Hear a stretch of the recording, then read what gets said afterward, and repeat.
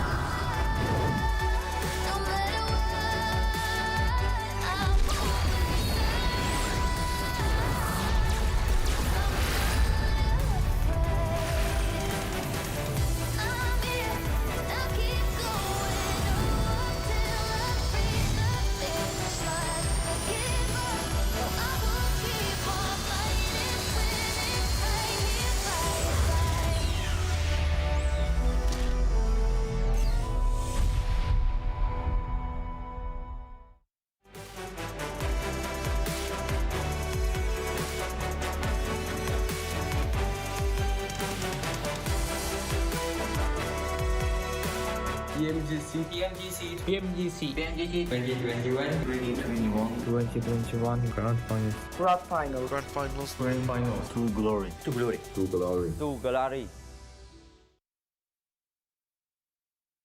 Every second that I breathe is going down in history. We are victorious, can't stop me. Maybe today we'll fight our battles. I'll show you the way if you can handle it. You follow me.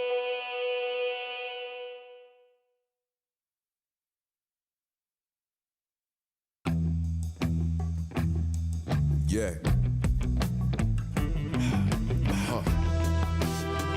Ready? Strap up. Yeah. Free corner, that's ready for what I'm pitching. Nothing but heaters is in the pick 'em off from a distance like. About to get the drop on. Roll up with the squad on. How you gon' survive when we ride? You can't hide or run. Tryna stall, but your time will come. We gon' ride it together, better than riding alone. Stuck us out of the zone, but before we head home, I'm with my scope, and there ain't nowhere to go. Yeah, if I miss, I don't quit, so best stay with the zone. Yeah, coming at you like I got nothing to lose. Hey. Clearly I might be missing a couple rules. Call me the handyman, cause I'm known for carrying tools. Hey. Ain't a problem that I can't fix, please don't get it confused. Yeah. 6 million ways to try, which will you choose? Many hope to stop our team, but we refuse. Act like you want it, bet y'all get it. Winner, chicken dinner, it's about to get barbaric. Can't call marriage, I embrace pain and walk it on. Meanwhile, these cowards are praying, we call it off. Never not at all. In it to win it, we'll keep trying. While the zone's closing in and we're watching the signs flying. No loud sirens coming to save you, you better forfeit. Artists with the shotty, I paint a picture that's pretty. They just say funny, but they nearly struck me too. They must be feeling lucky, spraying anybody that move. About to hit these dummies, get them money before they getting you. Revenge is coming, so one of us will take out your food. Bring it back. Enemies ahead, about to put her in and they chapter. Survival of the fittest, the only mission that matters. My sharp as a dagger, my mama ain't raised a stacker. Coming in hot and heavy to break them and make them scatter. Made a platter that's ready for what I'm pitching. Nothing but heaters, listen to pick come on from a distance, man. Listen, here, got the drop on 'em. Yeah, roll up with the squad on 'em. Hey, how you gon' survive when we ride? You can't hide over. Yeah, try and stall, but your time will come. Yeah, we got the drop on 'em. Yeah, roll up with the squad on 'em, man. We going hard. You survive the night we ride. You tried to hide and run. Couldn't call, though your time is done.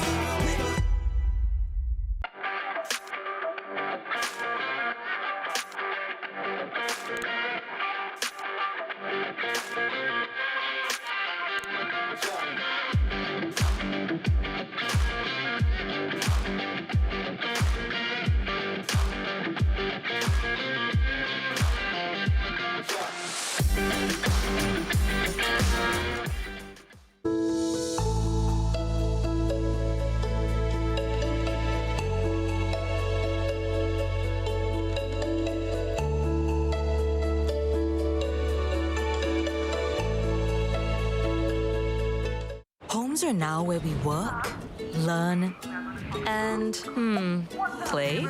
Oops. Homes are where we build spaces So loud. to call our own. Power on and beyond with Singapore's most trusted broadband.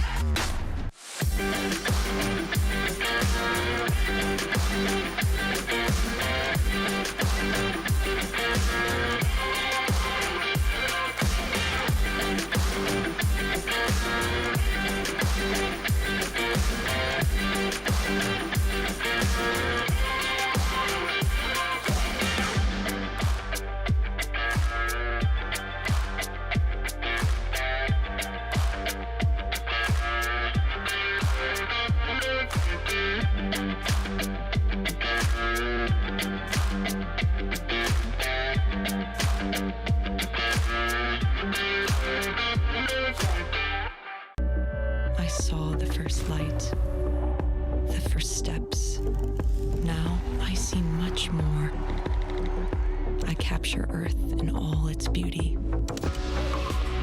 I see action. I see drama. And I see it in the finest detail. Moments of inspiration. And the first steps. I am the 1+9.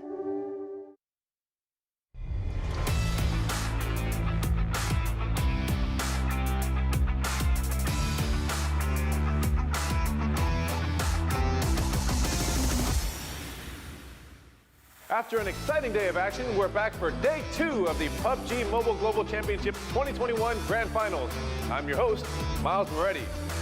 Allow me to first thank our amazing hosts, Tencent Games, Krafton, and Lightspeed and Quantum Studios, our tournament organizer, VSPN, as well as our incredible global sponsors, YouTube Gaming and OnePlus. With flagship performance, an immersive 120Hz display, and hyper-touch technology made specifically for gamers, the OnePlus 9 and 9 Pro are your best shot to climb those leaderboards. Thanks as well to our local sponsors, Fairmont Singapore, Singtel, the Singapore Tourism Board, and the Singapore Games Association. Yesterday, we got our first look at how the East and West teams matched up and took our first step towards crowning a PMGC champion. Today, they'll hop right back in the plane and do it all over again. Will the teams at the top solidify their lead, or will new heroes arise to push their teams into contention? Let's find out now.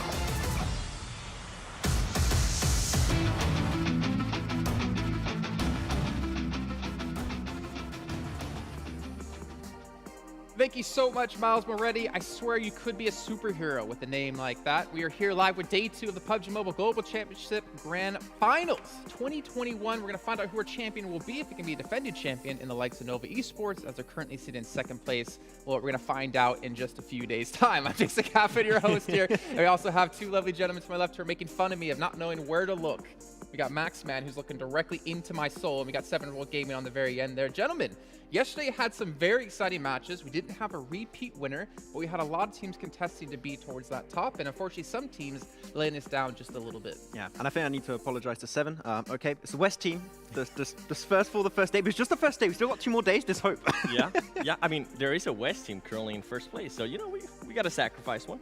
Oh, that just got dark real quick. Okay, yeah, I mean, to be fair, it's just day 1. However, on the back of Frozen, we have seen Ruya really step up here in this very first day of play. However, if he's going to be mean to you, I'll be mean to him for you. S2G7, you were talking them up. S2G is going to be the team to beat. Where are they? Are they in the lobby? I know this was coming. I said after the 3rd game, they needed a little bit more time, and they did not improve, okay? Today will be the day.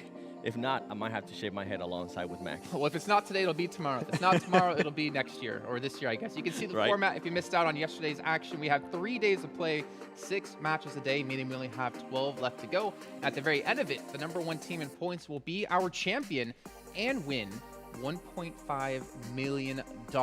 Max, that is a lot of money, a lot of pressure at stake here, and for the likes of Ruya, their first big international event like this on a global scale, for them to be in 1st place and to just almost grasp right now that money, they have to be feeling the heat. I remember last PMGC, I was talking about some regions that we would like to see potentially improve throughout the year and get there. One of the regions was the Arabic region, and also the teams from Turkey. We saw great things from Futbolist. Unfortunately, they are not here. Hold on. We saw great things from Clash Digital Athletics. Also, true, Class DA. But okay, Futbolist not here. Class DA did really good. But now they're back into this one, and they're trying to go for that 1st place, and they did really good for the Turkish region. Yeah, let's hammer home that point then. We talked about football so long when it comes to PUBG Mobile Esports, and then we had Class Digital Athletics come into likes with Silas, who is over playing here currently in PMGC. Yeah. And now we're seeing even more teams. What was it, 3 more teams from Turkey coming through here, 7? Like, Turkey is such a dominant region, has so much potential and so many great players. They definitely do. I mean, they almost had 4 teams qualify here to this Grand Finals.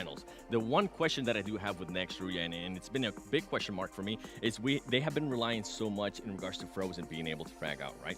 Yeah. Frozen currently has 15 ilms. Out of the whole team, the whole team has 35 ilms, so he's contributing 43% towards those ilms. If for some reason he gets eliminated early, how is the team going to be able to react to that? Yeah, exactly. I mean, that's a really good point, because during the interview that we had yesterday, he did mention about how the team was able to set him up properly, and it is really good because, sure, you had that 1v3 clutch versus Damwon. There was really good execution, but to get in such a position, you need to have an initial setup, and his team is doing so much work without that squad, doing so well to prepare him for this type of engagements. I do not believe Nextria would be so high up in the overall ranking. Whoa. So if they can keep that synergy up there, they could still remain in first place. To be fair, right? Most people would say about Nova, if you take out Paraboy, then Nova are nothing. However, we've seen Order step up. He was our second place in MVPs. However, I think you're obviously right here. We're not seeing that second player necessarily step up in that same kind of capacity as we've seen over the likes of Nova. But we can see here over rankings at the end of the first day, 76 points currently in first place, next Ruya. But Seven, you mentioned something about Nova yesterday that really sticks with me. They've been quiet.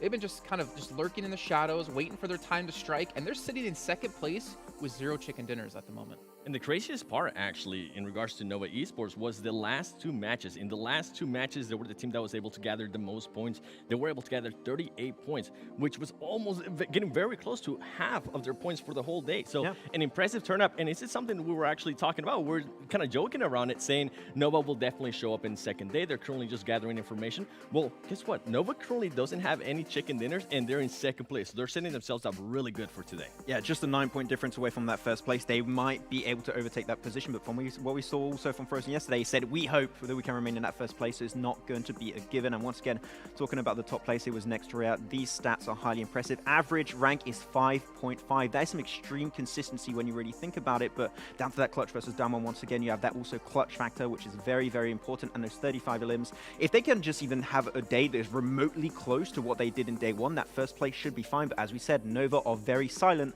are going to be the big threat to next Ruya's position today. I mean, for next Ruya, though, it's important to remember that this is a 3-day competition. Yep. 1 day of points will not get you the championship title. Like we've seen before, we've seen teams who, I think it was S2G we were talking about the other day, Seven, like in Super Weekend, they put up like 200 points. Like, all right, we can just skate through it. We don't have to try too hard. No, you can't do that here. You cannot, rest on your points that you're currently sitting on. And next year, you have to continue to maintain the pace they set for day 1 into day 2. I mean, there's a perfect example already in the tournament with the team that has done that. And I think the first one that comes to mind has to be Nigma Galaxy. This is a team that started off very, very strong. I think the first 3 matches, if I'm not mistaken, they ended up second place, first place, which is impressive. But then after that, they just had such a big drop-off, not only in regards to the placement points, but also in regards to the elims. For them, they were only able to gather 2 elims in those last 3 matches, and that's just going to hurt them big time. Yeah, I think we saw something happen during the league stage where they actually got themselves only 1 point in 1 day for the first Super Weekend, so they want that to try and come back too hard. As we're mentioning, Frozen, when he's out, who can step up in the 46. team? And we're seeing really no one else is able to match his KDA. You pointed out 43% of the eliminations here for next year have come from him alone, but I mean, look at the rest of the team. There is no one pushing that 2-point threshold. However, a 1.8 KDA is still damn good, don't get me wrong, but we are worried if Frozen goes out early, can anyone else step up to that same kind of level? I would love to know if you agree, actually, Seven. The where I would potentially compare this to is to the side of Alpha 7, and we mentioned this many times, how Kirio has that really big clutch factor. He is normally the main fragger for the team, but we saw, especially on that first Miramar game where Alpha 7 came out on top, that even where Kirio is not there, they can clutch it out. They can get those big frags, especially Senatexa down to that 1v1 was clutch. So I think we need to see something a little bit more similar for next Ruya, and if they can improve on that aspect of the game, their first place should be a lot easier to hold on to. And I would actually love to see it, maybe within the first 2 matches, to see how that team reacts if they do lose Frozen early, right? Because that will just be a bigger picture for us to see what's going to be happening in the next couple days. You don't want that to happen in the last day, especially if you have Nova starting to get hot. I mean, for Frozen, I mean, such a young player to compete on this global scale for the first time is very difficult to do so, but he's been thriving in this situation, just like Nova have been as well. You can see they're a little bit behind in average eliminations. They're ahead, though, in average damage, really showing that this is a team who mechanically is so skilled that you can never underestimate them. And I think a big part of that average damage, we've been talking about him for a long time. He's one of my favorite ones to watch. It has to be Paraboy. Even though he's currently not leading in regards to elims, he does have 2,900 damage in comparison to Frozen that he is leading in elims. Frozen only has 2100 damage, so you can see the output that Paraboy is currently putting out, Max. Yeah, also the extra survival time he's been able to get Paraboy in terms of the race to MVP position. That, by the way, it's an extra $10,000 for that MVP position. So far, Paraboy is looking extremely good. And there you go, got the stats you talk about them. 7 perfect timing. Total eliminations, just 1 difference. But if he can stack up a little bit more damage on his side, Frozen could be snatching away that top place for the MVP, because average team contribution otherwise is really close. You can really see the impact. But the cool thing for Nova, and we mentioned it earlier, they do not have only one player. And you said it, Jason, you also have Order that's been doing so good yesterday. If they can keep having these 2 players perform on that level, they might be able to just push themselves right above next Ruya. I mean, the thing is, this has been so consistent with Paraboy across the East League, right? We talked about they had a week where they were 16th place, and yet Paraboy in particular was rivaling the team in first place with the Infinity in terms of damage, in terms of eliminations. And we need to start to really break down at least our top 3 teams, because there is some big discrepancies between these 2, or between these 3, I should say. With Nova and Nextria, you can see the placement points difference of only 6, even though Nextria have a chicken dinner and Nova don't. And then, as you were mentioning before, 7, we see towards Nigma Galaxy, only 20 eliminations, and a majority of those, over half of those, coming from the first 3 matches alone. Yeah, actually, a stat that you pointed out to me, Max, that I feel gave like a stat. Can you I imagine? feel like we had to point it out. correct? I gotta give you credit, okay? They ended up getting 57 points out of their 64 points just in the first 3 games. And that's just kind of going back to what I was saying. If you're going to have such a performance there at the start, you have to be able to follow up, not just on the first half of the day, you got to be able to follow up on the second half of the day, and they just weren't able to do that. Yeah, that's the thing with Nigma Galaxy. They have really high highs and really low lows. If they can stay out the highs, they can be a really impressive team. So hopefully they can remain on that point today. Yeah, remaining on that point and hopefully remaining on those high highs. Maybe the special skin as well, the PMGC skin, can help you do so. The outfit coming through, Max, how much have you tried to get it just yet? Or are you waiting to test your luck later on? I'll do it in the green room. I'll do it after. I am ready. I got my 1+ ready to go, and I'm ready to lose. Well, you never have to settle when you use a 1+. Don't worry, and you will get yourself that lovely outfit here in a few. I mean, I'm pretty sure 7's already got it. He's like, he came into this event saying, you know what, I'm gonna get this right away, and he's been bragging about it. I'm waiting to get back home. Okay, that's where my luck is. But I mean, and there's also that. There's also the Scar as well that looks phenomenal in game, and there's a lot of great skins coming into PUBG. There is. I mean, the Scar L. Oh, that. Oh my, the hit-on effect. That's one of the best ones so far, and that's the one that I'm definitely gonna be looking at. You know, if you want to watch that video on Somewhere Else Gaming on YouTube. Yeah, you can follow you there. Not to mention, also follow us here as well over PUBG Mobile Esports over on YouTube, and the plethora of social media channels we have with Instagram, Facebook, Twitter, and of course TikTok as well. And funny enough, you know, not only can you follow PUBG Mobile Esports on TikTok, I think 7, you have a TikTok, right? I do. Thank you. Laugh, you lose. The 7WG on TikTok. Okay, yeah, you can remember PayPal me. I will. I got you. For that I got one. you. But you guys at home, you know, we've been talking about a lot of these different stats as well here on the show, and I want to remind you guys, it actually is a chance for you guys as well to follow along and maybe find exactly what you want to see when it comes to our esports station. You can head over to esports.pubgmobile.com/esports station and actually check out any stats you want to see in particular. We need to get a stat in there based on like our predictions, and I'm pretty sure all 3 of us would be. Actually, no, Max, you did get one right yesterday, didn't you? I got 2. You got Stalwart right. And I got the You 3rd got 2? game too. I got Nigma Galaxy on the Sanhok game. Okay, don't look up those stats, though. I'm glad we don't have those, because I don't want to see Max beating us in any way, shape, or form. But yeah, to bring it back to this, I mean, we were talking about a lot of the teams towards the top, but there's a lot of teams down towards the bottom that were really let down on so far. Na'Vi in particular, we saw them have a great victory when it came to match 5 yesterday over on Miramar. So you see that's going to be coming up as the 5th one yet again. But they only jumped up to like 9th place from that, from towards the bottom of the table. And that's showing that one win is not going to be enough to propel you into these top echelons placings. You got to have that consistency, and you're running out of matches here, 7. They definitely are. And I was kind of glad. I think we both sighed a little bit in relief when they were able to get that chicken dinner.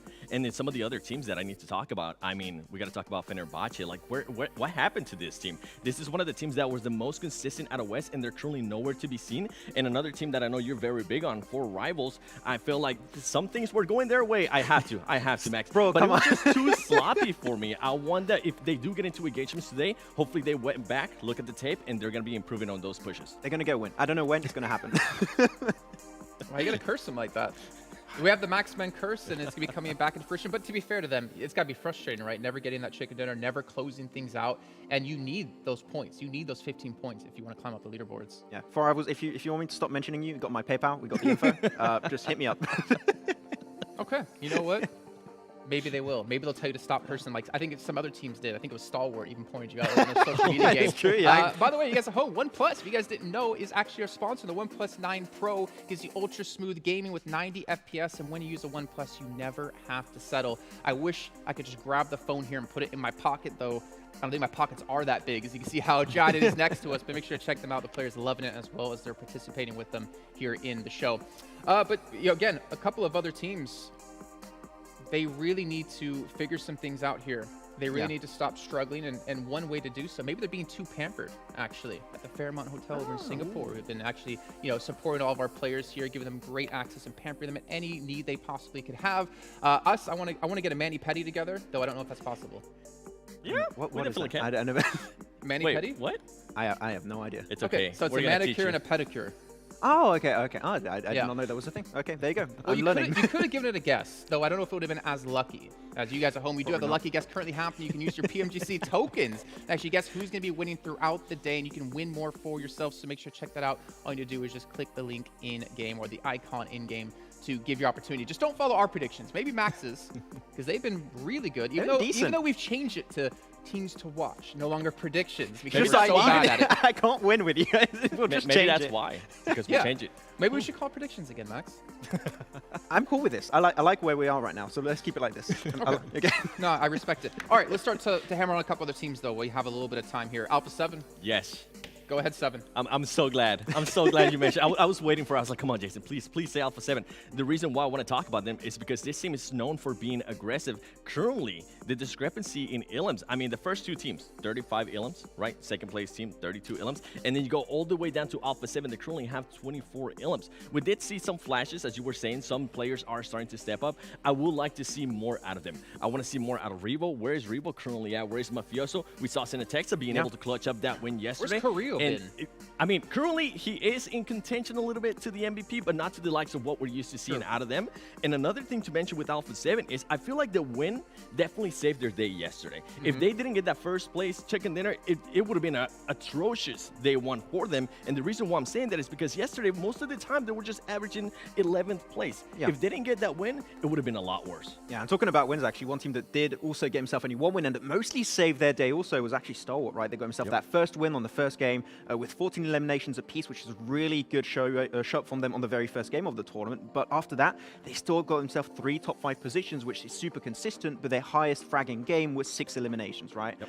Without that win, they would be way low in the rankings, so I want to see just a little bit more potentially podium finishes, a few top 3s, because they've been playing great as they always do, but I want to see those chicken dinners potentially coming in a little bit harder today so they can try and rank up a little bit higher than 4th. I mean, I just want to see some other teams get some chicken dinners, in particular as we talk about our teams to watch here. For me, I'm looking at GodLike. Last place team at the moment. I mean, I know I talked day one. They were my team to watch at the very first match as well, but we need to see more out of this team. Sure. Because if they don't turn their stripes around here, if they don't start to turn their fate around, then they're not going to have a chance to break through. But I will give them this. Like, it doesn't matter where they place. A lot of respect to them because they're under a lot of pressure representing India. The first time we've seen India at a global scale like this in over a year's time, like pretty much 2 years' time, right? They have a tough job ahead of them. They're not GodLike. They're Team India right now, and they need to live up to it. Exactly. One thing that I've seen when I was looking back on the VODs about GodLike, I remember that first game we saw that push on Alpha 7 on the bridge.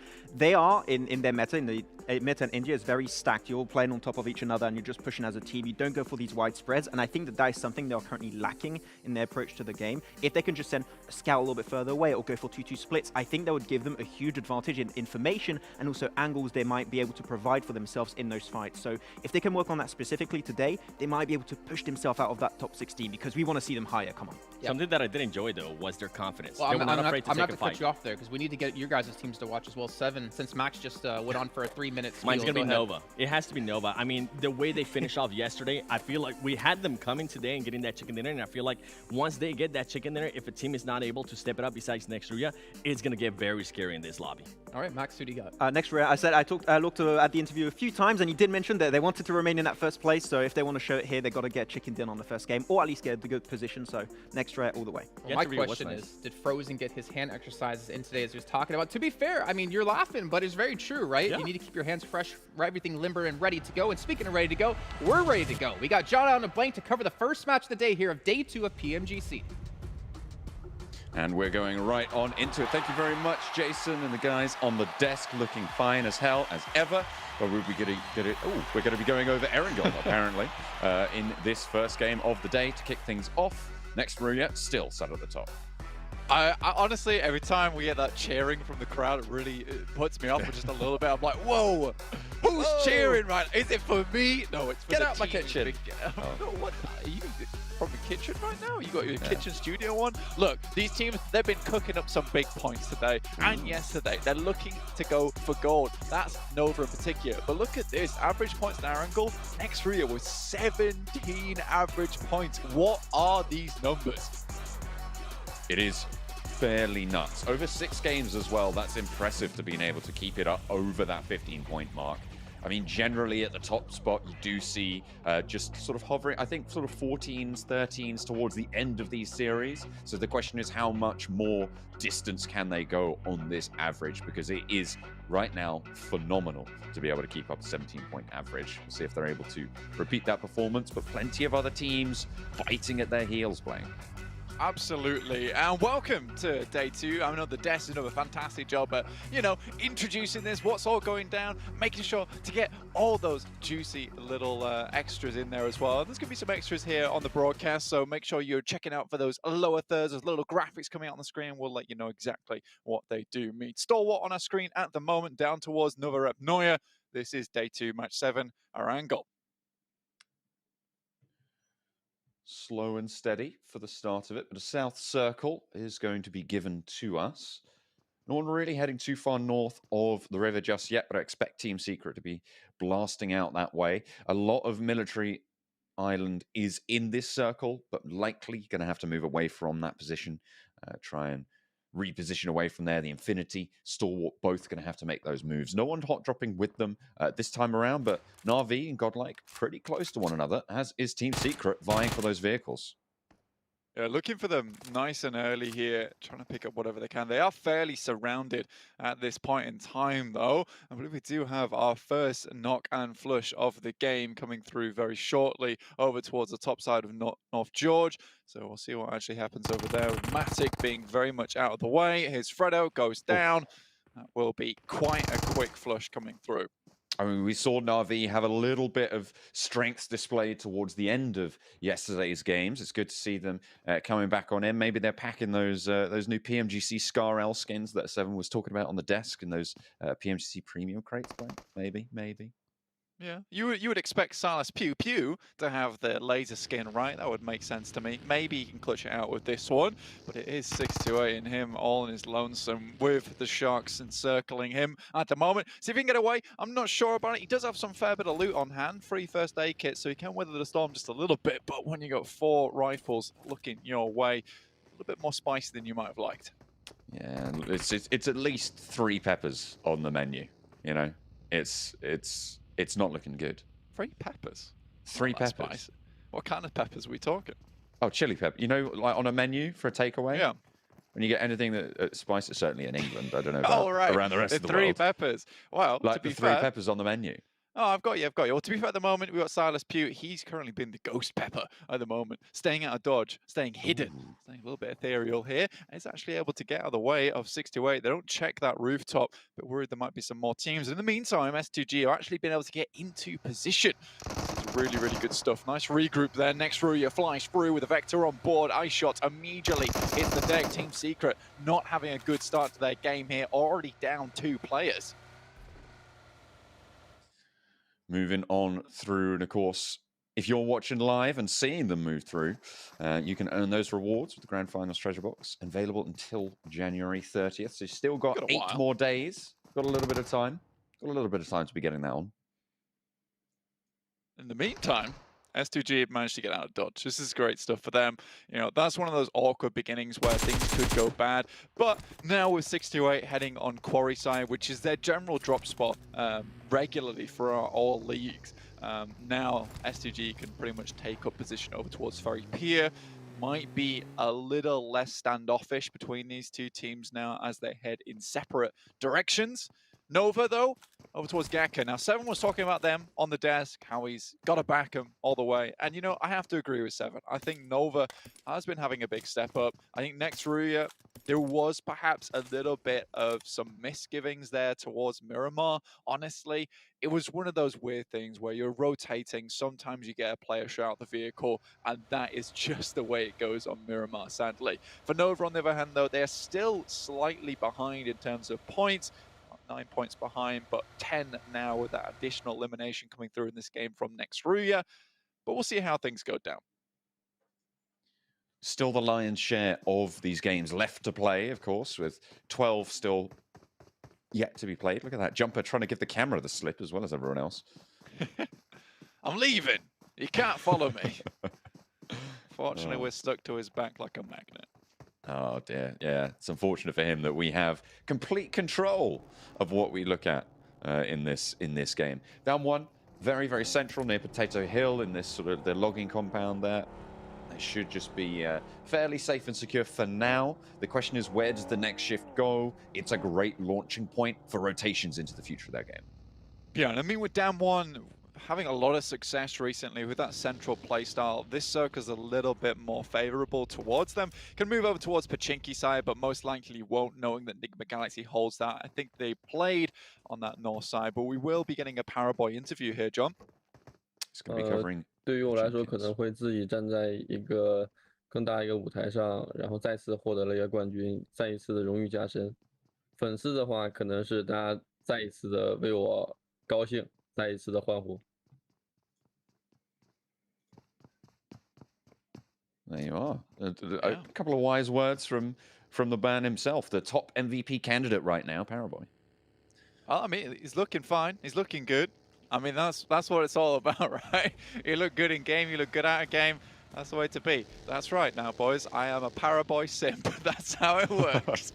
No, the guy is generally very well spoken and tends to hold himself very well on camera and in game, and I think that's a very admirable thing to be able to do. Though he has had a lot of experience with that type of work also, so it does make sense in a way.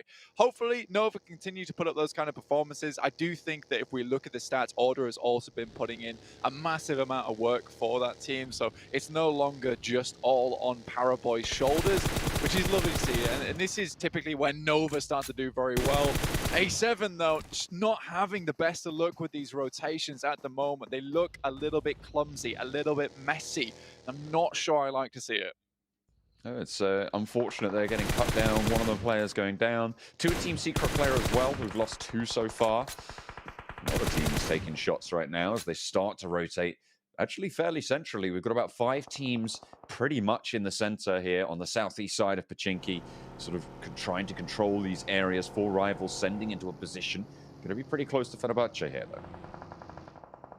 I mean, these rotates typically are pretty decent for 4 rivals, and I'll mention it again because I think 4 rivals is a team that typically can get to that 20-minute mark, right? They stick around. They're a stick-around team, and that's typically what happens in most of these games. And I would say that they are a middling of the pack team.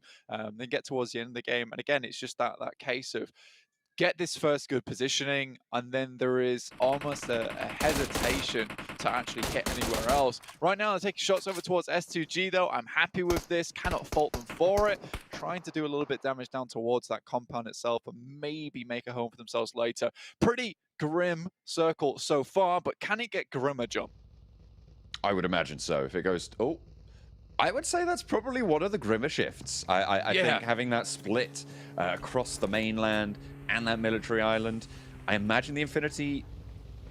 what do you do here? I mean, do you want to commit to being on that mainland, or are you going to bank on having that path down to a south shift if it comes through? I mean, typically, if I'm playing at a high level here, I am banking on the northern coast, just because there are so many more compounds over towards Sosnovka on that northern side that you can pick up, play on the beachhead. So it's much easier to rotate from north to south Whereas if you've got like a position where you can fairly easily hold on the north side, you don't want to give that up right too early. Because if we do get this shift towards that northern side, then you're not going to be in the worst of worlds. If it shifts down to the south, again, you're not going to be the worst of worlds. You're going to be easily finding a position on Sosnovka. So at the moment, we have Team Secret still up in Severny, though. GodLike coming down from Yasnaya. Now, Jason said something very important on the desk, and I absolutely agree, is that, it is kind of like that Drake meme. It's like, not GodLike, it's Team India. And that's absolutely right, because these guys have got a lot of pressure riding on their shoulders. But similarly, because I was taking a look at some of the Hindi comments coming through, and there is actually a huge amount of support coming through from this team. Even sat down here in 16th at the moment, there is a massive amount of support being shown by the fans, which is just wonderful to see. And I think that they understand that this is time to get back to a global level. And yes, there have been setbacks, but I think GodLike isn't putting out a horrendous performance, right? It hasn't looked as if like they are just a non-plus in this lobby. They aren't lost, right? It's good. It's good. And 22 points on 6 games. I mean, that's more than I'd get, to be fair. But true, that's not a very high bar to get over, to be fair, as well. But still, 22 points over 6 games, very much in conversation to be jumping up fairly far. I mean, all the way up to 10th. That's still within that range over those first 6 games. There's still 12 games left to play. They still have so much more time to adapt, to improve, to really put that work to the test. Now, if I can say something maybe a little bit negative, but not too negative, more constructive, I'd say, because I do agree with Max in a way, is that a lot of BGMI, a lot of that playstyle is very much stack heavy, right? You move around as a unit, you take team fights as a unit, and I think that is just a regional style. However, at the moment, even with that regional style, I do think GodLike's looking a little bit impatient at times. And I think if they change that, they would probably be quite the formidable team. We saw them take fights against Stalwart yesterday on Miramar, and they looked pretty good for it. There was just a little bit of that impatience, which left a lot on poor Jonathan's shoulders towards the end of that fight. And I think that fight could have gone a lot differently, personally. And this is why I say that they're not a non-plus. I mean, when you've got 16 of the best teams, someone has to be in 16th, and it's no marker of your particular skill. It is just the way of the game. Kid trying to move through from the north side. They went all the way back up to Severny. Now it's like Jumper not going to have the best of luck there, going down. Getting eliminated. Kid still yet to make it in. Was pretty low on health as well. The next shift's just about to come through, and it is the mainland, so no chicanery around those bridges. Yeah, and this is why you see no one heading down towards that South Island. Like I said, that there are so many places on North Erangel where it's difficult to get the heel dug in, right? And that's what you absolutely need to do here. And if you give up those positions, someone's going to take it. Damwon coming up on GodLike's position. There is a fair few players behind them. Clutchgod already goes down, though. Oh, they're trading 1-for-1. Junie spraying around on the swivel, and GodLike fall at the hurdle. Damwon Gaming only have 1 knock as well. Excellent hold there. Excellent position. And great crossfires. I think we've seen that from them before in these garage buildings. The crossfires from Damwon are so strong. Exactly. Now, the thing is I can bring this back a little bit further again, and it's that impatience. You have Clutchgod in the building. You see Damwon flit out from the left side. They have all 4 players on that building before you're even in contention. And at that point, there needs to be that step back from whoever is IGLing on the team at that time to say, we can afford to lose 1 player. And I think that, sacrifices do sometimes have to be made in these matches if you want to be making the most out of these points. Now, GodLike, respectable as it is, they do go down as a team every single time, but I would much prefer to see them as a 2. We saw Stalwart pull off something similar to that yesterday on Miramar, playing as a 2 and getting 5th place. That's actually quite a few placement points that you were accruing and getting that consistency on board, which is why I say that about GodLike, is that their mechanical skill and rotations look strong, but it's sometimes that inability to pull back and look at the bigger picture. 628 under fire from Nova, and the Infinity are right next to them on the hillsides as well. Newsy looking to put the nade on through. Daoshi out wide. Spots got Tony up the top, but doesn't drop him just yet. Newsy under threat, and he is just going to get rolled straight on over. A little bit too bold there from Newsy. And the Infinity lose a player, 628. They want to take this fight with the Infinity. They want to keep going. Nades up the top with GodTunny and Logan. Up to bat against Dao Shi. The nade over the top looks good, but across the way, Mela has the back of his teammates. And the Infinity might just survive for a little bit longer. Dao Shi down. Fantastic bloody angle here from Mela. I don't know how he got over this side, but he is tearing 628 apart as we speak. Dao Shi hits the deck. Oh, that's a beautiful nade to finish it off. You know, you can never really count the Infinity out, especially when they play these off angles so damn well. And now 628 just down to 33Z in the shack all alone, and there's bullets coming in his direction. He's gonna get pincered. I don't think he's long for this world. The nades as well from Mela. Instrumental in that last engagement for the Infinity. 33Z's position is fully known now. Nades still sending on through. Maybe going to be able to post one of them, but the smoke is there and the spray is good. GodTunny tickles him. 33Z pushes out the back, knows he needs to take one fight or other, and Mela's going to be the choice that he makes. 33Z out in the open, and it's just going to get cut down. Mela, beautiful position, beautiful play. The Infinity very proud of that. Yeah, that doesn't happen unless they have Mela involved in that fight. That should have been an easy team wipe for 628, but they didn't compensate for that player in the back. And who would, let's be realistic, who would compensate for a player over towards a shack on your backside, completely separate from the team? Down one, hit the Wizard Tower, but Nova is here to receive them. And Junie from Jimmy just gets shot out from underneath the truck. Oh no, 3 players already down. Junie is going to bleed out there. Fabian, no way of getting that one back up. Down one gaming, 3 players alive. Is it the cost that they were willing to pay for this center circle position? I mean, if you've got one player in there and nobody else now as the remaining players get swept up into the point tallies of other teams. Fabian, last player, is it worth it? Losing those 3 players to get this position? I gotta think it isn't. Absolutely not. Nice Molotov comes through as well and burns at Fabian's feet. See if he gets away from the burns on this one. But honestly, yeah, I wouldn't say it's worth it. It's worth it if you can get at least 3 players alive, because there's no hope in hell now that Fabian holds that alone. A7 coming against Next Ruya, so it's the Battle of the West here. A7 trying to put themselves back on top, but Next Ruya doing a good job of it. Frozen takes down 1. Again, A7's coming into this fight with 3 after their little skirmish with Team Secret earlier on. With an early knock against Next Ruya, that allowed Alpha 7 to even the numbers just that little bit. And now it's only Yekta left for Next Ruya. Mafioso gets that res onto Senatexa. Rio. Very close by, and actually, they're taking shots over towards Furious Gaming as well on this northern side. And at the moment, Next Ruya really struggling. Frozen crawling back to the bunker. I think Korea might just figure out what's going on here.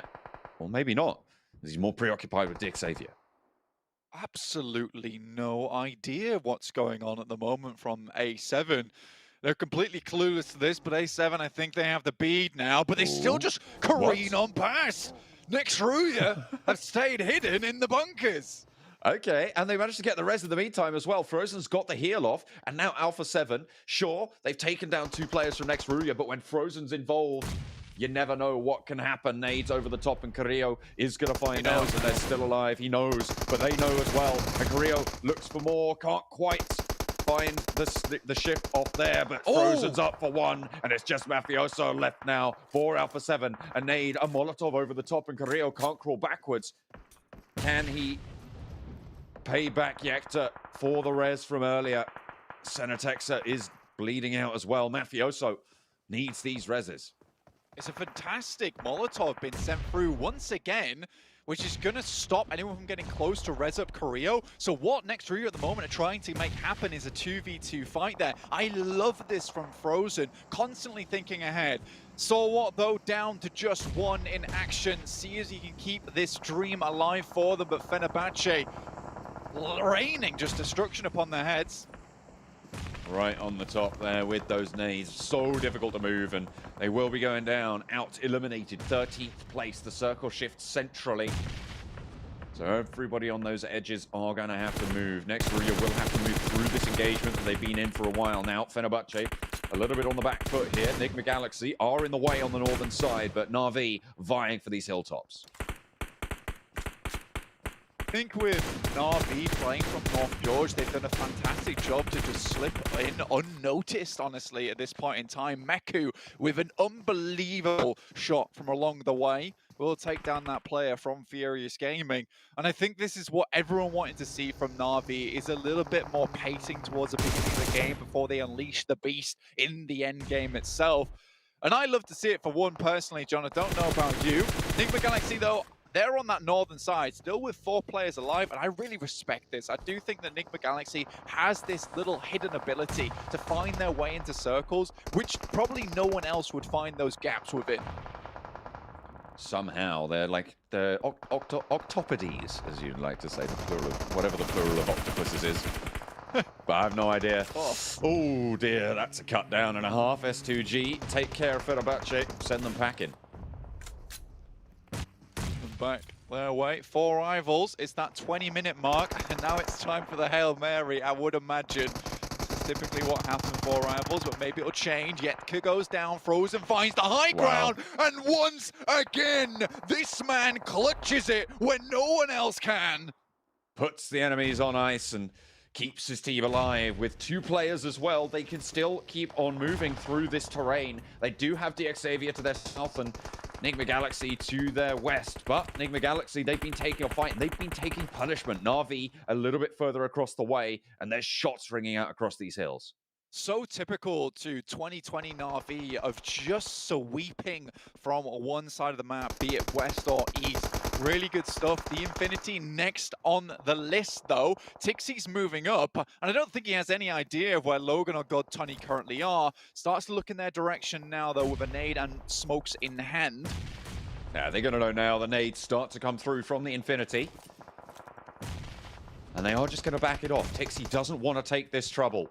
But downhill, he's got a teammate, and now Meku's a little bit isolated into the fight. A nade over the top finds GodLike, and Logan now last standing for, well, not last standing actually, sorry. Mela's off in the distance, as he was in their crucial engagement, but this time around not going to be quite as useful. Doesn't have those sight lines. GodLike goes down. Logan spotted out. Matic gets the first tag, but it's Tixie to do the job. Picks it up there. Nova still on that south side, but there are shots raining through from S2G, who are just whistling them past Nova at the moment. I'm practically here the heat of the bullet pass by their ears. 4 rivals went for that Hail Mary towards the center of the map. They're fairly open, to be quite honest with you. And with so many teams around you, it's a little bit of a dangerous spot, but they can hold on to it. It will be a wonderful play here made by them.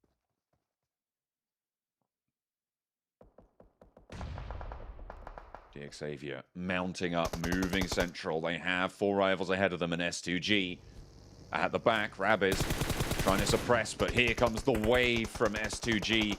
Seven said he wanted to see more from this team. We'll see if they're going to start to stand up today, see if they've developed, but the first goes the way of Duck for EXCLUSIVE. And around the side, they're not finding anything in response. Rabiz, sure, he's taken damage, but Lamborghini's pushing that nade to the back there, keeping them bunched up, knowing they don't have the off angles. Finally, a knock comes in response, but Lamborghini's gained ground in the meantime. Rip 7 falls, Silas Poor crawling forwards, maybe looking for Lamborghini, but Timber getting that res on the back line. EXCLUSIVE keeping themselves cohesive as well. Nice. Frankie falls, Lamborghini now in the sights of Silas, but he falls to a drop shot. Duck knocked in the meantime, and it's 3 players down for EXCLUSIVE. Timber last for S2G as he pushes through, and Lamborghini gets dunked on. S2G stay alive with 3. That sports car comes to a halting stop there at the end of that fight between S2G as well as the boys from EXCLUSIVE. Unfortunate stuff. Na'Vi, though, now trying to mount some kind of position, but they're playing uphill. Can they trudge their way up this muddy hillside to 4 rivals position, who are playing king of the hill at the moment? 4 rivals, they've been that centerpiece of this circle for quite a while now. And RV have other ideas. Meku still on that off angle. Nova, a difficult push from the south. It's come through. Finds a really nice one on the Rith there. That'll take them down to just 3. And already some more bullets been sent their way. Great angle here from Meku as the rest of the team storm the position. And 4 rivals have nothing in return. Tixie just moves forwards, a hot knife through the butter of this terrain. Pemburu in this smoke could prove to be tricky, but S2G, they're pressuring the other side, caught in a vice grip. Four rivals need to turn to diamonds now, as Jason would say, but S2G now up to fight with Na'Vi. Four rivals still have their player alive. Nigma Galaxy, a side quest right now for Na'Vi, but there is still a little bit of damage to be taken. Nova moving up to the back as well, as S2G have to turn their attention elsewhere as well. And Na'Vi, Nova, all pushing for the top, and Pemburu. Oh, the drop shot's just too good, just there in time, and does go down. Four rivals down in fourth. Na'Vi cut down as one player knocked on the sidelines. Nova struggling to move up here as S2G are going to get taken out as well. Two teams remain. Though Jimmy will bring King back up in action, and Nova has bided their time to pick up the high ground once again, whilst Na'Vi takes the fair brunt of a lot of the teams looking their way. And we felt like Na'Vi was the main character here, but it's Nova who's on the main story quest line at the moment, looking to take down Na'Vi here. King up on their feet, but it's 3 versus 4. Na'Vi's gonna have to pull something absolutely unbelievable out the pocket here to make this happen. The good news for Na'Vi is that they have the circle under their control, but with 4 players, those sightlines are so valuable for Nova. Saw Na'Vi start to step up at the end of yesterday. It seems like they've carried that momentum, and Order goes down first. Excellent spray coming through from Tixi to suppress one of the crucial members of Nova, and damage being sent uphill as well. No knocks being found either way just yet, but Paraboy is low, and with the blue at the back, needs to start moving. Cannot afford to take any more damage. Na'Vi keeping it together now. The pressure hopefully won't get to Paraboy falls as well, and King and Jimmy left to stand tall for Nova. The 2 players who have lost their main fraggers here, but they are great in their own right. Neku, Kitsune down the hill, looks for the shots, but Tixi's moved out wide, and King now up for the sidelines, finds Tixi. 1 versus 2. Kitsune and Meku for Na'Vi against King for Nova, and he's low already. They know his position. They know exactly what's going on here, and it's only a matter of time before Na'Vi take the chicken dinner. Na'Vi looking like a well-trained robot in those last moments. They had designated positions they were pre-programmed to head over towards. The split there at the end was just mechanical. You love to see it, honestly, coming through from Na'Vi. And they played that game practically perfectly. Even down to 3, they knew what they had to do in that situation.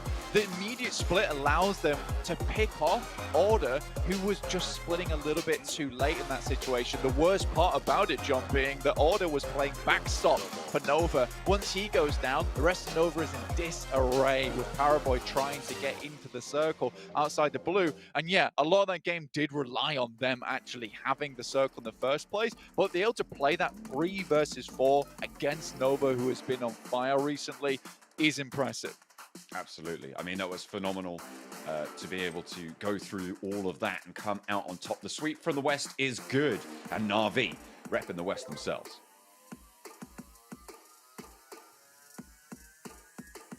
Call him Eiffel 65 because John is blue. East cannot live up to the hype as West comes out strong, and Na'Vi take themselves a much-needed chicken dinner. But more importantly, they do it with 15 eliminations as well. We talked about Na'Vi yesterday. They were at the bottom, or towards the bottom of the table, I should say. And with that 1 chicken dinner they had, they only moved up to like 9th, 10th place. Yeah. But as we saw here, they were already up to 6, and with that victory, they should be shooting up the leaderboards, which is honestly what we want to see, 7. We always talk up Na'Vi so much, and they always let us down going into events, but this was a big, big win. It is a big win, and I kind of have to be a bearer of bad news because we just haven't been able to see them following up a win. Maybe today that'll be the big difference, maybe with the way they're kind of currently playing. You were mentioning it too, the way they were able to rotate throughout the map, the way they were able to kind of scout with Kitsune was tremendous. Yeah, I think that the point I brought up a lot about Na'Vi yesterday is they had their blinders on. They would just focus on one fight and not open their mind to other opportunities or other fights that could be happening on the side. Here, after that push away from Pachinki Hill, after having Kitsune scouting close to Four Rivals' position, they took an amazing push onto Infinity, then went for the engage onto Four Rivals, themselves and didn't even look to clear out that fight because they had their mind opened up for other opportunities and just held onto that position, denied all the teams trying to enter from the north or the eastern side, and took full control of the high ground, which at the end even gave them the advantage to take that fight versus Nova at the end. This is what we needed from Na'Vi. You gotta say this. Shout out to our boys. S2G, 11 limbs, 10 ranking points there, 21. I mean, 7, you have to be happy to see S2G. I mean, that is the team you've talked about so much. And they finally show up here in day 2. Considering yesterday they got 29 points and they're able to get 21 points here on this first game, this makes me happy. So yes, Jason, shout out to my boys from S2G because this is the kind of stuff that I've been expecting out of them. This is a team that was very dominant during the West to the point that they had 2 full super weekends to kind of just chill, lay back, relax, try different strats. Right now, during the finals, they weren't really showing me what I wanted to see. S2G finally showing up. Yeah, they did indeed. And also Matic here, 1,024 damage. Okay, there it is. I don't know how I feel about that. I don't know how I feel. I don't know. I think somewhere out there, Klaris is happy. But the fact is, Na'Vi had only 3 players up against Nova, who had 4 in the very end of that fight, and they still come out on top. And speaking about coming out on top, they're in 3rd place. What? This team was bottom of the table towards yesterday. With 2 victories now, they've been able to shoot themselves up into a lot more money. Yeah, 15 positions extra, 1 out of 3 games to go himself a chicken dinner in 8th place, and then another chicken dinner to kick off the day. What a good showcase from them. And you're looking at that one, sure, Nova able to push himself up in that 1st place thanks to that 2nd position in this game, but you still have 2 teams from the West here, next round Na'Vi in 2nd and 3rd. Like West, a lot of people were saying, oh no, East is going to dominate and everything. Like, man, no, it's a lot closer than what people expected. Yeah, there's some teams from West that are definitely stepping it up. Now, I want to go a little bit off topic here with Nigma, Nigma Race Gaming, right? With this team, they just really haven't been able to perform. I would love to see them starting to spark it up again, because if this is the case, you're going to see a lot of the other teams starting to pass them up. You saw DX. I mean, DX being able to maintain their playing style. They were able to perform as well in Miramar. We do have a Miramar coming up next. And then as we go down the list, another team that's kind of scaring me a little bit with the way they've been performing in the past couple matches is going to be STE, Max. In this past game, they were able to get 0 points. They got eliminated in 13th place. Hopefully this Miramar coming up, they'll be able to flip it around. Yeah. Is that your vengeance for us talking about S2G in such a way? Is that, okay, trying to get back at me. You guys were hyping them up so much for me that I was starting to get behind the hype. I almost started picking them, but... I agree. We need to see more from them. You know what, Max? We got to talk about 4 rivals. Because we were watching the match together. No, don't be sad. You should be happy, right? Because we've seen improvements from yesterday to today, the way they were grouping and sending. I saw improvements, yes, but I still need to see one improvement on one aspect of the game that I've not seen yet from 4 rivals, is that they had such a good position. The entirety of that late game, they were dead center on the high ground position. All the teams are fighting each other on the outskirts, so they were just vibing in the middle of the circle. And yet, they came out with, what was it, 2 eliminations, I believe? Yeah. They needed to be the team to be proactive, push teams away. That push from Na'Vi should not have happened in 1,000 years in that game. We saw that with Stalwart Esports yesterday in match 1. Remember, I mentioned, all right, well, I mean, we went towards Military Island off the bat. They had zone right off the bat, but what did they do? They pick up 14 elims. They look for those because they realize we need every single point and capitalize off the position that we were given. And speaking of capitalizing off the positions, Frozen versus Alpha 7. Oh, that was good. I mean, Yekta was there too, but he was mostly down the entire time. He was there in spirit. But Frozen was able to pull off like a phenomenal 1v3. Well, to be fair to Yekta, I mean, he was the last player standing for that team. Alpha 7, for some reason, they decided to start focusing on some of the other teams rotating. I think it was Furious Gaming. I think I saw Korea or Cinetex. I can't remember at the top of my head which player it was. He decided to start shooting at that player instead of focusing what they had. They had a 3-2-1 advantage that they didn't take any advantage of. They let them recoup, and they let one of our current leading MVPs recoup, which is Frozen. And Frozen was able to take it single-handedly. Another thing from Alpha 7 that I feel like they need to definitely work on that I'm not seeing here is if they are going to be aggressive, they need to be able to finish up those battles quickly. That's super important, actually, because I think one point that we need to mention in this game is that they were trying to do too much at the same time. They tried to leapfrog the position of next round to try and gatekeep them onto the next circle shift while taking another fight. You're just putting yourself in too much of a bad situation. And of course, if you're Frozen against you, like, you're just giving him a free, like, 3-piece right there.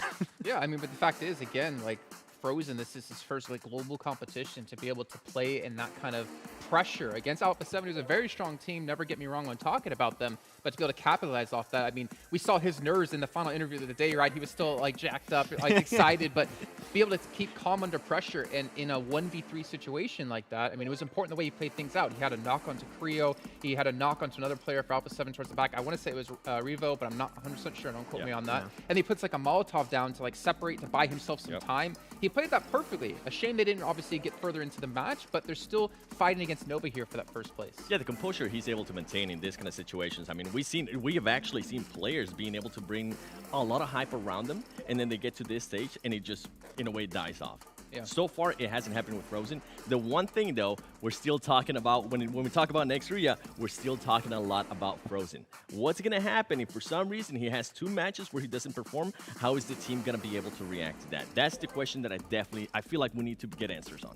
It could be a $900,000 plus difference, Yeah. right? The difference between first and second place here. If he doesn't perform, or he gets knocked out like you're saying, who's going to step up else on that team? And speaking of stepping up, you know, Na'Vi, let's dive back into them, because this team, we talk about teams in general where you have like those standout players, which is the way PUBG Mobile kind of was back in 2019 and has transitioned away from. Na'Vi have every single player on the team who can step up. We normally talk about Tixi, because we saw there Matic coming out as the MVP. Yeah, I think Tixi also was the MVP of, what was it, PMPL European Championship? I think there's one that I believe, I actually called him as potentially being the MVP, so we'll see, but indeed, that's a real aspect that Na'Vi has been able to play around, is that every single player on their team can frag out, and Kitsune has been able to set up the team really well in getting in those positions, so it's just well rounded up. But once again, we talked about it, they need to build up their momentum, which they've been able to do since that win yesterday. Well, on that note in particular, as we take a look actually at Na'Vi in our recap here, Seven, you talked about this yesterday before we even went on to the show, I think it was even the day before, mentioning that Na'Vi last year were lacking that in-game leader. Kitsune coming in, also previously known as Adder. We're seeing here the decisions he's making are good, and they're finally starting to capitalize off it. It seems like he's getting more comfortable here in PMGC. Yeah, I remember one of the conversations that I had with Na'Vi when we were in Dubai was that they seemed like they had the fragging power. They just seemed that they didn't have an actual leader, or where to send them, or where to be able to guide them, right? Right now, they have that in Kitsune. Right now, we're starting to see that. I love how they were able to neutralize Paraboy as well there towards the end. We were looking at Paraboy, we're like, whoa, he's going to be able to get a great off angle here. They realized right away, they make sure they cause some damage to him, and then it kind of make Paraboy back off a little bit more, Max. Yeah, I think they were maybe shooting a little bit in the dark, but now they definitely have a plan in mind when they come to some of these games. Here, they went for Pachinki Hill position, which was also taken by Nova early, so it's really good when it comes to getting that information into the mid game to transition into late game. And here they move out, and you can see a small bit on the side here. Kitsune moves out, crosses the road, gets the information, clears the spot, and then the team follows up on that rotation. Before doing so, they try to make sure they clear out Furious Gaming inside the rest of Pachinki itself. So they were continuously fragging out, trying to get those eliminations left, right, and center, getting involved in the kill feed to try and hopefully make things a little bit easier as they approach that late game. But here, Meku able to get himself some decent sprays, a few knocks here and there to make it a little bit easier. But the thing is, they only had 2 eliminations there, and they finished off with 15. So from that moment, they just completely switched on, picked up 13 eliminations and closing out the match. Like, they realized we have a good position, they have the high ground, they have the height advantage that Seven has here now, and they made it work, right? And we talked about 4 rivals. They had the position, but they didn't look for those elims. They didn't capitalize off of it. Yeah, exactly. I think we're going to see that push. Oh, no, wait, that was actually after the push that happened. But yeah, they just took that position so easily, it seemed. And the moment they had control, they were just gatekeeping everyone away. Like, we got the high ground position. If you want it, you're going to have to take it away from us, because otherwise we're going to take the win thanks to that height advantage. Yeah, and I'm glad that they weren't passive. And this is kind of something of the likes of what Jason was saying. I'm so glad they weren't passive. They decided to be aggressive. They decided to use the position that they were on for their advantage. Being able to get those elims are huge. Now, my main question, I mentioned it earlier, and I'm going to sound like a broken record. Can this team follow up this win with a great performance? We talked about it yesterday. We said, okay, they got this win. How about maybe not go for the win the next match? Top 5, maybe 5 elims. We'll count that as a win towards you, because now you're being able to carry a little bit of momentum. They weren't able to do that yesterday. They got a little bit close to it. I think they ended up with an 8th place finish with 4 elims, which is not bad, right? It's not bad in comparison to what we're used to seeing from them. But I think in the next one, I mean, if this is going to be a championship team, I definitely want more. I think what's really cool, by the way, about Na'Vi is the fact you do have Kitsune, who's kind of like been the second note to a lot of great in-game leaders. I mean, we had Old Boy used to play with before with, you know, Team Unique, and obviously in Na'Vi at part of this year and last year. Then he was under Beowulf with Cloud9, and who obviously became Ghost Gaming later on. Like, he's been that second fiddle to learn a lot from so many different people, from so many great in-game leaders, that I feel like it gives him such an advantage when we go into events like this. The problem is, I feel like he still hasn't fully maybe come into his own just yet, because we still see Navi with inconsistencies and sometimes with letdown performances. Yeah, and I think those are stuff that he's going to be working on. And I'm so glad you mentioned his time there with Cloud9, because he was one of their main fraggers. So for Navi now to have an IGL that's not only going to be able to just guide you to the right place, but also going to put you in a position where he's more than likely going to be able to frag out as well, I think that's huge. All right, well, ladies and gentlemen, we do have to head to a short break here while we get things ready to go for our second match of the day. It'll be over on Miramar, and it'll be here in just a few moments.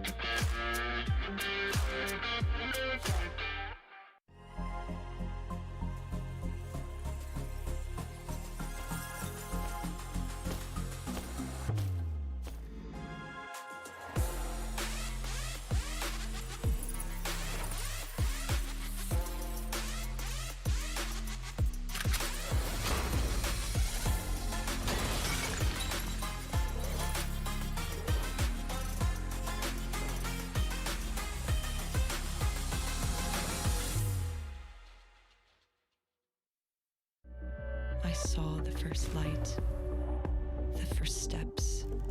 Now I see much more. I capture Earth in all its beauty. I see action. I see drama. And I see it in the finest detail. Moments of inspiration. And the first steps. I am the 1+9. Welcome back, everyone, to PMGC 2021. We are into our second day of play, and we're into our second match as well here on our second day. A lot of 2s coming through, a lot of 7s here on the desk as well.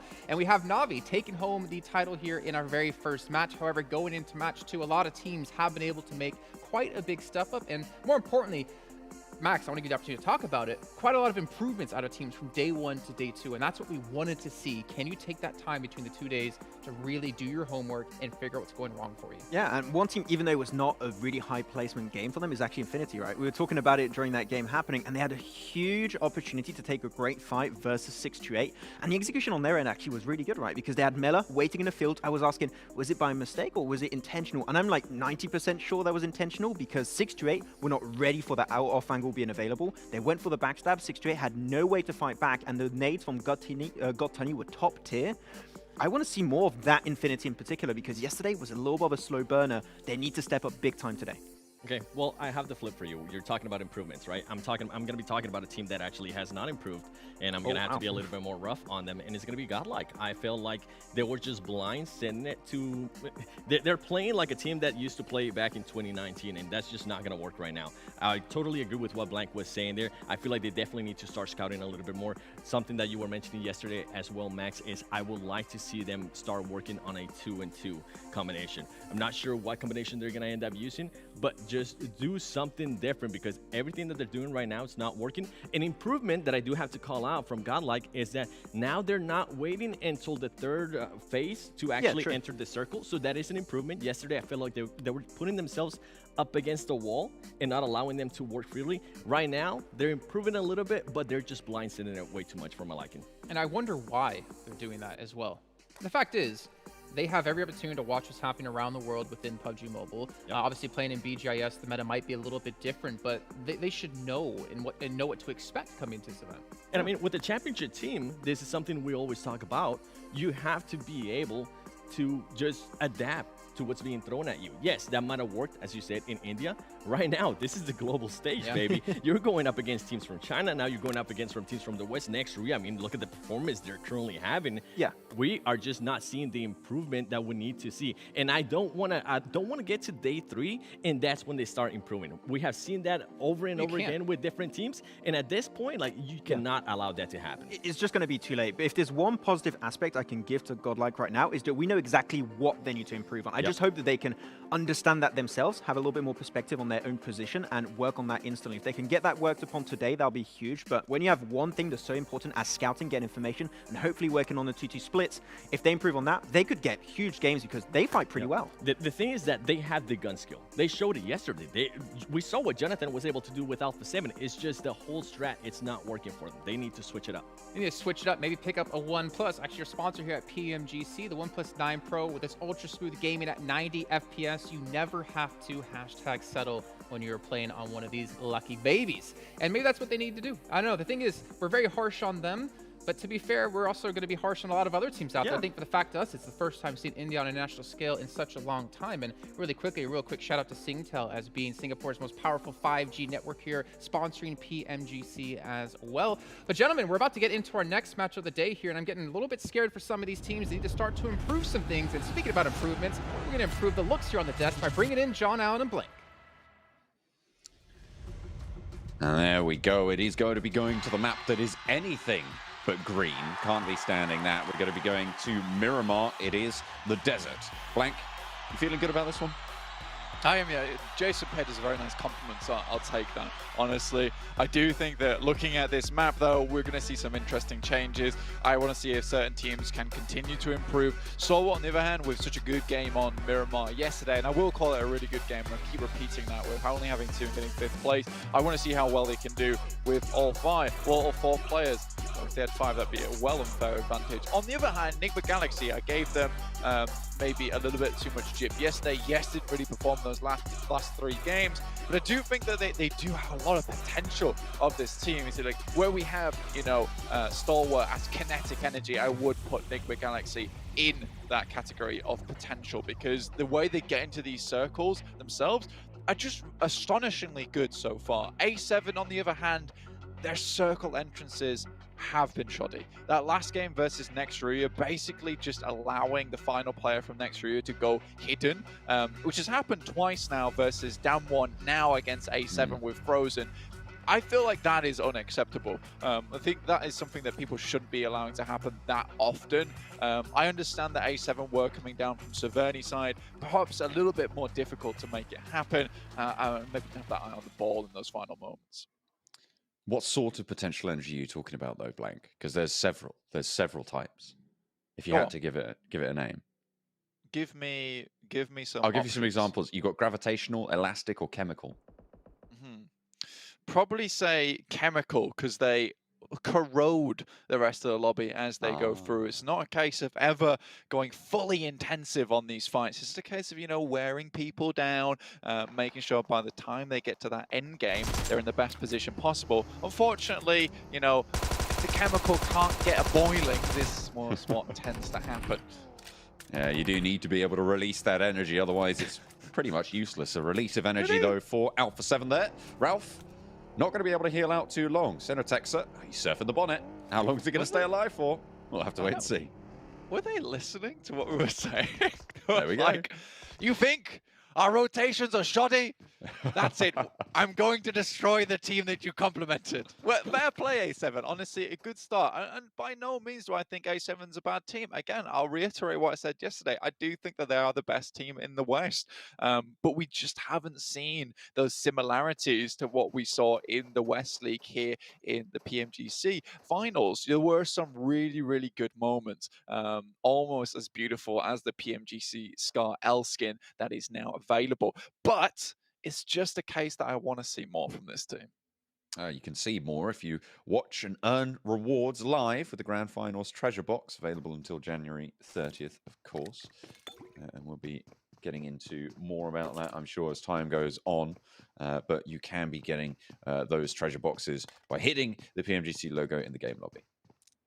Absolutely. It's a secret hidden technique of hitting the PMGC logo in game and lobby. Honestly, don't actually hit your phone. You can just tap it. That Especially is if it's a also OnePlus. I mean, don't hit it. Those are good phones. You don't want to be hitting those. They'll probably survive the hit because they are such robust pieces of technology. But at the same time, just be nice. Be nice. Just tap it. Just tap it. You can also summon your fantasy team. I don't know exactly if they will appear in your apartment or wherever you do live, but you can proverbially summon them onto your table in the form of cards.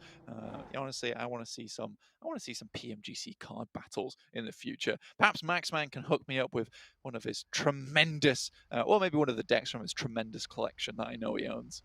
Yeah, I'm pretty sure Max owns every single card.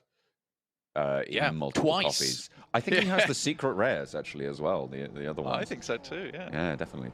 But he never plays with them. That's the thing. He only keeps them in a dark cupboard in a vacuum sealed chamber, so nobody can ever look at them. You just got to know that he has them. Yeah, when he goes in, it's with an ultraviolet light, and you can barely see them, but he knows they're there. He knows they're there. Yeah. S2G, on the other hand, they know that GodLike's off on the distance, just a little bit off the ways, so they're going to be a little bit careful. Kelsey does reveal the position, possibly accidentally. That's a case of hitting the phone, not tapping, unfortunately. But Clutch God is spotted, takes a tag, and will quickly dive into cover. Taking a look at the standings at the moment, John, though, Nova have now passed Nexria, which the desk detailed upon. 81 points to 86 currently. This is that beautiful shot from Kelsey earlier on, as well as S2G, who are really, you know, heating up that last game. I felt like some of the performances were truly magnificent. I think that there was one particular, this is the one right here. Thank you so much, observers. An incredible blast down onto that vehicle. Never seen anything quite like it. It was brutal, not fun for anyone involved. But next, Ruya still standing up towards the top. They went down a little bit further earlier than they would have liked in that last game, but not before having their own say. I mean, we saw what Frozen was able to do, even in just that duo against Alpha 7. Very, very good stuff. And, ooh, 628 finds a Crouching Tiger Flying Dragon over Rebellion's head. I know, I think Yu Yang was in the process of reloading and didn't expect the player from Fenerbahçe just to drop out the vehicle like, right then, lads, let's have it out. Come on then, I'll give it you. And I think in that moment, 628 was just a little bit caught off guard there. Honestly, Fenerbahçe down towards 15th place. Not a good position to be in for them. I know how good Fenerbahçe can be as well, so it is slightly frustrating for me personally to see them down there, but they are just making some quite honestly rookie mistakes. And I think a lot of the deaths they've had were in rotation, losing players early. And it's not something I want to see. But then again, this is the PMGC finals. Pressure can get to you, and you don't want to crumble underneath that. But unfortunately, John, that does happen, and it's a real possibility. It's unfortunate, but it is the reality, as you say. At the moment, the circle shifting up north means that a lot of those teams down the south are going to have to get in fairly fast. And around San Martin and Hacienda is where that congregation will start to assemble. As Fenerbahçe lose more to 628. A nice drop shot there from Sunan. Fenerbahçe just disparate, far-flung, and not really in a position to deal with this at all. I do think this is what 628 does extremely well, which is hunting. You know, they have the little hunting outfit on right now. They've got all the leaves attached to the body. Honestly, they probably want sand, you know, glued upon themselves here on Miramar. But they are hunters at the end of the day. And once they find their mark, you know, it is time to go for them. And I think they're very good at clearing up those few players remaining to pick up as many points as possible for themselves. Still, set in 12th place, 40 points total.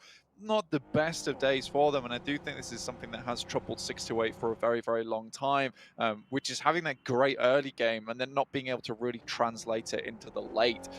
Despite them being quite a good team overall, I would rank a lot of their players quite highly, but as a team unit, I just don't think they have that same synergy that you might see from Nova or particularly from that last game, Na'Vi. And Na'Vi have just been, as the desk were talking about earlier as well, just been climbing up over these last couple of games. And I feel like if there is a sprint team, it is Na'Vi. I feel like this is a team that absolutely has momentum in their blood. It's their middle name, I'm pretty sure. I'm pretty sure momentum is their middle name. Well, I would completely agree. I mean, 3rd place already in the tournament. Really, really well done, actually, to climb from there. I believe it was 11th place yesterday that they were sat in. Moving that up into 3rd place, only 10 points behind the actual leaders of the lobby. It's an incredible feat. And this is what I was saying yesterday, is that today is now where you lay that ground for yourself going forward. You know, if you don't have that stable concrete floor to build the skyscraper from, like, it's very impossible on that last day to strike out and maybe get ahead of those other teams. So I think for Na'Vi at the moment, you know, consistency really has to be in their ballpark at the moment. And I think that that's the kind of the issue for Na'Vi, right? Is they're the strikeout team, and I don't know how well they'll do with consistency, right? So this is now the real test. The next basically 4 games for me, 5 games, sorry, including this one. The next 5 games for me really is about Na'Vi being able to hold on to this position. And if they can do that, I have real hopes for them on that final day. 628, they are continuing to find these shots, and it's Furious Gaming now that they've turned their attention to on the south side, but they are in the blue. We'll have to move a little bit further forward. You can see 33Z fairly low. Should be popping out for a little bit of healing sometime soon, or getting as close to that circle as possible. Oh, beg your pardon, as possible. But 3 eliminations already, Blank, and we're only 10 minutes in. Good news for 628 as they bring in a 4th. It's very good stuff, and they move up into 11th place with that final elimination as well. Really, really well done. Na'Vi still moving around. They're passing towards that eastern side, playing that edge once again. And they don't really play this cautious edge playstyle, and I really like that about the team. You can see them right now. They're just flying through, and this is what makes them very strong when they play this edge play, because they're not afraid to take control of the edge. And I think a lot of teams get that misguided mentality of that when you play that edge, you're kind of just on the outline, right? You're not really taking many fights. You're not trying to get too involved. But on the other hand, for Na'Vi, it's a case of we want to lay claim to the entirety of this eastern side. It's the difference between attack mode edge and defense mode edge, right? If they're playing those player cards down. That's what Na'Vi's doing right now. They've summoned themselves in attack mode, but they are still playing on that edge. I mean, you're right. It's that misconception that you have to be passive on the edge. You don't. You can be proactive. Moving up to A7's position very slowly as well, but I do think that A7 have a pretty clear idea of what's going on here. Nade in hand, Forrest tries to send it away to the tree line, but most likely will be taken down. Luckily, teammate finds it. Junie as well, up to bat, Sung down the hill, looks for the shots around, but can't quite find Senatexa. Luckily, still there's teammates waiting in the wings and over the top. Revo looks for an off angle, looks to sling around the side there. Down One Gaming in much more resible positions here, and Alpha 7 probably off in the worst position of this fight on the north. No one really going to be striking out this far, just to the south side of Oasis. Mafioso needs to heal as well. The teammates for Alpha 7 not looking healthy. A really, really difficult fight there for Down One Gaming, but surprisingly make it happen regardless, and I think that comes off the back of some very good gun skill. With A7 being so far in the back, and with how quickly Down One are able to clear that fight up as well, Junie just sending himself basically a bit of a NASCAR parade. How's he got away with that? He spun it, hasn't he? He's just stunted on him. He was shouting parkour the whole time.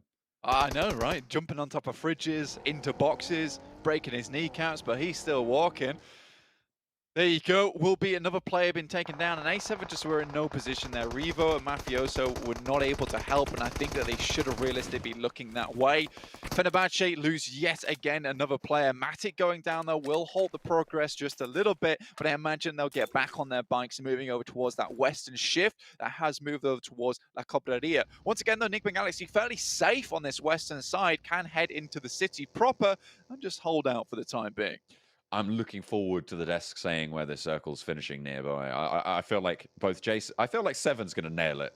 I feel like that's going to be fine. But I'm not sure about Jason. I want to hear him say La Cobreria 5 times fast. You know, that's one of my things that I want to achieve today. Just because you spent 3 months in Spain doesn't mean you start stunting on everyone with your Spanish pronunciation. You. Okay, Jesus, stop it now. Stalwart, on the other hand.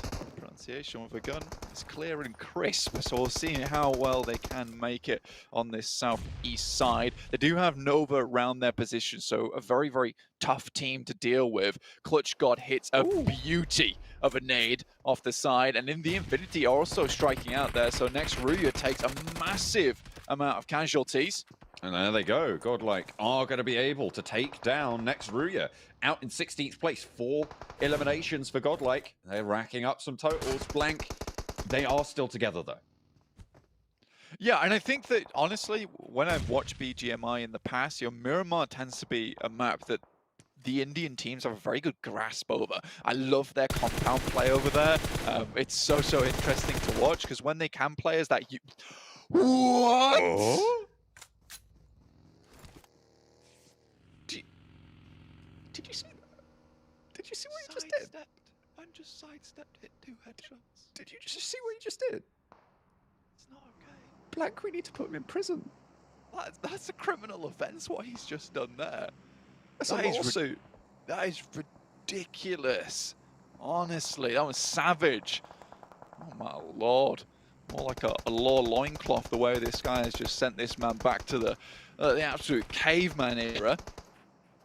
Dear me. I need a minute. Goodness me. I know, what time to be alive or not, as the case of anybody who steps up to him is going to be. Wow. Okay. GodLike at the top of the hill at the moment, fending off S2G. You said they gained some pace in that last game, Blank. Yeah, they did, and this is actually another compound that they tend to play quite often. So we'll see how well they can do from here. Obviously, the circle is not favoring them right now, and they will have to move in. The Infinity gets a good position earlier on. Now, we haven't really talked a lot about the Infinity currently sat in 7th place, have we, John? Honestly, in East League, they were impressive. Honestly, one of the best teams on Sanhok, till people started figuring out that they were realistically just letting everyone else do the work and then careening in from that north side. They cleared up, shored up those holes, and suddenly the Infinity just starts to look a lot worse. Team Secret trying to get some points back on the board here. iShot finds a hit over towards Frankie there. We'll try and clear it out. Good off angles played by Team Secret at the moment, though. Yeah, Team Secret, they have got 3 players alive at the moment, and nades continue to go through. Rabiz on the off angle against this bastion of 2. Team Secret to see their 3rd player just down to the south across the road. He's not really in a position to back them up, but iShots does have oversight on this position. Can stop the flow. Rabiz may be locked in just that little bit. Fredo peeking out wide. And Down One could potentially prove spoiler. And there you go, the shots are starting to come on through. Kid has to hit the deck. Yeah, Favian sees Kid at the moment, tries to take some more shots, won't find it, but they have a clear idea of where they're playing. Down One currently outside the circle, right on that northeastern edge, continuing to play this hilltop. Quite difficult to make their way down from this position. It is doable, and currently with 4 players alive, like this is a fairly easy path to take. Mafioso also going down to the Infinity now. Revo, last player alive, with no real hope in hell at getting Mafioso back up again. They are fairly split. S2G on the crash towards Furious Gaming. They've only got 2 players to stand up against it, and the tide is just too strong. They're ripped away.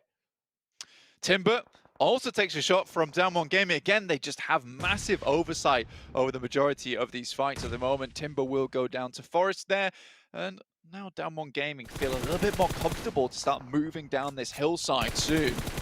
Uh-oh. GodLike, they're still fighting. They find one Scry off the back of Action's buggy. And Action on the broadside of this hill. Not really sure what you were trying to get done there. It's such a difficult rotate, sure, but keeping going on such an open broadside when you know the top of that hill's occupied, I've got to question it. I mean, Stalwart just really falling off recently. I can't say I'm too impressed with the recent performances, at least today. You know, I'm more used to that tactical style of play that they're able to show us time and time and again. But right now, it just feels a little sloppy. Down One Gaming, though, now they're taking their chance. They know that these teams have many casualties on side and are here to pick up the pieces. Really, really well thought out push. And they move down from that hillside. Sure, S2G were at their back on the south side, but now they're in this compound. There's no real oversight towards them. And they have an excellent foothold. Nades starting to push out. S2G, they can't really step up because GodLike have the angle. GodLike have been playing the circle extremely well at the moment. Fredo finds Duck. Again, this is all off the back of Down One Gaming. They find one knock and a flush onto S2G. That clears them to move in from that south side. They're not going to take too many shots from them because they're going to be more worried about keeping themselves alive now. And with a couple of knocks over towards this fight as well, now they know they can clean up. With the circle heading down towards that southwest side, the question is, do you leave this fight alone? Do you try and find a better position in the circle? Because currently, the Infinity is in a very good spot on that high ground with a couple of compounds to play with, regardless of where the circle goes. But looks like Down One is accelerating the pace of this fight. They absolutely want to take this one and get it done with. They don't want anyone at their back. Kid with the M249, plenty of bullets in the chamber, but Fredo's gone down. Finds one knock with the M249 and down the stairs. Will not be able to stand up, unfortunately. And that is going to be Team Secret. Losing 2 players. iShot still across the way, still alive for Team Secret. Sung goes down, and Junie goes out wide, looking for the fight with Lamborghini, and he's caught with a nade in his hand. He's taken around, he's turned it around, and Lamborghini able to get to safety. Duck knocked on the upper floor there, but Down One Gaming, they're going to have to slow down a hell of a lot here to get Junie back up, if they even think it's worth it. But they know the damage they've done to Lamborghini. Medkit in hand as well will bring him back up to full HP, allowing to fight just a little bit longer. But yeah, we are at zone 5 now. That res is impossible. Junie was extremely over-aggressive. And now it's iShots, the remaining player from Team Secret, taking actual fire over towards Down One's position. Could spell absolute defeat for them here. iShot fighting out, moving out from this compound. It just gets cut down, but in the meantime, Forrest is low. Sung on his knees right now on the open hillside, and Favian racing for the cover of this building. They've managed to get in a pretty decent position as DXavier cannot make the same cross. Luckily for Down One, at least they're out of the blue into this safe area of the circle, so they will be able to get that final player back up and action, but that is not how they wanted to get into this circle. It should have really been 4 members alive. Junie just a little bit too over-aggressive there. Nova, once again, a remaining party in these final circles, and it's Paraboy moving up towards the Infinity's position. They were fairly split before, but they've started to reposition back towards one another. On the south side, Nova, they've yet to get any eliminations in this game, but they have got all 4 alive. Moving forwards, Order sailing up now to regroup as a full 4. Moving down, should spot out the 4 rivals. They'll have info on their flank now, but they're in a solid end of this compound, and the Infinity getting challenged. Nades would be absolutely stellar here from the Infinity, but they've got a fair few other targets to be worrying about actually poking their heads out. Will drop the smokes. Really, really well done. They want to deny these sightlines whilst they try and focus on the threat right in front of them.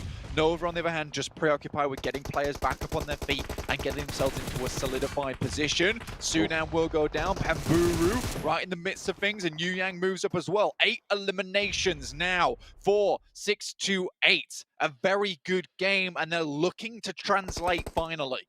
8 eliminations for 628, 8 eliminations for Damwon Gaming, and 7 for GodLike. Blank on the eastern flank, but they have taken a knock. They've already lost a player as well. Nova moving through this compound. Logan shuts the front down, and King takes a knee. Paraboy low, but isn't going to have to go down just yet. And Nade might follow it up, and that might be good, but in comes the push. Paraboy, there goes the knock from that Molotov, and around the side, Newsy looks for that flank. Jimmy trying to suppress it. The nades flying out as Nova cling to their end of the compound, but with only Jimmy standing, it's just time left on the clock, and that's going to run out for the Mela.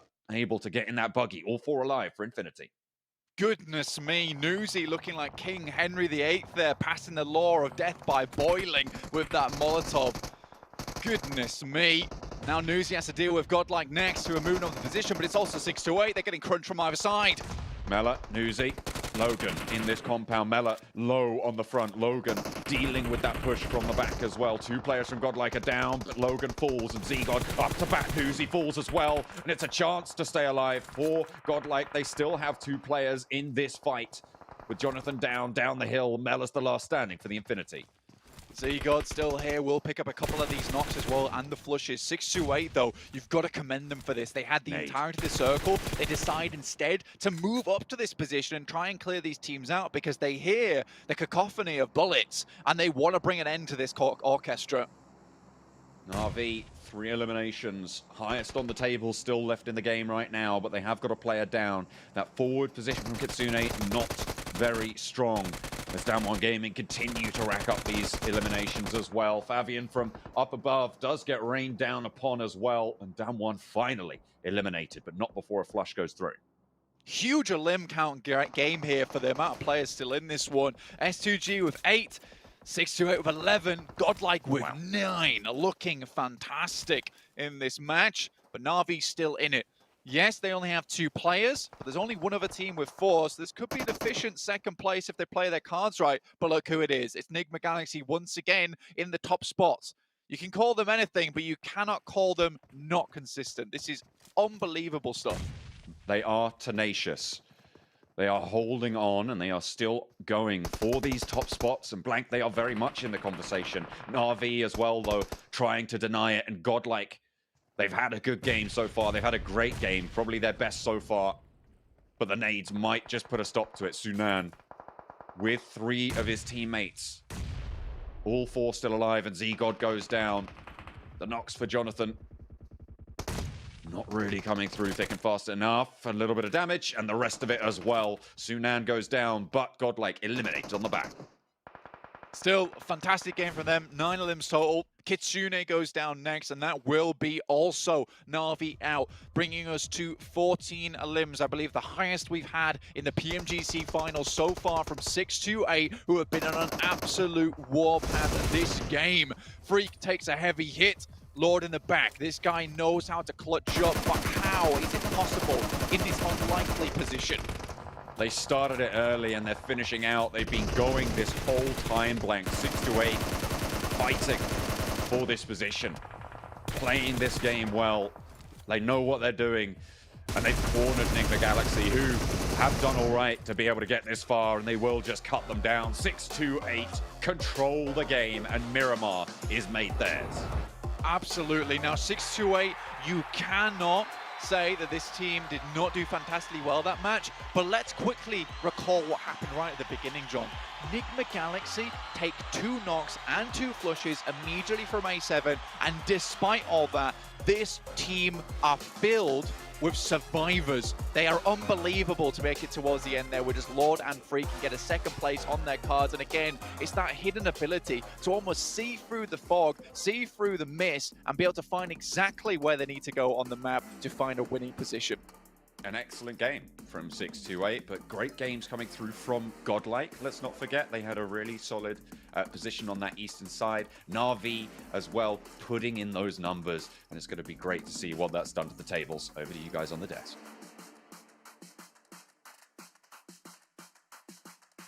Yeah, with Na'Vi, we said before, we don't want to see a first place finish and then like a 16th place finish. Top 5 would be happy, and they accomplished that, exactly what we were hoping for. And 7, Na'Vi looking good. But let's talk about them a little bit later on. Let's talk about 628. This team has been extremely quiet throughout the first day. Pretty quiet in the first match of the day as well. But now they come out of nowhere, dropping 16 eliminations, our highest fragging game so far, and really put their foot down and say, all right, we got to start showing up. And this is perfect because yesterday they actually, their most consistent map, I think it was Miramar. Yeah. So this is just playing along to what I wanted to see from them. Now, are they going to be able to back that up, right? It's going to become a question of what we saw from Na'Vi as well. Can they also back up this performance that they had, especially when you end up with 16 elims? That was an impressive match for me. But we have to mention this. Come on, guys. Like, GodLike able to get himself a second place here with 9 eliminations. Finally, a step up from the team. Well, it's not GodLike anymore. It's Team India, as you called them earlier, Jason, right? They are coming in hot into this game. They got pushed upon very heavily, I believe, at one point in that game. It was by Ruya, if I'm not mistaken, and they just took that fight so perfectly. Still, I think that they maybe need to focus on information gathering, but this is a very clear improvement that they can win these fights if they have the opportunity. I will be talking about them a little bit more later.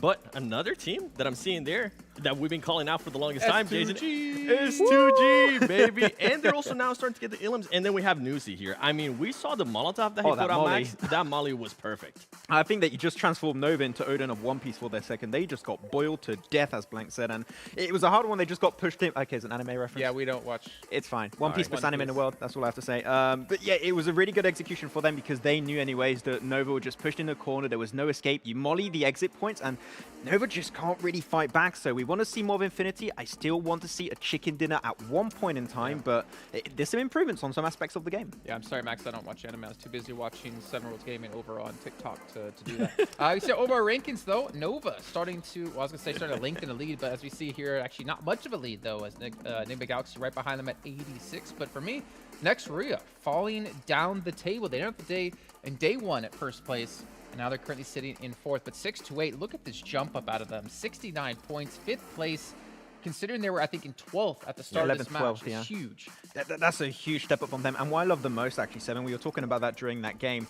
The fact is that they had the circle south of that road, and they could have just cowered away in fear and just waited on the edge of the circle to hope the game goes their way. But they were willing to push out 3 players outside of their zone of comfort, go for those extra eliminations to allow them to get that 16 elimination game just to get the advantage, and keeping Dalshi on the other side. Like, they were looking aggressive because they wanted that win from the very start. And this is what we want to see out of them in every single match. Like, this was a completely different team. I expected this out of Stalwart. Yeah, it was 628 that actually showed up. Is the other STE? Yeah. Yeah, there's 2 STEs, and right now we need to see at least one of them start to put down some dominance. Again, $1.5 million for the winner of this entire event. But again, we've had so many different victories across today. We've only had, well, now Na'Vi be the only team to get 2 chicken dinners so far. We've seen, obviously, the teams only get 1. But now, as you said before, 628, we see them continue the momentum into the next match. GodLike, for me, that's what I'm looking at, right? Yes. Yeah. Can they continue that momentum? Do they finally feel some confidence that they're able to get some frags? So the thing is that we were talking about confidence. This team was very confident yesterday. They were willing to take into fights no matter who it was. Something that I think it played out wonders for them in this last match is they didn't really have to rotate in late. Whenever next Ruya were mentioned, whenever next Ruya pushed into them, they were being able to get set up. Another thing that I saw too, I think it was Clutch God, if I'm not mistaken, he was able to take out 2 players from STE, which I thought it was amazing too. Overall, their playing style, they're starting to improve. And another thing that I really enjoyed was their 3-2-1 split. During a rotation, I think it was maybe phase 4 of the map, but I really enjoyed that rotation. Yeah. It actually backfired a little bit to them, but now they're starting to be a little bit more dynamic. Now they're starting to adjust, and this is the exact same thing that I wanted to see out of them. Just being able to adjust because they have the gun skill for it, as they were able to showcase. I mean, 9 elims is nothing to be ashamed of. I actually want to go back to a point that you mentioned about Clutch God and that spray on Stalwart in particular. Yep. Not only is he getting some damage done and getting some extra 2 eliminations here, he's also looking towards the next circle shift, and he's trying to get information, which we said that's exactly what they need to try and improve on. So if they keep going on plays like that and actually trying to get the information, and they keep going on that curve, like they could improve exponentially throughout this tournament. Well, there's a team we haven't mentioned just yet, which I feel like deserves some sort of credit here. Damwon, actually. Yes. We saw them put up some good numbers. I mean, Fabian doing some decent damage, it seems to be every match, and as well as eliminations. A team that obviously, if you guys remember, they won East League. They won the finals. And they haven't replicated that performance so far here in the grand finals, but we're starting to see them step up a little bit, and I think this is obviously for them the perfect time to do so. Yeah, I think that their strength we've been able to see into the League East finals and also in this game in particular is their breaching potential. Like if they intend to breach, I think at one point they won onto Deep Xavier and they just got out of there almost completely unscathed. That it was really good execution. I think the breaches is definitely where they play the best, and if they can keep playing on those and going aggressive, getting those big elimination games, they could rank up really high once again. So Damwon, their aggressive nature is the best part of their game, but if they can try and improve maybe how they rotate and which position they aim for, I think that could be a very clear improvement pass for them. The way they were able to recover against the fight with Alpha 7, I thought that was really impressive. They also didn't have the height advantage like I do, and they were able to just they were able to take advantage of it, and they were able to take the fight to Alpha 7, and then that kind of leads me on to Alpha 7, where I'm agreeing here with Blank. I thought this was one of the best teams out of the West. Alpha 7 is nowhere to be seen right now. Yeah, and in that match in particular, I think we were talking about how are they going to perform without Carrillo, without Senatexa alive, and we saw, well, they didn't really perform. And not to call up Mafioso or Evo, obviously, but it's very difficult to play when you don't have your star players in that one. Obviously, with positions they were in as well, but we obviously still have, you know, a lot more matches to come up today. There's still a lot more in general, and teams like Alpha 7 looking to continue some sort of momentum today. S2G have been playing fantastic, but we're going to head into a quick little recap here, and it looks like it will be 6-2-8. And I feel like, honestly, we haven't really talked about this team whatsoever until this moment, until this match. And that's really, I guess as we talk about Nova being quiet under the radar, so is 6-2-8, considering the placing they're now in. Yeah, they're going to pull off the PEL or 2.0, where they're just going to get those last few games at the very end, get that 2 1v4 clutch, and we're going to see that coming up potentially from Yu Yang. But from the very start, they were trying to get those eliminations early on versus Furious Gaming, and it started off, but especially, and we're going to see as we go even further in this clip, in this replay, we're going to see how good that push was towards the end, where they sent Daoshi on the other side of the road, and those 3-player push here, 7, that's exactly what allowed them to get that 16 elimination game. Teams sometimes are just have the circle and they just stay there, like we see from 4 Rivals. Here they were proactive, willing to push, and I just love that from them.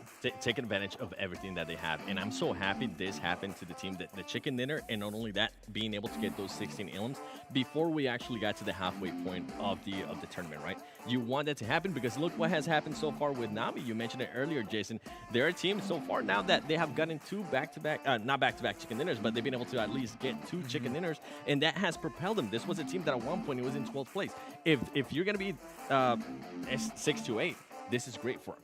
I want to continue to see those improvements out of them, and with them as well. I mean, going into Sanhok, how are they going to be able? Are they going to be able to see some of those splits that we saw there in Miramar? Because you mentioned it, those splits were beautiful. Yeah, talking about the split, here you go. This is exactly the one we can see on our screen. Daoshi being actually the player down south of the circle, and the 3 other players going north of that road path and actually willing to take the fights. And also, what the thing is, not only Daoshi is serving as a extra opportunity for you to claim a win if the circle goes down south, he's also giving you that sneaky off angle from a distance, just forcing teams that are still in the game, such as Na'Vi, Nigma Galaxy, or GodLike, to avoid them from peeking over the road, and then you're just making sure you're clearing that space, and then the teams are going to have to push out of the blue, lose that high ground advantage that you have, 7, and actually lose the fight eventually. We always talk about splits. Look at this split right here. This is just perfectly to what we're talking about. 3-1, they were able to recover that player that was down.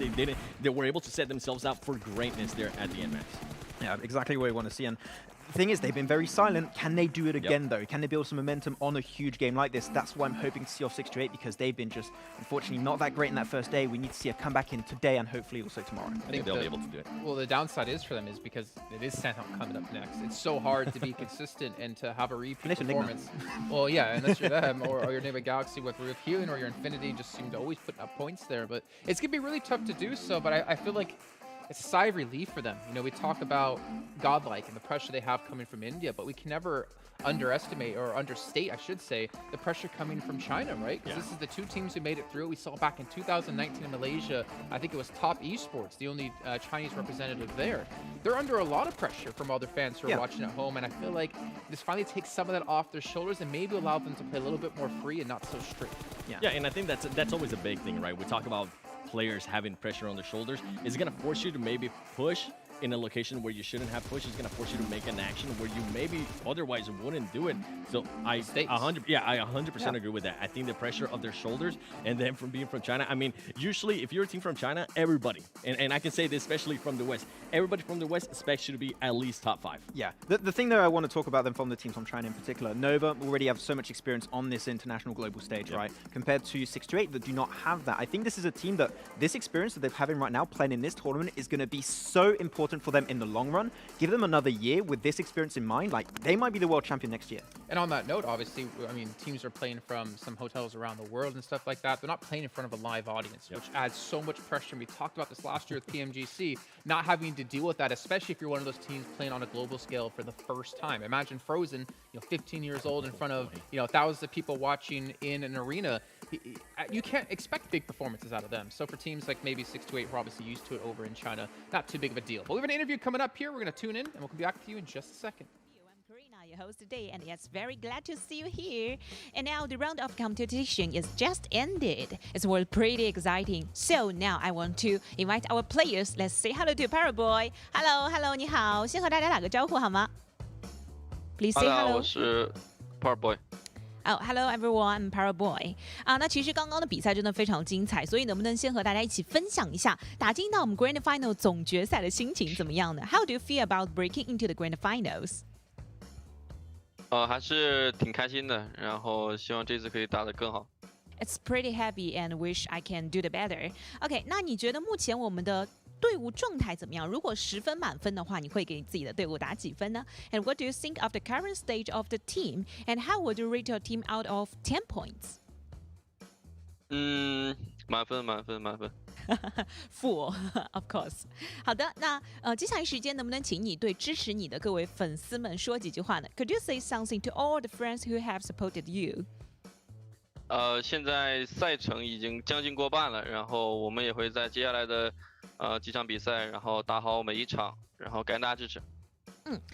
It is close to the end, so we will do the better to win the game, and thank you for everyone to supported me. Thank you. 好的，谢谢 Paraboy。好的，那接下来时间呢，我们。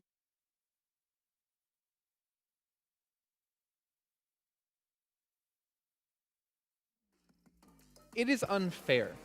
It is unfair to be that good at PUBG Mobile and to be that good looking. That should just not be allowed. You know when you're like doing an RPG and you're creating a character and you have like 10 points allotted? He had 10 points maxed out in everything. That's just not fair. But obviously Paraboy, something that stood out for you, 7, rating his team out of 10, only a 4 right now. But they're in first place. What? It's the standard they hold themselves to. I think that's a lot of stuff that people have misconceptions on. These teams, like, they hold themselves to a higher standard than anybody else, than any other region around the globe. And I actually enjoy what he said because, to be fair, they might be in first place, but we have yet to see that chicken dinner from Nova. Yeah, I mean, they're suffering from success, right? Well, just imagine winning PMGC 2021 without a chicken dinner because they're that good of a team. Ladies and gentlemen, we are going to head to a short break here. When we do come back, we'll find out if maybe Nova can pull off a victory, but you have to wait just a little bit of time until then.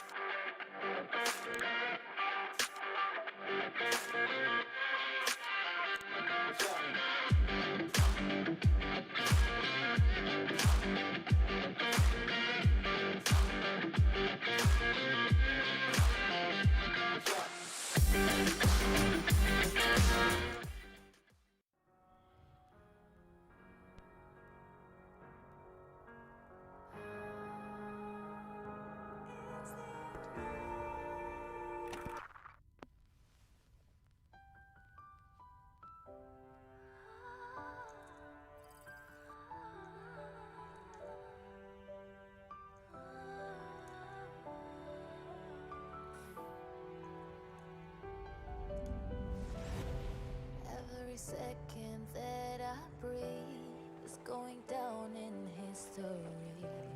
We are victorious, can't stop me.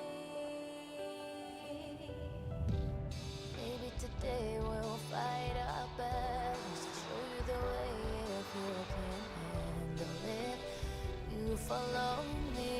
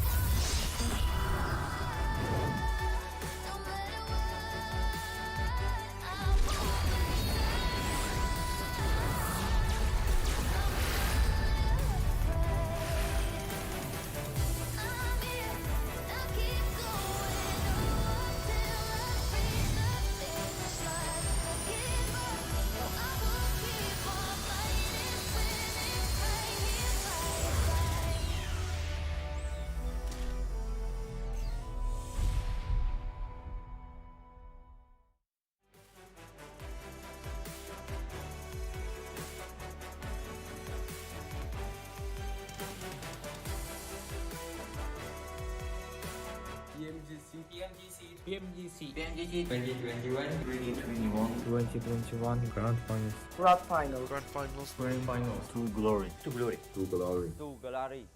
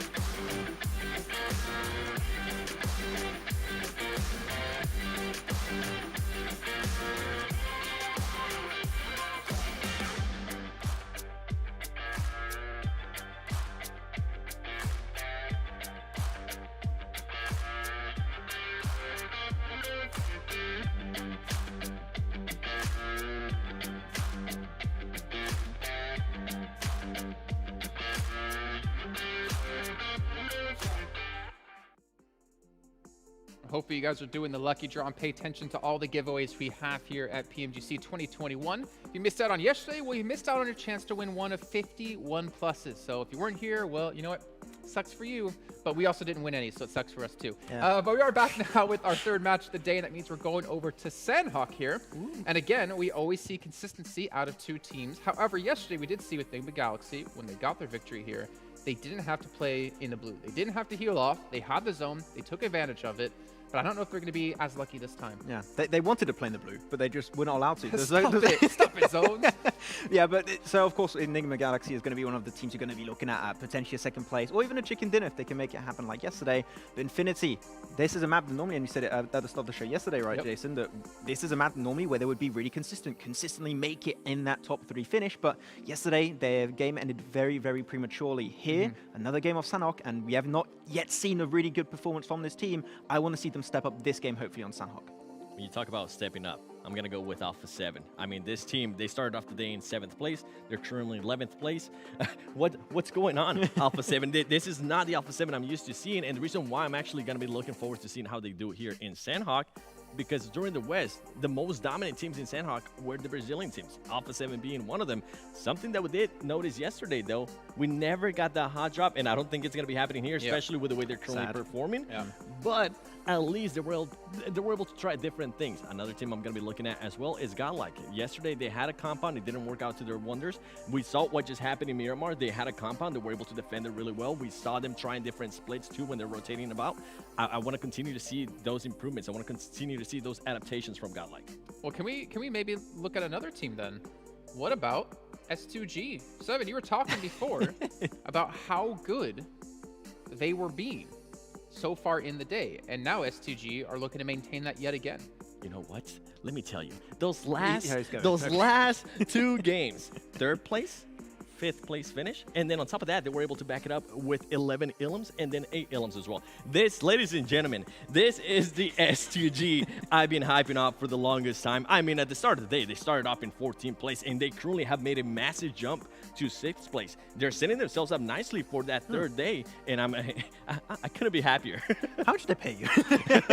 No, but if we're talking about a Turkish team, I'm going to go on to another one. It's Fenerbahçe. Yes. It did not work great for them on Sanhok yesterday, but there were good ideas, good initiatives they were trying to play that bridge position, but they got pushed by Frozen of Nextrea. Of course, that is not going to be easy, but if there's a map where I think that Fenerbahçe could try and get somewhat back into the swing of things, I think it could be this game if they have some original approaches like they did yesterday on Sanhok. So Fenerbahçe, I would like to see at least maybe a 5 elimination game here coming their way. I don't see it happening. I'm sorry to disagree with you, Max. You've got to be hopeful. This team has completely disappointed me. This is worse than... never mind, I'm not even going to put that reference out there. But Fenerbahçe, I said it earlier, a team that was super consistent in the West, a team that was definitely up there. We were looking to be at least in the top 5. They're truly sitting in last place. That's not the Fenerbahçe I'm used to seeing. Okay, well then, who do you want to really give special attention to in this match, 7? Who's your team to watch? It has to be Alpha 7 for the stuff that I just mentioned. They usually are very aggressive, kind of plays on their favor. The only thing that it might deflect them a little bit is if the circle goes north, they usually don't really do well towards the north. I would like to see them do well here in Sanhok and snap out of the current state that they're in, because they're just going more down, and it's not going to work on their favor, especially tomorrow. You know what's unfortunate for them? They dominated PMPL Brazil. Then they started to struggle against these Turkish teams, and now they're struggling really hard against the global scale of teams. I mean, they have players who played in previous global championships, and right now they can't replicate that dominance. Maxman, who are you looking towards? I already explained somewhat, but Nigma Galaxy, I'm going to go with a safe one this time around. Even if they just make it top 3, if they just heal in the blue, that's fine. But if they can get another win, I would be impressed. So it's all right, be well, Nigma. They're going out in 16th place. My choice, though, a team to watch, and this is the last time I'm going to give it to them. Infinity? GodLike. This is for me. No, for me, this is their last chance to be impressive, to show something. Because if they don't step up here, I don't think they have a chance to get into first place. I know you want to say something. A winner top 5. What are you looking for from them? Top 5. Okay. Top 5. They got to get something going here, and we got to get something going because we got to get out of here. Let's bring in John on a blank once again to bring us Sanhok. God, he doesn't put much on GodLike, does he? Top 5 every game. Oh wow, I've extrapolated his words a little bit there, Blank, but I'm sure he'll tell me about that later. 39 points so far on the GodLike tally. They climbed up 2 places over Fenerbahçe and Furious Gaming, but there's still a long way to go to get to the top of the mountain. I do feel kind of bad for GodLike there. There's a lot of pressure on them after a game where they had 9 eliminations on Miramar and did fairly bloody well, actually, in my opinion. They got 17 points. This is like last chance saloon. It needs to get 29 points here, apparently. But no, I think GodLike's last game was pretty good. You know, keep it up, though, honestly, at this point. 3rd game, halfway point right now in the tournament. I think Jason's right in a way that it is time to get the ball a little bit rolling, just a wee bit, but we'll see how it happens. Northwest Island, 628 Na'Vi, typical drop spot for those teams. Usually 628 are able to pick up the Northwest Mountain itself. We are going to have this heavy northern shift with a lot of water in it towards that northern side of the map. The northern side of the map is where Infinity find themselves. They're on that split, and we talked about the Infinity on Sanhok, right? That's how they like to play us. Stay out, just chill, just vibe. But with this circle, that's going to be difficult to be able to achieve. It's more than likely they're going to have to alter that and go a little bit more central for this regroup, potentially towards Tatmok. Yeah, I think for Infinity at least, you know... Oh, dear. Where's his health bar? Where's it gone? Bang! You don't need no health to take the health from someone else, put it that way. The Infinity, yeah, this is their typical split that they've played a lot of times in East League before things start to get a little bit more dicey and a few more teams actually head up this way. Furious Gaming up here, 4 rivals no longer towards Hatin, down towards Kambang now. So honestly, you know, the Infinity, they should be feeling pretty happy with themselves on the northern side. Not too much to worry about. Again, there is a team in Paradise Resort. It is S2G. So they'll be holding down to that one for a little while. The Infinity might peruse a chance heading down that way, but I think they'll keep it slow for the time being. Well, if you want to be a little bit quicker, then be quick on over to watch the in-game feed as well, to grab those boxes whilst you can. The treasure boxes are there. You just got to tap that PMGC logo in-game lobby. And we'll be seeing you there and see if you can get some of those treasure boxes. Great stuff, great stuff. I know Seven, I know Max are absolutely dribbling for the chance to be allowed to go and grab those. So they'll be happy about it. I hope you guys will too. Maybe even grab some PMGC League player cards as well to summon your Fantasies team in the Esports Center in-game. A couple of rabid dogs just driven by the hunger for treasure. Honestly, we'll see how they do look after that next game. Perhaps need to change a couple of shirts or two with the amount of, drool that maybe has affected them in that way. We are going to get a little bit of a substitution. I feel like substitutions are all team secret in this sense. Kid in for, or Madtoy in for Kid. Honestly, Madtoy here, don't mind him on Sanhok in particular. Again, I've said it before, is that this guy's quite calm, collected fellow. Tends to be able to work well under pressure. And I think on Sanhok, it's an important place to have that mentality and have that rock in your midst that you can always rely on or fall back to. 6-8 in Hutton. Need to convert on their good performance. I mean, Seven was saying this is the 6-8 that he wanted to see, right? This is the one he was bigging up, but that was one game, and they're still on 11th, so they've still got a long way to go. Yeah, the last game was 11th, incredible. Oh, they have jumped up. Oh, up to 5th. Sorry, I hadn't refreshed my 5th. That's the second time I've done that. Bloody hell. They're all the way up in 5th. Okay, I'll take it back. 7. Good call. Yeah, good call, 7. Good call. Yeah, this last game was incredible. I mean, it definitely was our highest elim count out of the entirety of the tournament so far.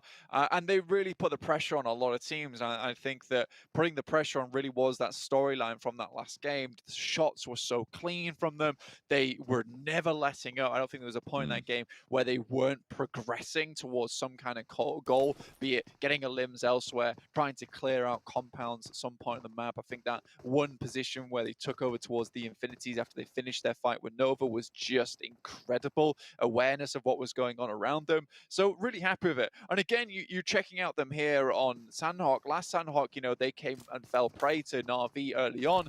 And, they took some shots between themselves, back and forth there, and took some knocks in that area. And honestly, this time they've just completely disengaged it. I respect that. I like that. On Sanhok, you really want to divert your attention towards that 15-minute mark. If you can make it that far, you have a much higher chance of getting towards the top spots in the game.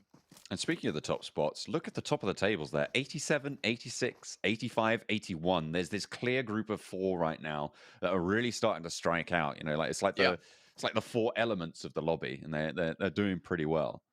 I guess you could call them the Forerunners. At the forefront. Yeah, true. Anyway, enough of this rebellious banter on broadcast. Let's get back to the game. Looking at Fenerbahçe right now, again, the team that just hasn't really impressed us so far, but it will be at least one player from Nigma Galaxy going down. So they'll be down to 3. Not that it has ever mattered for Nigma Galaxy, because now their game plan changes, right? Last Sanhok, they were able to win it out, grab that chicken dinner, as they had the 4, and they were in a great position throughout the entirety of the match. Yes, the circle was driven their way a fair few times, but now things change and they go to plan B, which is get Ralph all the medicine that he needs and then leave him out the blue, try and pick up as many points as possible. And usually that goes very well for them. 3rd or 2nd place, sending out that 2-man unit to try and start as many fights as possible, basically shaking the hornet's nest towards that end game to ensure that Ralph actually gets towards those top spots earlier than he might need. You just want to try and curtail that chance for Nigma Galaxy. We know how they like to play it. I mean, I call those teams at the top of the tables the 4 elements. I feel like they're the water team, right? The 4 elements. Stop it. They're the team that sort of flows in, like they're just trying to find all those cracks and sort of get their way in over time towards the top of the tables. It's working. I'm going for it. It got too fast. Oh no, Na'Vi are fire, I reckon. Stop! Oh, stop with your Zuko shenanigans. I mean, they have set a fire to This little boat off in the distance, and 4 rivals left without a paddle and without a boat as well. So, you know, they're basically swimming. They are swimming. It's true. They are absolutely swimming right now. So I think that for 4 rivals, the rest of the game is going to be somewhat difficult because it will mean getting back to an island itself to play, and that will waste a lot of time. As you see, Rith already enveloped by the blue. 8-minute mark already, John. We are a fair way into the game. Fair few teams still out in the blue. You've got GodLike, Fenerbahçe, Nigma Galaxy, and 4 rivals. So we'll see how far they go. Nigma Galaxy most likely doing their patented find all the first aid kits that we can technique. A very, very cool technique to say the least. APU actually taking a lot of shots there from Kitsune, and without the ability to heal, might just go down to the blue itself. Yeah, there's really not a lot you can do there. Has to come up to breathe as well, and just going to tick away, try and deny the point, but Kitsune gets it nonetheless. Nicely done. Matic on that hillside. They know the 4 rivals are out here, and they're just holding for these points, and rightly so. With the top of the table so close, with those 3 eliminations, we've got a new top spot.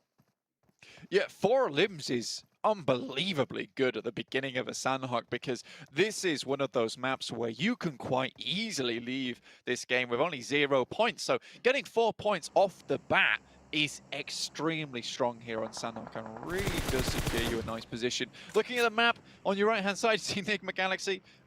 They do what they do best right now, which is scavenge away, find as much as possible. We still have this fight between GodLike as well as Fenerbahçe going on. Fenerbahçe very much weakened in that early game.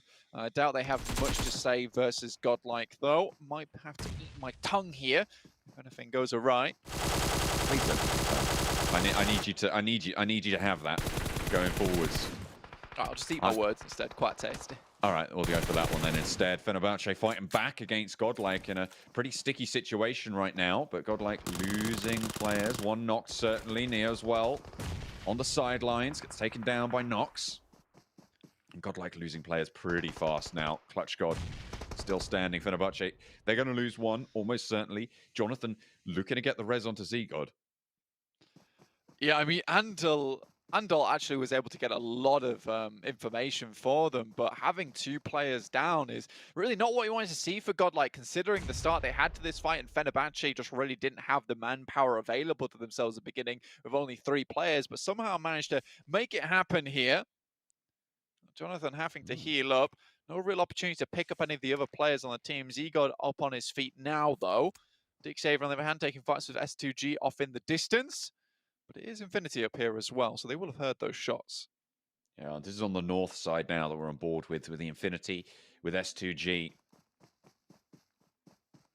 Looking to take control of the hillside to the south of Tapmok. I mean, Tapmok was that regroup point, and they are going to move a little bit further south with the Infinity. Can't play on the outsides this time. Like you say, though, I'm not going to call them 4 elements, but there is that clear top of the tables at the moment now. You know, we've had a lot of these games at the moment where we have seen teams, you know, stay relatively within striking distance of one another. Yeah, he knows that he was going down. So that's 4 rivals out, our first team here on Sanhok. But yeah, that 81 to 69 point difference, which just drops towards that 60 point mark across the board, is quite a big drop. Zigo will get taken down by Doka Machine, who just has an absolutely lovely high ground position versus GodLike. And, you know, I think this is last chance from Jason, already going down here, perhaps out just in 15th place. They're not out just yet. And it is Sanhok. Stranger things have happened. And it's only Zone 2, so these reses very much possible. And with Clutch God and Jonathan, I feel like, you know, they can get a little bit further. The question is, how much further can they go? With the player knocked pretty close to them, Fenerbahçe only have 1, and it's just Oaken Machine, so they do actually have the numbers advantage. Nigma Galaxy, oh, they're out for a little bit of revenge. They lost a player early. Ralph, oh no, have they got too many meds? Are they not expecting there to be teams around this position? Ralph has to careen off to the side, and that puts a spanner in the works of the play from Nigma Galaxy. Honestly, yeah, and to be fair, He does go down here, 25 bandages, 5 first aid kits, and I imagine you're absolutely right here, John. This fight has gone on for a very, very long time between Fenerbahçe and GodLike, and Nigma Galaxy weren't expecting anyone to be out here on the side of the map, so bit difficult. Nigma Galaxy Ralph does actually head back into that vehicle and send away. He's like, this is a danger zone, I don't want to be here. But GodLike, they do manage to start running away from this one. But if we take a look at the map, look how far out they are. There is absolutely no way that they're going to be making their way into this circle unscathed, or at least a little bit more scathed than they already are. They're playing a different game. Look at that. They're in a different lobby. I'm pretty sure that something's going on there. Goodness me. 3 teams that far south, close together at this stage of the game.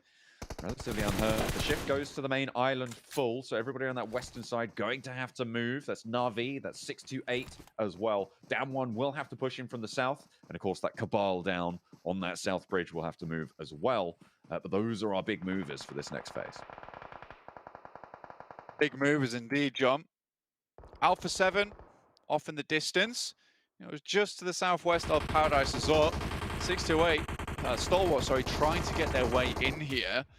Again, just really massive faller for this team. Literally on the edge of the cliff, and they have just tumbled down. It is not pleasing to look at, to be honest. 628. A little bit of the better of the STEs right now. There's Alpha 7 curtailing this advance, and you talked about it last time. They have fallen off just a little bit. This was a contender at the top of the tables in day one. Yeah, honestly, and somehow, some way, they're down in 8th place with 60 points. Yes, it's a bank that can be played with, but not quite as plentiful as currently Na'Vi's working with. You know, they can throw a fraction of their points in here and not even have to worry about it. Xavier over towards Paradise Resort. S2G left early after taking a few shots their way, down to just 2 players now, and Xavier quickly swoop in and take up Paradise Resort. So this is good for them. They have a lot of sight lines that they can now start to work with here. Team Secret off to that eastern side. 628 grabbing those vehicles. They'll be moving in from that northwest, John. They have managed to get across to the main island. Na'Vi as well have been on the swim, and they have got up the mainland around that boot camp area. They are now on the western edge of that circle, just behind Stalwart and behind Alpha 7 for that center side. Fenerbahçe do get eliminated, and GodLike is still going, Blank, and they've got 4 eliminations. Yeah, so GodLike pick up at least a few points here. Yes, it's not going to send them flying towards the top of the table, but it's at least something. You know, we still have 3 more games left today, 4 including this one. But, you know, it's a place to start from. Like I said before, 4 eliminations, 4 points here on Sanhok at the beginning, right? That's good. Now we're at that 15-minute mark. You saw yourself pretty safe into this one. If you have 4 players, you're absolutely laughing to the bank. Here with Na'Vi, we can see them starting to try and take up some position. And with the next circle shift, which I imagine we're going to see very, very shortly on our screen, we'll see exactly who it favors. Oh, Mela can't quite find the turn there. Gyro not quite playing ball at the moment. And 628 rock up on that compound for the outpost for Mela, for the Infinity. And underneath, Sunan's cutting out ankles. Mela low and in danger as well, but steps up to bat, does plenty of work there. Mela swaps the guns and finally goes down. But not before putting them on a little bit of a warning notice there. Nuzi has the time to reposition, but they've lost their teammate already. It's not great news for them. 628. You know, still with 4 players, 1 on their knees, but really good angle there from Yu Yang to start picking up the fight from the backside. They could potentially try and pick that player up, but Sunan moves off in the distance. Wonderful shots from Nuzi. This is the boy that we know. Finds 2 players down now in his sights for 628. And the nade from Sunan to try and piece together the knock over towards Godtani, towards Logan as well. Another nade might just be good. Here's those steps. Pops the nade over the top, gets the knock, and Logan's low. Goodness me. Gets the knock and needs to fall back to the team. Daoshi almost certainly bleeding out here. Not going to be able to get to that one, but Yu Yang a little bit more lucky. Fourth zone though, and I don't even know if he can go for these reses. The spray from Newsy on the reposition as well, but he sends it to the sky and has to fall back. Needs to get ahead of the game in terms of these rotations. 6-8 down. Goodness me, Newsy, the king of that fight, coming out on top with some clutch moves. Honest to God, that guy was on it everywhere. You felt like he was playing as the entire team, just switching between third-person perspectives. You love to see it. Down one gaming, though, on that south side. Down to 3 players once again. Checking out where they're currently sat in 10th place. Not the best in the world. It's not where they want to end up. You know, Sanhok hasn't typically been their best map ever. But, you know, if they get some points here, it might see them in a good position to start hitting those top spots. Na'Vi now finally making their move over to Stalwart. Action. Close by, and Matic will spot it out. Pika could go on the peak as well. Matic does go down, takes a knee there.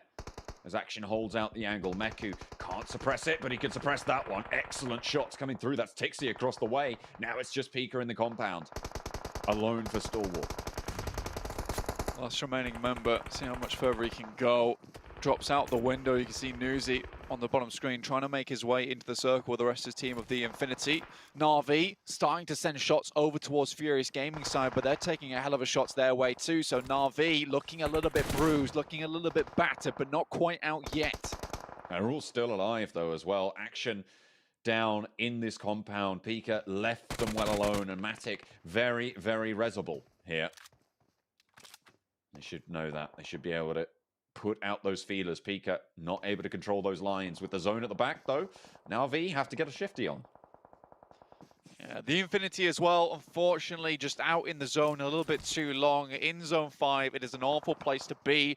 Nigma Galaxy, I don't know if you just mentioned them there, John, but honestly, being able to get on that south side after playing so long on the edge of the blue, goodness me, really, really well done to them. If 3 players still up, a potential to keep going in this game. You know, there are not a lot of teams here with huge amounts of players. You know, 3 players might just be enough. Nova, once again, still in the circle. You love to see it. You know, if they're very, very consistent so far in getting to these end moments. They're the rock of the 4 elements. They're the earth. That's what I'm saying. Consistent. You love it. You love it. Na'Vi moving through. Kitsune gets shut down. Actually, it's Alpha 7 in Pika's position. If Kitsune doesn't peek around the side of it, it's going to be completely unknown. They're going to be more preoccupied with Alpha 7, and Pika could potentially look to strike here on the side swipe against Na'Vi if they aren't checking those angles. Here he comes. He goes for one, but is shut down by Meku. But in the meantime, the rest of Na'Vi are falling. Alpha 7 find them on the broadside on the hills, and it's just such a difficult push. Matic last standing, and all of a sudden it comes crashing down for Na'Vi. 8 eliminations already on the game, though. They've done a lot of work. It's a good point scoring, and with the amount of teams that are taking casualties so far, you know, if Matic can stay alive for just a little bit longer, might be able to get up to a 7th, maybe even a 6th positioning, and that might just be good enough on the point scoring to see them at the top of the tables. But Nova has a position on that southeast side. This is their time to reclaim that first spot. There's a lot of first aids on board as well for Matic. The rest of his team just fell right next to him. And you know that Alpha 7 are going to have to move from their position. They're going to have to relocate if they want to go further in this circle. They are going to go down, though. Okay, does get spotted out. Actually, the play zone took that one. And RV eliminated. Now Nova with a chance to take back that top spot, but so did Nigma Galaxy on the south side. Amodi out in the blue. Looks like he might just go down here. Next, Ruya, they're flying in. Remember, 4th place. We haven't been able to talk about them too much. I mean, Frozen's been clutching out, but we really haven't seen them as a full-man unit so far. But this time, they're in the game with full 4. So this could be a really good chance for them. Next, Ruya. Find Ralph. And Down One Gaming get eliminated. 7 teams remain now. Next, Ruya on the south side. I feel like they have a decent shout at control here, but it's all about who gets this high ground, who controls this area. Lord healing out for Nigma Galaxy. It's time to go for Nigma Galaxy. Max was right, you know. regardless of what happens, they're still going to get a pretty decent placing here. 3 eliminations as well, up to 7th. Na'Vi goes down. Get a final elimination point too. A7 though, struggling. 7 wanting to see this team bring it back here. Only 15 alive. Carrillo, the clutch force himself, runs away from that grenade as it hits the floor. Might be able to bring Texa up, but DXavier, they're still pushing. They're pushing around. They know that they want to flush these ones out. And in fact, that will happen. Excellent shots actually coming through from Frozen for next Ruya. And that is going to be Alpha 7 going down yet again. Team Secret fall, and with 5 teams alive, now the points for the placement start to add up. Highest tally right now on eliminations is DXavier. 6 on the board, but Nova looking in a really good spot. They can play around this tree line. Looks like they've learned from that game they played against Na'Vi as well. They're getting this split on, trying to gather as much information as possible on your screen, potentially catch out some of these players. Next Ruya, next up to bat versus DXavier.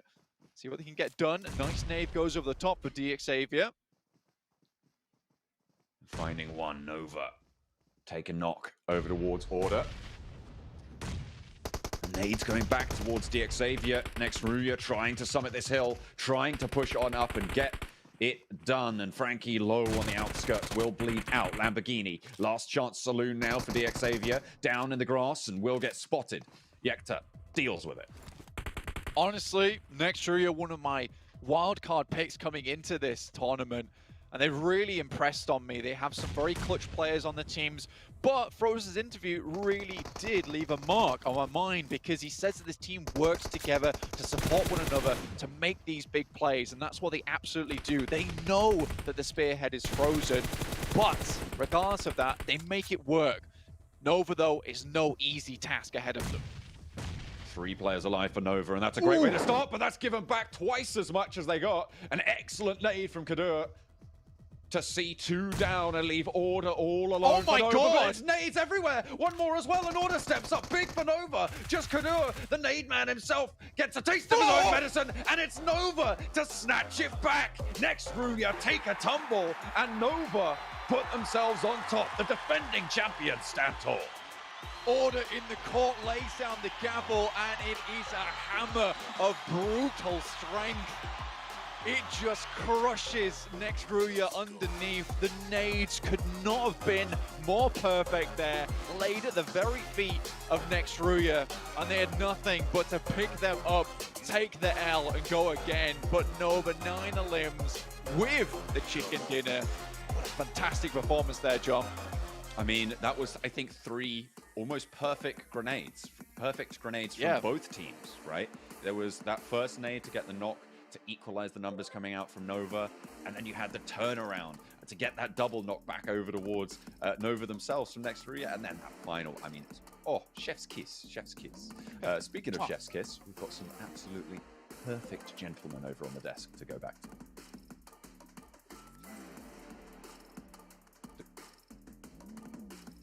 We do, Blank. There are definitely some gentlemen up here.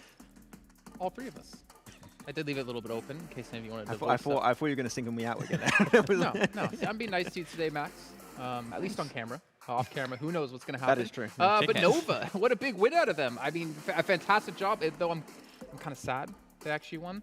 Not because I don't want them to win, but because I wanted to see them win PMGC with 0 chicken dinners, just to really rub salt in the wound for every other team out there, showing that they are the best team in the world 2 years running. But what a finish as well. You're talking about Order in particular here, Max, at the very end of the game.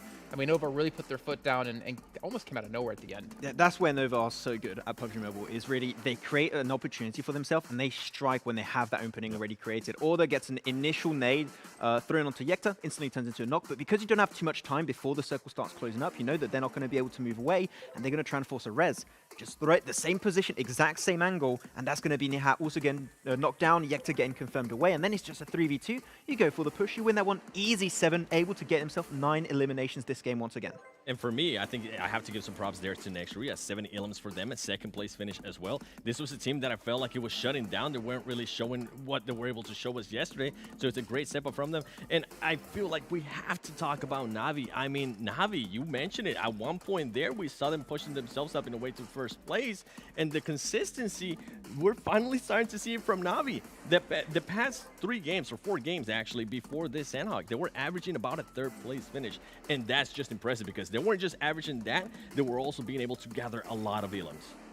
I mean, with this, we were talking about it too, right, Seven? We want to see if Order can try and overtake Paraboy in that race for MVP, and I think this game might be the one where Paraboy is not in the MVP position anymore. We'll have to see at the end of the day, but these stats are disgusting. What 8 eliminations out of 9. Yes, I'm so glad you mentioned that. That's exactly what I was looking at. 8 elims out of 9. That is just insane. Well, in terms of MVPs from the matches we've now had, out of 9, he had the most elims, the most team contribution, and most damage. That's why you see it go to the very end of the radar. So he put a new standard on what it takes to be an MVP in a match. Yep.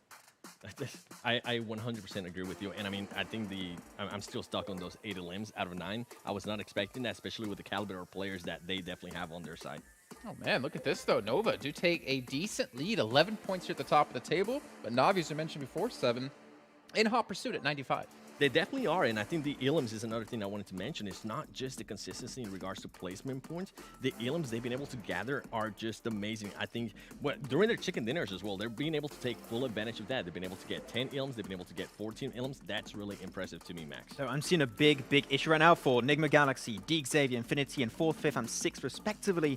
27 elims, 27 elims, 26 elims. And when you look at their replacement points, they're really good, but it really goes to show here, and we mentioned this many times, you want to have that disparity between your elimination points and your rank points. If they can start fragging out a little bit more, they would be out of that position they currently stand in, 4th, 5th, and 6th. They could be aiming for that 2nd or even 1st place here. So those are 3 teams that I need to start seeing fragging out big time, because you could be going home with 1.5 million by just getting more eliminations, and they're desperately lacking on that side.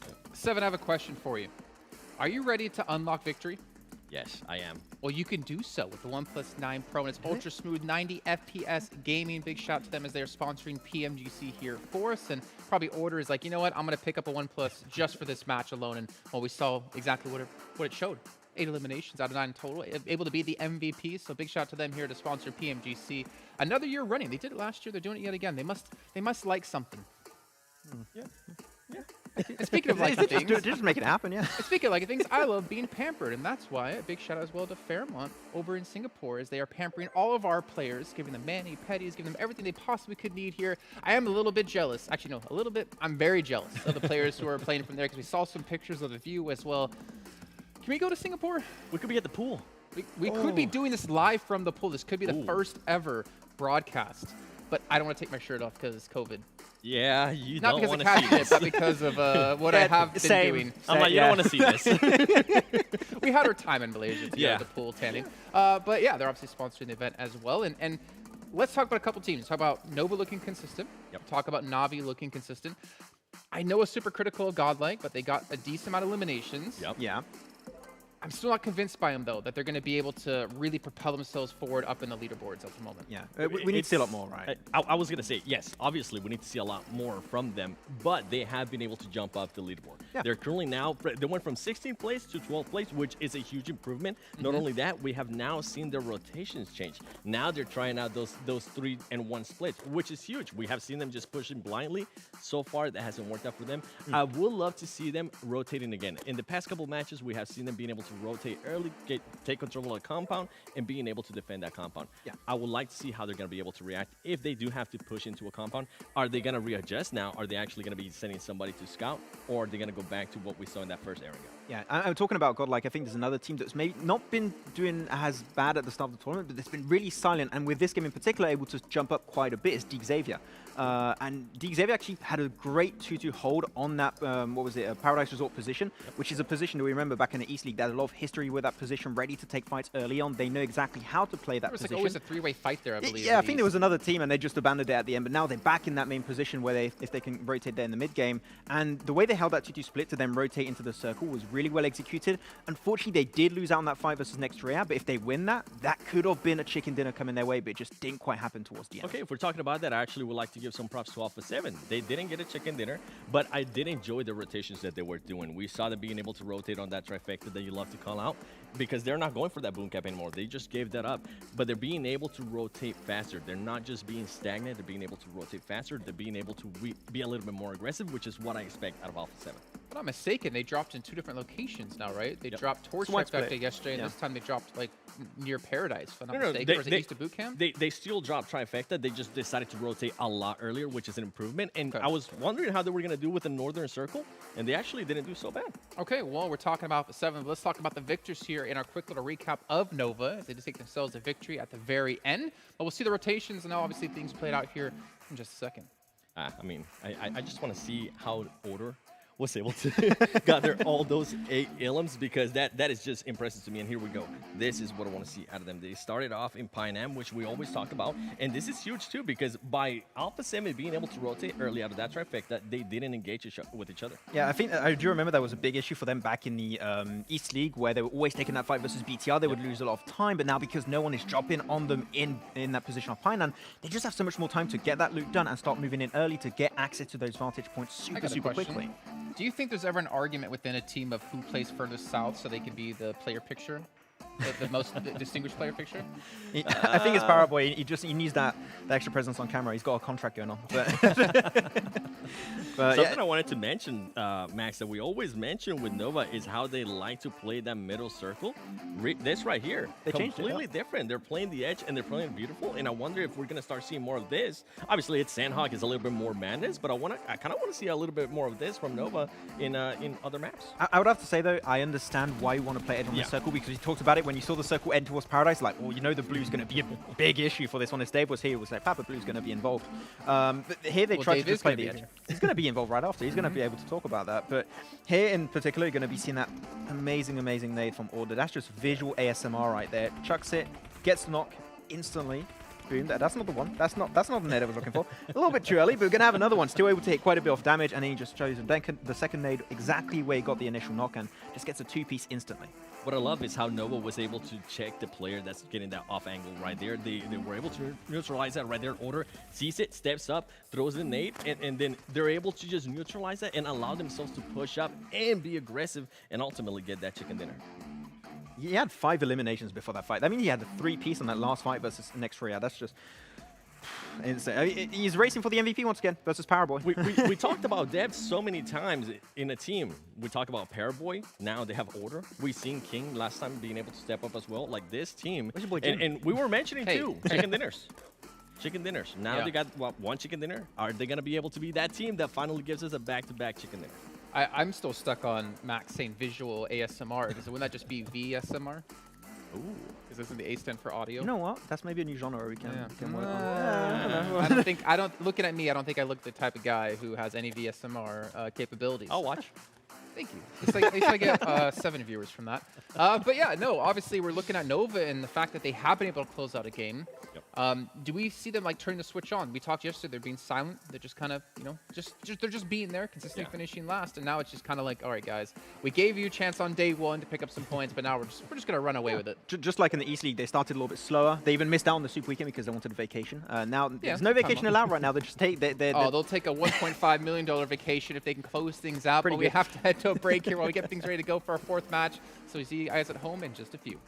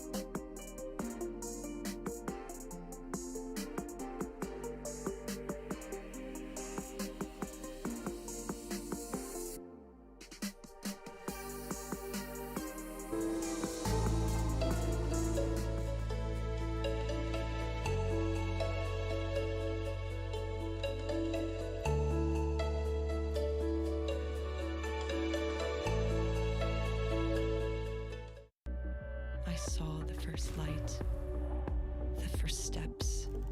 Now I see much more. I capture Earth in all its beauty. I see action. I see drama. And I see it in the finest detail. Moments of inspiration. And the first steps. I am the 1+9. Homes are now where we work, learn, and, play? Oops. Homes are where we build spaces. So let's get what's allowed. To call our own. Power on and beyond with Singapore's most trusted broadband. Welcome back, everyone, here to PMGC 2021. We're into our second day. We're actually past, get this, guys, we're past the halfway point of the entire event now. You can't see me right now, but I'm dancing. Seven, get away from me. What are you doing? Seven, stop it. No, he's just dancing. I mean, the thing is, some teams can be dancing, but hopefully not celebrating too early. Order. Max. Oh, yes. There it is. Like indirectly, he was trying not to do it, but still did it. I knew you were going to ask me. I was like, just waiting. Okay, well, you know I'm not going to ask anymore. You ruined it for me. I'm sorry, Jason. 1,200 damage, though. I mean, Order. Again, this isn't the first time we've seen him step up like this. Thinking back to league stage, he was definitely the number 2 behind Paraboy. He was an integral part in Nova getting as far as they have been so far in this year, and it's amazing to see, right? Because I'm so happy, and obviously it's not against Paraboy, but I don't want to only talk about Paraboy day in and day out. The fact is, he's got a great team behind him as well. In Order, we're seeing him get some on spotlight for him. I mean, when you're looking back at yesterday, the top fragger of the lobby over those 6 games of yesterday was Frozen with 15, right? He's done about half of that now with one single game here, getting 8 eliminations out of the 9 eliminations total for his team. I mean, I think those eliminations alone might put him first in terms of that race to MVP. I mentioned it earlier, right? But it's good to see that the entire team is doing well, because I had that fear coming out of the East League where Paraboy might be doing the same thing, where it's only him performing, but that got taken care of almost instantly coming in this tournament. So my fears have been addressed really quickly. As we see some of the players there with Illims, I actually kind of wanted to break down some of the teams in regards to Illims. I mean, we have Navi. Now Navi has 51 Illims. They're currently leading in regards to that. But then the third place team, Nigma Galaxy, they only have 27. DX only 27, and then the Infinity as well only has 26. And then when you go even one more down, then you have ST with 38. I would like to see those 3 teams, Nigma, Galaxy, DX, and the Infinity, step it up in regards when it comes to Illims. One player that did step it up there in that last match that we were able to see was Frankie, being able to gather 5 Illims. I think that's huge. Hopefully they can continue on that trend. Okay, well, does that mean you're putting Xavier as your team to watch here in this match? That does not mean that. I think that the team to watch, it is going to be one that I mentioned. It is going to be Navi. I am enjoying the consistency. They're finally starting to show us, right, what we've been asking for the longest time.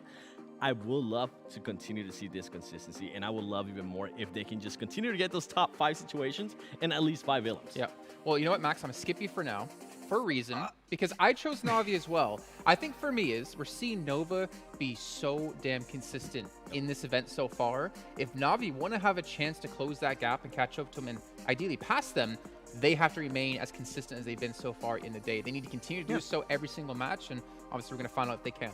We talked about no mistakes, right? You can't have any mistakes, Max. Sorry, Max. I'll just go. It's fine. I get it. It's okay. It's okay. I feel bad for not taking Navi too here, actually, because they were first for like maybe 30 seconds that game at one point in their rankings. It got close, but I'm going to have to go with another team here, and it's Infinity. You mentioned them as they are lacking currently in terms of eliminations. They've had some good moments right now, some little sparks of greatness throughout these few games today, but it's just not been enough to get close to that late game. I hope this might be the one, because Infinity need to get back in the swing of things this game. I think the thing is, for me, looking at East, right, and going into this, I might get ripped on this a little bit. I thought it was going to become easier for some of these teams with some West teams coming in. I mean, if we just look at like raw mechanical skill, to be fair, Seven's backed me up on this, talking about, you know, like peaking, right? You can peak a lot longer in West than you can in East. But we're not seeing, you know, like Stalwart Esports with their top fraggers. We're not seeing Newsy up there. And God tell you, like Newsy's gone out early a couple of times. We're not seeing them be as dominant as they were in terms of eliminations as they were in the East League. And I don't know if it's just the change up in lobby, maybe change up in styles or what, but if they could hit that previous performance we've seen, we're easily going to see these teams shoot up the rankings. I'm 100% with you on that one too. And I think it was a sentiment that was shared by the community for the longest time, that maybe this West teams coming in now fighting against the East teams, we're going to make it easier for them, that we're going to be able to gather easier elims. That is not the case. I mean, even regards East or West, let's talk about the Indian team, GodLike. That team now is starting to step it up. They're not anymore in last place. We do have Fenerbahçe there. Hopefully they can step it up because, boy, this is just such a big disappointment. But I 100% agree with you. And, I mean, for us to have next Ruya at 1 point as first place, I thought that was huge for the West. You can talk about Max. Okay, I can go. Wow, that's actually insane. But no, I agree. It's hard to know exactly down to what you can put this, that the Eastern teams are struggling more versus some teams from West, right? Because I think a lot of people expected the Eastern teams to dominate that far, but I don't really know what down you can put it down to. It's just really hard to go down to the intricacies of it because the Eastern teams haven't changed really much on their side of things, but it's just maybe the clash of metas making it hard for their meta to really develop and be as successful in this kind of ecosystem. But yeah, I mean, the Eastern teams are having a little bit of a rougher time, and great for some of the teams like Next Ruya, they're just popping off right now. The bottom line is, though, every single team here is like the best teams in the world, right? We talk about, Fenerbahçe towards the bottom of the table. They're still a top 16 team in the world. They're not bad whatsoever. They beat out so many great teams to be here.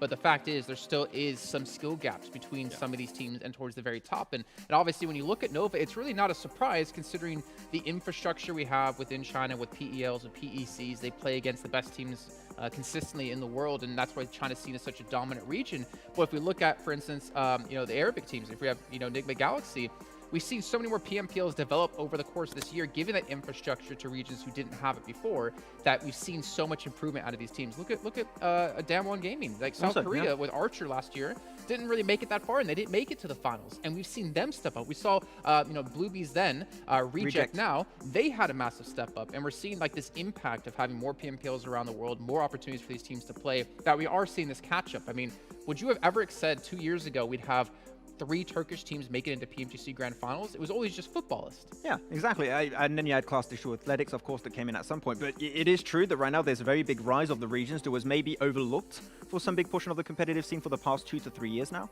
It's good to see them step up, but it's really weird to see the catch-up being that significant when you have teams, and one team that we wanted to potentially talk at the start of the show we didn't mention, right, but is Team Secret in my eyes. They have been extremely silent, and currently when it comes to these international tournaments, it's potentially the team with 2 of the players with the most experience at this type of level, with iShots and Matoy, and yet they're not performing to the level we initially expected. So the regions that were looked down upon in the past now are going for that trophy, and they're aiming for that first spot. 7 always looked up to those regions. Yeah, you guys are talking about regions that have improved. Let's talk about real quick about regions that didn't improve. There's some regions here, and I have to do it. There's some big regions that didn't even make it here to the Grand Finals. One that I can go off, it's because I usually talk about them a lot, North America. North America is nowhere to be seen here, and I know that's a big hurt to the community, and hopefully they'll be able to bounce back right next year. And then you have Indonesia. Thank you. Bigatron. I mean, we were talking about it on the first day. It feels so weird not having Indonesia in here. Bigatron, I mean, Luxy, Suxy, this is players that are just household names. And I was getting used to seeing that Indo pride in the chat and in the YouTube chat. It's nowhere to be seen. And I mean, some of the other regions have been able to take full advantage of it. I mean, the fact is, if you look across, let's just say these last 3 years at the highest level, the global scale, right? We've seen so many new players and so many new teams come into light. And the fact is, and we saw this last year alone when we were doing PMPLs and stuff, is that there's so much depth in talent across the world that we just haven't seen yet. We haven't seen teams having that dominant legacy like we had Bigatron, though you could say Nova now might be developing their own. Yeah. That there's just so much talent in all of these regions, just about giving the opportunity to step up, the opportunity to rise up in the ranks and get that experience under their belt. And then, I mean, and the fact is, like Nigma Galaxy, we haven't had too many of those players play so consistently throughout the years. And we're seeing, I mean, even the Infinity as well, like they don't really date back that long back in the day. And then you look at Secret, as you're mentioning, with Mad Toy come in and iShots. I mean, they're great players, but there is a world where potentially they would move to coaching roles because the new talent is just that good. Frozen, he's like 15 years old, man. He's out fragging Paraboy. Like, he's carrying his team on his, well, he's carrying his team on his back. I won't say that necessarily. Yes. Okay, well, 7 will say it. I won't say it.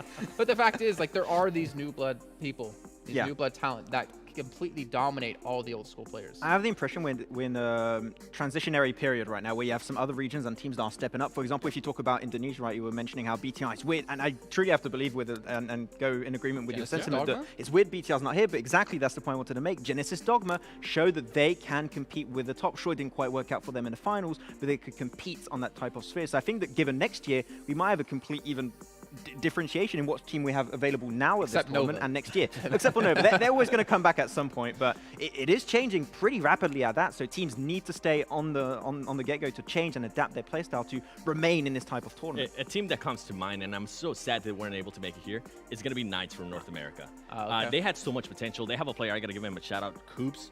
He was absolutely stellar the whole time. It just happened that it didn't work out for them. Hopefully next year, I would love to see Coops here in the grand finals. Well, we've got a year time until then, but we don't have much time until we get into our next match of the day. So let's bring our commentators in to bring it for you at home. It is Necro and Mustache Dave. What is up? J Cap on the desk. We got Max, man. We got 7 spitting nothing but hot fire here. 50% done, Necro. 50% done with this tournament. It is heating up, man.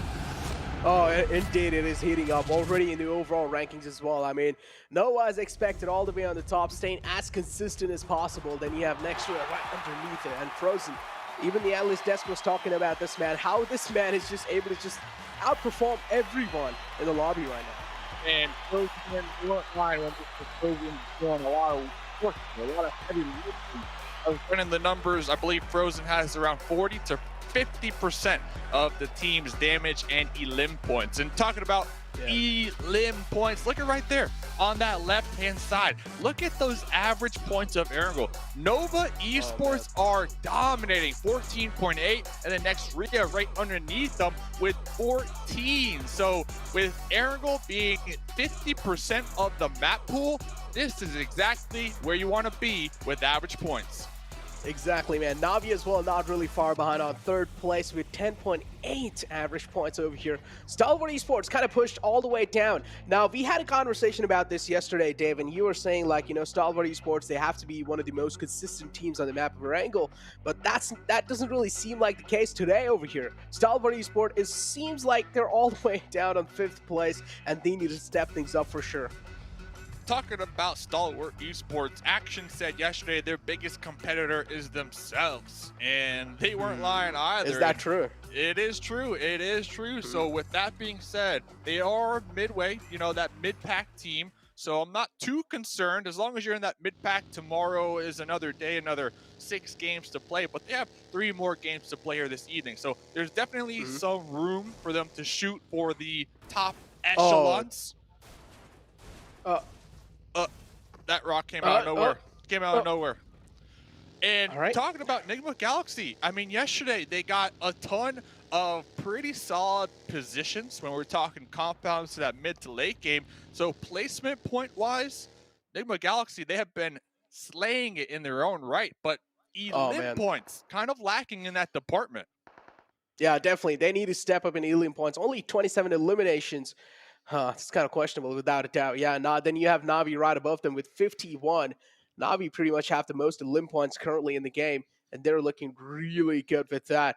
And if you talk about Navi, they have to be one of those teams that, I mean, you're seeing a huge improvement. If you compare them back in the league days, right, Dave?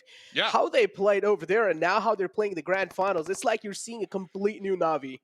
Honestly, I think it goes to the fact that A7 aren't really performing like a lot of people expected them to, right? A7 are usually that thorn in the side of Navi. We see them, especially on Erangel, to that early to mid-game, always just next to them, picking them apart one by one. But since A7, Alpha 7, have been kind of lackluster here so far in this lobby, I think they lost some of that steam. And with that in mind, Navi had just picked it up, and they're taking full advantage of the fact that kind of their counterparts, right, from the West League aren't performing the best here. So Navi, I'm surprised. I mean, you and I, we were casting some of them games. Like, what are your thoughts on Navi and how they're popping off here? Dude, that's what I'm saying. Like, it's like I'm seeing a complete different Navi now. Before, in the league days, we saw Navi making those kind of late rotations, and those late rotations weren't really working out for them in the league days. And now over here, it's like you're seeing the proactive Na'Vi. Na'Vi, their presence of mind over here just seems like it's on next level right now. And if they just keep on playing the way they're playing right now, even the analyst desk mentioned, there's going to be no stopping. Na'Vi, they will have to be in the top 2 somewhere down the line. They're in top 3 right now. A little bit of more good, consistent points that can help them get in top 2 and pretty much in top 1 as well. But this is how things really looked like. A little bit of highlights from the previous match. Yeah, talking about not stopping. Order. Oh, man. Hey, did you see that little order flex, by the way, we just saw a second ago? It was like, bam, look at me. I'm here. I'm showing up. What, 8 elim points last game alone? Like, order is on fire. And ladies and gentlemen, talk about being on fire. Watch live and earn those rewards. The grand finals treasure box. Go unlock it inside the game. Ooh. Why not, you know? Free stuff. Just go get it, ladies and gentlemen. But yeah, if you talk about teams, how they're really kind of like the pressure, if you talk about that's building up on teams. As you mentioned, 50% is already done at the grand finals, and now the rest 50% is left. And day 2, coming inside day 2, I knew teams are going to be having nerves like rattling, right? They're going to be having their adrenaline just like pumping up. It's just going to be a complete nerve. It's just going to be a complete nerve wreck. And this is what was expected without a doubt. Day 2 is one of the most important days. Day 2 is the day of comebacks as well. We were expecting some comebacks to happen. Yeah, GodLike, they got themselves in 12th place. Miramar game was pretty good for them. But just that one game isn't going to be enough, man. You need to perform a little bit more well in the upcoming games as well. Maybe this Erangel game is going to be a little bit of glimmer of hope. Honestly, I'm kind of on the page of GodLike slow and steady, and that's exactly what they've been doing today, trying to catch their bearings in the lobby. Because remember, they kind of got thrown in here. You know, they played BGIS, they did pretty well over there, and then they got the invite to play in this lobby. So not a lot of time to really practice and prepare themselves mentally. They got the gun skills. Everybody knows, GodLike, they got the gun skills. The one thing I have been seen them kind of have issues with here so far have been the scouting and just their timing with going for those scouts and losing a couple squad mates along the way. I remember game 1, just unfortunate that they ended up piling into a compound at the same time. Another squad piled into that same compound. So just a little timing. I think if they can kind of tighten that up here, they could continue to slowly climb up that leaderboard here today. Yeah, if I'm not wrong, that was Dominant Gaming as well, and it was a flawless squad wipe from Dominant Gaming against GodLike. But yeah, as you mentioned, scouting definitely needs to be improved, and I'm pretty sure GodLike as well, somewhere down the line, they will realize the same thing, and they will try and adapt to how things are going to be looking like in the future. But another team, Stalwart Esports, we need to talk about them as well. It seems like in the day 2, I mean, yeah, decent outing, but again, Stalwart Esports, this is not what we expected coming inside the grand finals. I at least expected Stalwart Esports to be in the top 5, you know, in day 2. You got action and top, some of the best kind of tandem gunners in the game, in my opinion. You know, the teamwork, the synergy right there has just been on point every single time we get to tune in. And I know a couple people, you know, they're watching these teams kind of slide down these overall rankings. I'm still with it. Like, if you're in that mid-pack, you are fine. Yes, you got Nova. Yes, you got next Ruya just dominating. And even Navi, they're dominating. We can see them at the top. 100 points, a little bit above that. But I think if you're in that mid-pack, you really set yourself up for success for tomorrow to really claim your spot on the overall leaderboard. Because after tonight, I guarantee you, all these teams are going to go back. They're going to review the footage, review the VODs, and come up with solid game plans. And I'll bring this up because part of one of these tactics that we've seen in multiple lobbies for these mid-pack teams is on the last day of a tournament, they kind of focus on, I don't want to say bullying, but taking advantage of these teams at the very bottom. Right? You got Fenerbahçe, you got Furious. So these mid-pack teams, they have the potential to set themselves up for success if they try to take these early game fights with those bottom pack teams, because they're not feeling the best here. Yeah, they're indeed not feeling the best. Fenerbahçe, even Seven Rolls mentioned this. They need to do something, man. They need to make a comeback happen all the way on the bottom of the leaderboards with only 33 points in hands. Not looking that great. At this point, you might as well just count them out from like the top place. But yeah, as you mentioned, the bottom teams can definitely be a really easy target in the final day. I wouldn't really say easy, surely, because if you want to take a 4-on-4 fight against even the bottom teams, there will be a couple of casualties even on your side. So you need to be ready for that all the time, unless if it's just like a flawless squad wipe and you just pull off some insane plays. Yeah, these bottom teams, man, they're the ones that really need to be stressing. And now that we are kind of officially at the halfway mark, these next 3 games are crucial for these bottom teams to try to make sure not to end in the bottom after today, because I guarantee you, if you are a bottom team after today, you will 1000% have that target painted on your back moving into tomorrow, especially because some teams at the top as well, not only the mid pack, but they're going to have a lot of points to work with. So they could play a lot more riskier because they have such a large point lead that, hey, if you miss out on a team fight, it doesn't work your favor, you can afford it compared to these bottom squads. So really curious to see for Rivals, Team Secret, Furious, Fenerbahçe. I'm really curious to see how they tighten up here in these next coming games. Oh man, they definitely need to tighten up no matter what. And for Rivals, spotting out rotation of Down 1 Gaming. Took a couple of shots, but it's fine. No connections being found yet. It seems like Nextria as well in the front lines. They need to be a little cautious of that team. Because for Rivals as well, they're hurting. They're hurt. They're all the way on 14th place as well. If you talk about one of those teams that really need these points, like no matter what, they really need these points. None of the games in the future, they can't just like let them go. They need each and every single consistent point as possible. And Fenerbahçe seems like this time almost casualty on their side. And guess what? There will be. Logan spots a player out in the open, and he thought he might as well be behind the buggy. A little bit of a miss spot there. Not only that, I don't even think that was, I think that was intentional. Blow up that buggy, because now you know there's an enemy out there behind the hate bale. They can't move. They can't go anywhere. They are stuck there in an open field with no vehicle to work with. So it's really up to Noxbomb and the Duke and Machine to open up this engagement here. Oh man, here we go. Fenerbahçe. It was more kind of like Infinity try to stop them while they were making a crucial rotation happen, and now Duke and Machine is the man in the clotheslines in the front, making sure no one's going to be overstepping their boundaries. Infinity slowly and steadily trying to get a little bit aggressive over here. Duke and Machine taking a little bit of damage with that nade, but he needs to play things a little safe because he's the only man in the front foot. If he gets taken out, that's going to be a huge problem for Fenerbahçe. Oh, that grenade getting blocked right there. Fenerbahçe, I really, truly believe that since they are at the bottom, that pressure is definitely getting to them. So let's see how they come out on top here if they can. Oh, man. So you mentioned Fenerbahçe as well, that added pressure on their backs, being all the way at the bottom of leaderboards. That's not going to be good, but the nade from Infinity this time connects onto Duke and Machine. Big man falls down. Fenerbahçe, they're going to be sweating after that.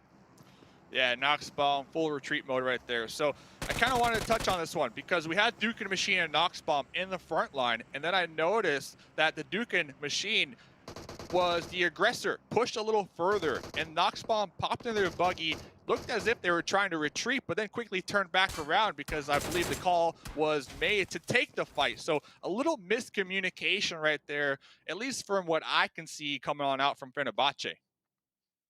Miscommunication, nerves as well. It's kind of hard, man. Out here on the biggest stage possible. I do understand the panic might just set in, but sometimes you got to hold your nerve with the guns. And Fenerbahçe, somewhere down line, struggling to do so. But Nigma Galaxy realizing the Xavier in the front lines, but still taking things a little slow. As you mentioned, Nigma Galaxy, one of those teams that don't really go for fights themselves. Instead, they try to play things as safe as possible. And in the final zones, this is where they really start to just take teams down. Dude, talk about the zone. Oh, man, we got a nice shift Na'Vi up there onto the mountain. Yeah, this is a Na'Vi game. It has to be. Looks like Na'Vi, they're going to pull back just a little bit to their drop spot near Hospital and kind of let the rest of the lobby deal with themselves because they're going to be clustering up on that east side of the new circle. As you mentioned, Na'Vi playing this really beautifully. And they're playing this really brilliantly. Just going to be falling back a little bit. I think Na'Vi might be setting up a bridge camp on A7. They know A7 are up there towards the north. A7, they have not moved into zone yet. So Na'Vi being proactive with this zone shift, that is amazing to see. Exactly. This is what I even talked about. This Na'Vi in the Grand Finals, this is a proactive Na'Vi. This is way different what we saw back in the league days. And I also do like how they've set up Matic in the front lines just to make sure that the compound is being secured for Na'Vi for the future lines. If they do want to make the rotation back inside the zone, Matic is the man who has the compound held down to. But the problem is next Ruya now might just be rushing against Matic. And we do see that on our maps. But yeah, we might just be able to see that soon. And on the other hand, I also do see in the kill feed, yeah, as you mentioned, Na'Vi, they're doing a great job making sure that A7 is being held off at bay. Dude, Na'Vi, I mean, I'm talking about it because it's such a big brain play from Na'Vi, and I think those big brain plays, being proactive, is the reason why they are at the top right now. So I'm really impressed with that. A7, I believe, losing one and quickly changing the game plan. Not going to be using that Georgia Pool bridge anymore. Going to be wrapping back around. Meanwhile, a lot of teams we see down here in the south, we saw GodLike. They were able to pop into those chopsticks and, you know, get a nice little spot for themselves down there in the south. But right now, a lot of teams still in vehicles, just scouting it out, searching for a compound to call home. Oh, man. This definitely is going to be the case. And yeah, as you mentioned, a huge wave of vehicles was moving inside the zone as soon as the circle took a shift. Furious Gaming all the way on top of the Big Bear Mountain. Seems like the Xavier do want control of that as well. Furious Gaming not going to be happy after that for sure. So the Xavier and Furious Gaming, we might just see a clash in the near-time future. Stalwart Esports over here, though. They have found a knockout on the player of Infinity. Confirm shouldn't be that difficult. Easy confirm coming through, but Infinity has a little bit of high ground over Stalwart Esports, so they need to watch out. But no, there's a little split coming out from their side. Yeah, and they also have this terrain to kind of work with and use their advantage to not expose themselves. And we see Logan trying to pull back just a little bit. Stalwart, though, 2-2 split, so very interesting. This is going to be here on the edge. The next circle is going to shift here very shortly. Popping over here to Xavier, though, another team that has definitely, for me, been underneath the radar. Hasn't really been popping off, but they have been getting those consistent placement points here so far, and they're doing quite well for themselves. Oh, they are doing quite well. But look at the circle shift, Dave, and I can already tell it's going to be a huge wave of vehicles just moving inside from down south all the way up, and this is where a lot of teams are going to be caught off guard when they're trying to make the rotation happen. Might as well Noah be one of those, but Team Secret, they're trying their best to connect the shots, but it seems like no connections are being found yet. Bullets not landing. Team Secret going to be a little unhappy for that. Nova Esports just zooming on by right there. And the game awareness king looking for some additional loot, getting some additional sight lines there in that back seat, scouting it out with the 3-1 split here. And they do have two members of Na'Vi up there on the high ground. I don't think Na'Vi are going to be concentrating on them quite yet because Matic, we saw right there, was knocked down. So Nova, pretty solid position. This is like a little off center to the north too. They got a boulder, they got a small little dip to work with for cover if they need so. But look at this though, on the mountain. Oh, the grenades, they're ringing out. Oh, here we go. Finally, these two teams clash against each other. 4 rivals, though, instead. It seems like now it's 4 rivals who wants to go against Furious Gaming. And let's find out who's going to be the one to successfully take charge of this mountain. Because it's going to be a huge high ground. If you're able to successfully take control, that's going to mean quite a lot for any of these teams. Furious Gaming, though, they've already found an opening. Man goes down from the side of 4 rivals. That's going to be a little bit of sign of worry for them. They're going for the res as well. I do like the play from their side, but the rest 2 players will need to make sure that they're providing as much as cover as possible. Yeah, Poppy Protro trying to make sure to hold down that off angle too so they can't wrap around and catch them off guard. So Poppy Protro's position is crucial to the defend right now from Furious. And Furious pulling back a little bit behind these boulders, making sure not to get taken out by a grenade. Furious Gaming as well, playing things a little safe. Poppy Potro's position, I think so, has been finally compromised. Action as well, I do see in the kill feed somewhere down the line, taking a dig on Infinity. The fight still continues as Stalwart Esports. They're looking to take some players down for Infinity. Infinity out in the open. They don't have any of their shots. They're being shot at even from the front from Down One Gaming and from the back at Stalwart Esports. They're making it hurt. Ooh, yeah. Getting a couple elim points right here. going to be holding down the South, but pulling right back to this fight. Poppy Protro, look at that, looking to make a play with the UMP, knocking down one. Now you have to expect the full collapse from Furious to happen right now. Let's see, AKM up close and burst. Oh no! Got him with the drop shot. Oh, there we go. The trades are there though. So now it's a one-on-two situation actually. Trigger's able to get Scream back up on his feet. Trigger still knocked out in the front. 4 rivals. Both these teams are going to be equally sweating at this point in time. Trigger knocked out. That's not going to be a good sign for Furious Gaming. 4 rivals able to get all their players back up on their feet. Poppy Potro all the way in the back. At this point, it's pretty much a gone case for Poppy Potro. So 4 rivals will need to try and pull off an insane clutch. Scream all the way in the back. Needs to realize he's also taking a lot of damage from the Wall of Death. He is trying his best to move inside, but he's been spotted and he's being hauled off outside the zone and he gets taken out. 4 rivals just play this beautifully, but also a lot of damage being dealt onto themselves. Wow. Wow. What, 2 HP right there? 2 HP. Now, Silas Pugh, though, you heard the gunshots, you saw the kill feed. You can only assume the mayhem that unfolded right above your head, but could not push up there because they're back completely exposed to D. Xavier. Oh, man. Back exposed, and here we go. D. Xavier, now they need to take care of another team. Getting shot right in the back. Fenerbahçe, seems like that's going to be it for that team. And yes, next we're able to clean them up, yeah, easily. And now A7 and D. Xavier. These two go against each other. H2G as well. Silas, we do see him on the high ground, but I feel like he should try and play things a little safe in the position. Senatexa, MK14. Letting that thing rip. Going to be cooking this grenade, prepping this grenade. Let's see, tossing it. Could be money. Could be money. A7, they did lose 1 squad mate in the rotation, so they're down to just 3. Oh, they're down to just 3 and A7. As you mentioned, he's looking to connect that nade. Finally, D. Xavier being found. Got him. Being taken out the game. D. Xavier, though, still, they only got 1 point from this game. Not going to be a happy bunch after that, for sure. But yeah, action being taken out from the side of Stalwart Esports. They do have the little ridge to work with. But the circle shift is what's going to be hurting them. If they do want to make it inside the zone, Down One Gaming right in the front. They are going to rain down a couple of bullets. Just hoping that maybe a few will connect. Look at that crate, too. What a bait crate. You know for a fact, Damwon Gaming, they're looking out their window. You can't get that. You can't get that. But that level 3 gear, oh, man, it has to be so juicy right here, especially late into the game. They do have 4 up. And I was actually talking to the team before today. They said that they want to play better and think faster. So I'm really curious to see what that means here with 4 up. They do have the South.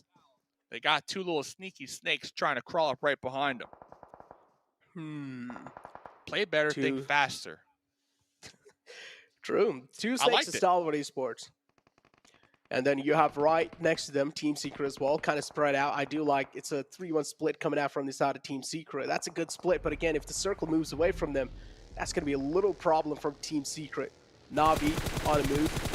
You realize finally the next zone might just be a little difficult to get in. Nova spotting out the rotation of Na'Vi. Did try to take a couple of shots, and Na'Vi and A7. Here we go again. This reminds me of League days.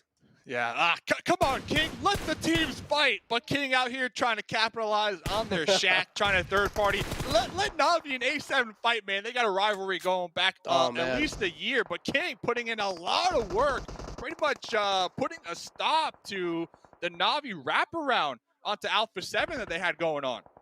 Oh, man, kind of helping out A7 there unknowingly. Kitsune now the only man left alive in the front. He's so low as well. Doesn't have the HP to support him. Dave. Na'Vi. Tables have turned indeed. Kitsune able to patch himself back up, but that's not going to be enough. Nova, they had a great positioning, but they still need to make it inside the zone. So for them, even for them, things are going to be looking quite dicey in the future. But Na'Vi being eliminated in 10th place.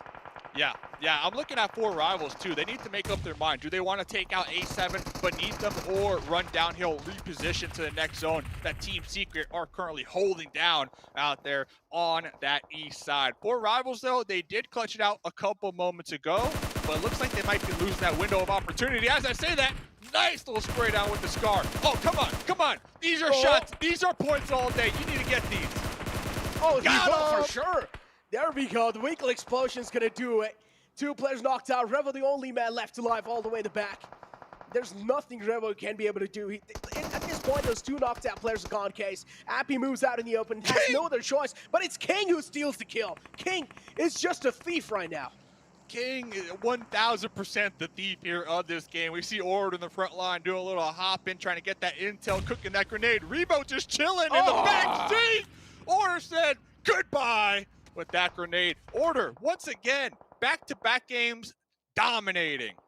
Oh man, just like Thief in the Night, stealing those kills away. Noah, what's going on? They're just dominating, as you mentioned, and Dominant Gaming as well. Now finally decide to spread out a little bit, decide to step out of that compound because they do realize the chaos, or as you would like to say, a lot of teams around them have been cleared, and Team Secret, wow, that's a huge knockout. The one-tap dirt nap.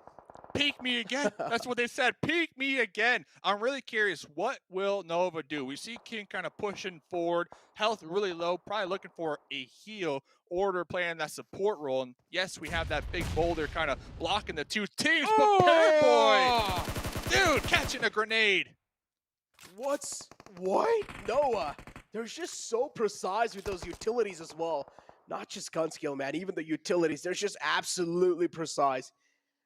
And now Team Secret left with 4 players to work with, including Dominant Gaming. Noah will have to be the one to play things a little safe inside this. They will have to let these 2 teams fight. I think this might be if they play it well. If they play it well, or I would say Nova can always go for a spawn sport over here. They can, but Nova, they are down to just 2 now. Yes, King has been popping off, and of course, Order. So if there were 2 players that are on fire this game, those are them. But I like Damwon, how they're using a 2-2 split to make sure to cover all angles of this zone. Damwon and Team Secret. It's 4-4 situation for them too. And then you have Noah with only 2 players alive. It's going to be interesting how Noah plays this one out. I do want to see what they're doing on the map as well. Noah, they're slowly and steadily sneaking inside the zone. That's their main goal right now.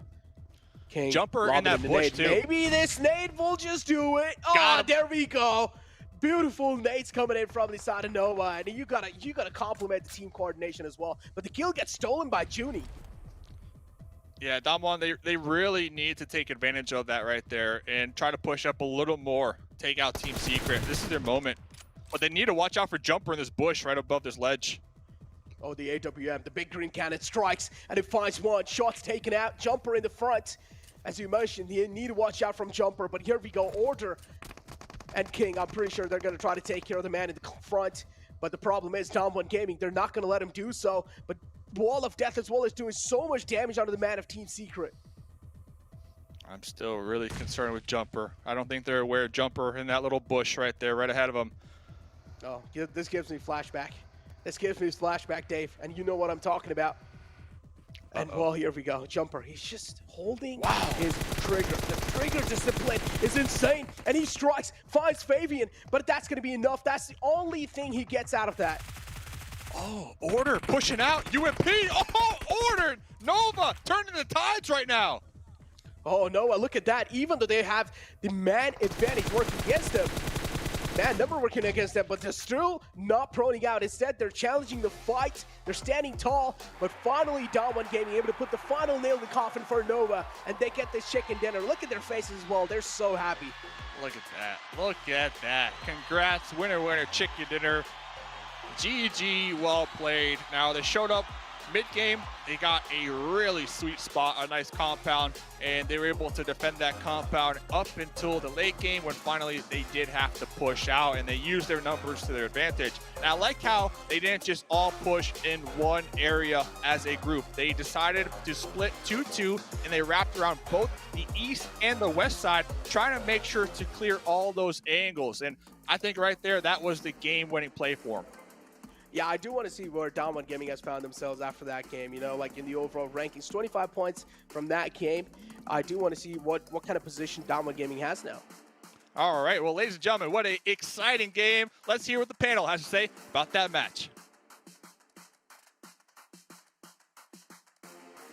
Well, before I want to talk about the match, I got to give props to the Godfather over there. Necro looking fancy as hell. The white jacket, the red tie, man, he is looking good, and I'm a little bit sad of how I look now.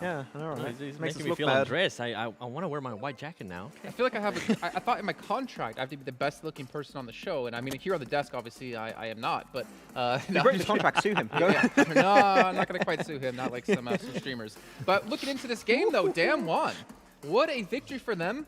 Able to pull back the damn one we got to see back in League Finals for East, but Nova as well coming so close to the very end for that back-to-back. The execution at the end from Damwon was so good because they held that compound down the little cliffside. It was really strong to hold on to. Your main focus when you're in the mid game is you want to make sure no one can contest that position, which they did in really good fashion, got quite eliminations by doing so. But the moment you know that no teams are going to go for the backstab, you start pushing towards that hillside. You get the information without peeking with that third-person perspective. You get all the information you require, and then you strike when you have the opportunity. Yeah, the advantage that they have. I mean, you mentioned it perfectly, too. And right here with Nova, they were able to get 10 elims. And I mean, we talk about consistency, and this is the consistency we've been wanting to see as well. Nova continuing on that. And then Team Secret, this has been a team that we've all been wondering where they've been. Well, guess what? They were able to show up there with at least 18 points to themselves. And one that I know you're going to be really happy about here, Max. 4 rivals. They were able to get 8 elims. They were able to secure good placement points as well. And I think that was really good because we saw them take into some fights. It was still a little bit sloppy. I think the fight I'm mostly concentrating on was against Furious Gaming. They had Furious Gaming on their backs, but we'll talk about that later. I really want to talk positively of 4 rivals, but they're making it really hard for me right now, 7. MVP? He's getting the MVP, though. I can't argue with stats. 7 eliminations from Appy. That's great to see, but it's still the execution takes way too long. If they were able to come out of that fight with 4 players coming down from Everest, they could have had the best entry point in the circle, but unfortunately, it just wasn't meant to be at the end. Yep. It seems to be the story for 4 rivals. It wasn't meant to be at the end, unfortunately. I've said that many times. I don't say that in a bad way. I'm just saying, like, they're just not able to like close things out. I don't know what necessarily is going on, but one thing I can tell you that is going on currently at the top of the table is Nova now 29 points in the lead, looking to continue to build up momentum, to build up this lead against the other teams out there. As next Ruya going to be sitting in 2nd place still. Same for Navi, same for Nigma Galaxy, but damn one out of nowhere. Up to 5th place. And look at their eliminations. This is the funny thing, right? They're 3rd in the limbs overall. And I was saying before at the start of the day, seeing some of the players, like if you look at their average limbs, their average damage, they're actually really high up there, but they've been so quiet. And something that I loved in that last match, and this is something that I mentioned at the beginning of day 1, is that Junie, he was a player that was able to transfer a lot of not that much damage into actual elims. And I saw in that last match, he was actually being able to steal some of those elims, which is huge for them because any elim, any point that they could get is huge right now. Yeah, and you had also, I believe at one point towards the end of that fight, you had Sung that was just waiting onto the backside towards that cliffside actually I mentioned earlier.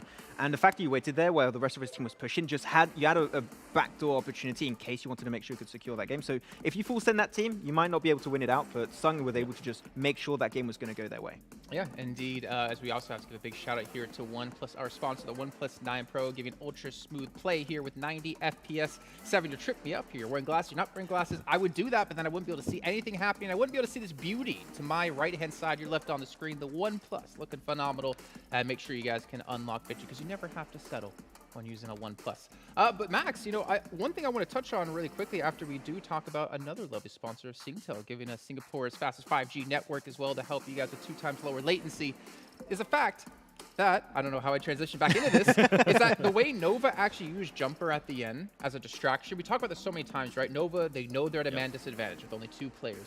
They get Jumper to shoot up a couple of shots. He does get the knock, but doesn't get the confirm. And Nova immediately, like second we see that knock come through, they just rush out to this, realizing this is our only opportunity to win this game. Yeah, they see the kill food pop up. They're like, okay, now we got even better of a chance to go for it because the man advantage has been dwindling because I think at that point it was a 2v4 and the fact that they got a knock like that, it was only down to a 2v3. There was a clear opportunity for them to get a chance at that chicken dinner, right? That is what Nova do so well, is that they have that slim opportunity to go for a win and they're going to take every single time. Yeah, and I think if maybe they would have had at least just one cover, I think we would have been telling a completely different story.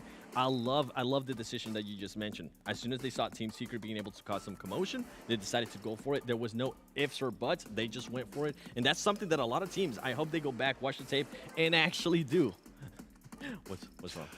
I mean, normally there's an and in there as well, if, ands, or buts. But if for buts, hey, if that's how you want to deal with it, I agree. No, the thing is, this is what I've always talked about, and not just in PUBG Mobile, but esports in general, is a team who makes a decision together, like on one call, is better than a team who might question the call, and even though it might be the wrong call, the entire team doing that together is more powerful as a group than split off doing a different call or something like that. And to see them make that decision, and also to kind of show their expertise of being in these situations time and time again, they realize, okay, we're at a man disadvantage. We have to make a play off of someone else. And I feel like that's why we saw Nova play so slow initially towards that final zone. Yeah, it's just better to do the wrong call but together instead of doing the right call but just being split and doing your own thing on the side, right? And that's what Nova's been able to improve on drastically over time. Thank you. I know, right? Thank you. It's like the head of the spear and everything. I don't know. But, to be fair, though, I mean, we look at a couple of teams' secret. It's great to see them come alive again, right? We were very critical about this team, and yeah, they get some good eliminations. They get relatively far in the match, but they need to do that every single match from now on. Yeah, Team Secret actually, I went back on the map feed a little bit to see exactly what was going on their side. They played super slow, almost invisible for a big portion of that game, but they were playing down southwest of Everest, which is a very good compound you can actually hold on to, and they let all the teams pass right in front of them. And then the moment that they saw the circle was going to go well, I don't know why you're winking at me, Seven. I'm feeling really weird over here. I can confirm, I can see Seven, and he's not winking at Max. Oh, come on. Okay, of course, it's going to be 2v1, man. I'm getting engaged like that. But it's a really good idea because you just wait for all the teams to centralize, taking that fight, and you said it right, there's not much coverage in that type of position. You're coming from a strong spot, you're backstabbing those teams, you're going to get all the eliminations. Team Secret, this is not something that I usually see them do a lot, but it worked out this time around. Maybe I want to see a little bit more of that type of play style. I will love to see a lot more from them, and as we're looking at the recap here from Nova, going back to Team Secret, I mean, yesterday they were able to put up good numbers. They had a third place finish with 9 elims, which is good. And right here, I mean, I'm seeing Nova, and this circle kind of worked out perfect for them, right? Max, they usually land on Gatka. And another thing that actually worked out perfect for them here is that we were seeing a lot of Navi versus Alpha 7 fights. That's something I'm going to be mentioning after this recap. But overall, for me, if they would have just had a little bit of cover, just a tiny bit of cover, I think Nova might have been able to edge out the win. I mean, and talking of cover, even though the other team had a lot of angles, I feel like Nova is just that good right now. The thing that I think could have actually helped them out a lot is if they had some utility, and in particular smokes, and I think that they used a lot of that utility to get in that position in the first place. If they had 1 or 2 more smokes to take that fight versus Damwon, that could have been a completely different finish from what happened there. But Damwon, with the angle especially that was given to them by Sung, was just enough apparently. And Fabian also with a big portion of the reason why they did so well at the end. They're peeking over that little ridgeline position with that third-person perspective. Team Secret, Nova, there's no coverage, there's no escape, and Damwon just shooting fish in a barrel. This is the second time now that we see a team being able to neutralize Paraboy, trying to get that off angle, and he always works wonders. And I'm pretty sure a lot of the teams are going to go back and look at this tape. And now if they go up against Nova, they're going to be looking for Paraboy to be holding that off angle. And then if they're able to neutralize Paraboy, it's going to be a big win for them. I mean, isn't that what's making Order's play so far and him stepping up even more impactful is the fact that they're losing Paraboy in these off angles so often that someone in a team who's with the grouping needs to be that person that can pick up those eliminations. Yeah, back in the PMGC League for East, that would be the death of Nova a lot of the time, right? Losing Paraboy, they'll be like, oh, what's happening? We're getting closed upon, we're getting pinched by 2 teams at the same time, we can't make it out on time. Now we're seeing Order, and especially we saw a little bit of King there, who was actually doing really good timing on the utility play with Order. It was so good on the timing, they could have done a fireworks show because it was just looking so beautiful on their side. And yeah, I like to see the formation from this team. It's good execution. Random as hell there. Wait, when you talk about death of a team if they lose a player, I do want to talk about a team it's happening a lot to, and we're actually, yes. Oh, I was just guessing. I know. I was just guessing. What a surprise. It's 7 and talking about Alpha 7. It's just one of those things. How about guaranteed in S2G? life. No, the reason why I want to talk about them is because we've been noticing Carrillo, a big caliber player, a player that was in contention after day 1 for the MVP. He is the main scout for that team, and I feel like that is something that worked in the West, but here you're not going to be able to do that. With this stage, you're not going to be able to do that. Carrillo has been pretty much being eliminated way too early, and that just hands the Capman big time. You know what I miss? Well, you know what? I'm not going to tell you right now. We have to stay after the break to find out exactly what I wanted to mention here, because we're going to head to that break while we only have 2 matches left to go today here at PMGC 2021. You're not going to want to miss it.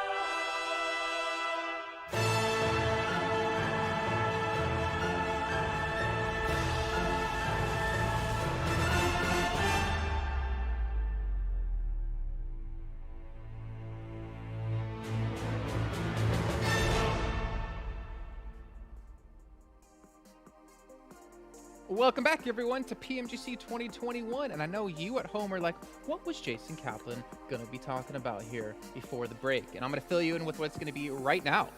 Carrillo with Alpha 7. You know what I want to see, 7? What? I want to see the Carrillo who dominated with Loops Esports back in 2020 when we were looking at PMPLs. Loops beating teams out by over 100 points. Loops dominating other teams, taking on Cloud9, winning themselves like 50,000 bucks. I want to see that Carrillo of how aggressive, how strong, and how good of a player he was. I want to see that domination out of him once again. I would love to see that too. I think he just had extra motivation in that team, but he'll be able to get it back on this one here. It's gonna be very interesting. I am gonna go back to that scouting. I think it's really hurting them.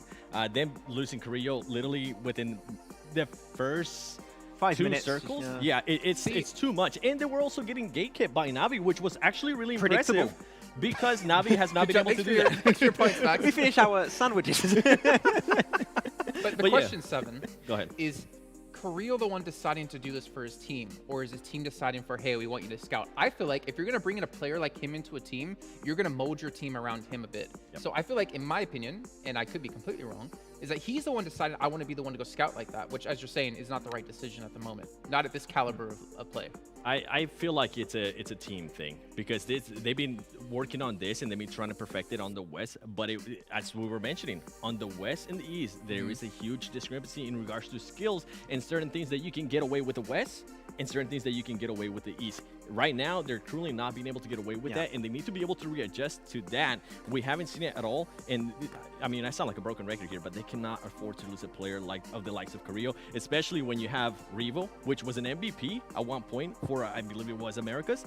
He hasn't showed up. He's not here. The only person that I've seen showed up is in a Texas, and he's usually not really big and known for fragging. He's a very veteran player. He's one of their IGLs, but right now, they need Korea to step up, and they need him to remove himself from that scouting position. Yeah, I agree. And I think especially on that last game, it's so predictable because you know now that Na'Vi plays Southern George. It's not that big of an issue. Just go for the wraparound towards box or cube, if you want to call it like that. Also, that works perfectly fine. To them to just enter that position towards crates. That is a valuable option, but they're just taking the risk of crossing the bridge. And Carrillo scouting on a bridge position, you can't escape from that. If you're being shot at, there's no escape. So it just makes it really rough for Carrillo. And losing him, what is that? Another game today? I think we lost him early on Miramar too. Like it's just happening too often, and you want to see Carrillo make it to the late game, so Alpha 7 actually has a chance to convert those games in a win. It's hurting one of their major stats, and that is going to be Elim points. Right now, they're currently sitting at 38 Elim points, and that's just not the Alpha 7 I'm used to seeing. In comparison, we have GodLike. GodLike currently has 34 Elim points. If GodLike, let's talk about GodLike a little bit more. If GodLike is able to improve on their placement points, on being able to improve their positioning, which we've been talking about since yesterday, that I could see GodLike possibly passing Alpha 7, which is absolutely crazy to think of. Okay. Well, is GodLike then your team to watch here going into our penultimate match of the day? It's not. I knew it's not, yeah. Well, who's it going to be then, 7? I don't remember. That's a great question. Okay. Well, you know I know who Masters is next Ruya. Okay, Max, what's 7's? Finish my sentence. I don't know. Bluebees. Right. Well, I'll start things off then. I went with actually Dam1. So you did choose next Ruya. I went with Dam1 because... Oh, you remember now? Yeah. Okay, good. Because I was trying to stall for time for you. I'm choosing them because if we want to see Dam1 repeat performance from the East League Finals, they have to maintain the level of play that they're showing. The thing is, they're doing a great job of continuing picking up eliminations, getting damage in, surviving, but they need to maybe just push it that little bit further, right? We saw Nova doing the same thing, being really quiet in the first day of play, and now they've woken up. We need to see Dam1 wake up a little bit more, but credit to them. I didn't expect them to perform this well here in PMGC Grand Finals. Your pick is Alpha 7. Alpha 7. Oh, by the way, Dam1. Damn, son. Let's go. All right. I had to get it in. Let's bring it over to our commentators once again, the godfather of Necro and Mustache Dave. Here we go. The second last game of day 2, Dave. And I can already imagine the teams that are on the bottom 4, they're going to be having a lot of pressure onto themselves, especially GodLike. If they want to make a comeback happen, this is the game right here. That is, man. And are they talking to you? Is Jason talking to you? I think he's talking to you, man. But I agree with you. GodLike looking for that come up, especially this game, as we got 2 more games to go here today. By the way, Necro, real quick, on those highlights on the desk, I know you talked about it last game. You saw the AWM clutch play from Forrest, but they had a highlight from Forrest's point of view. Dude hit the shot on a team secret enemy who was driving a buggy.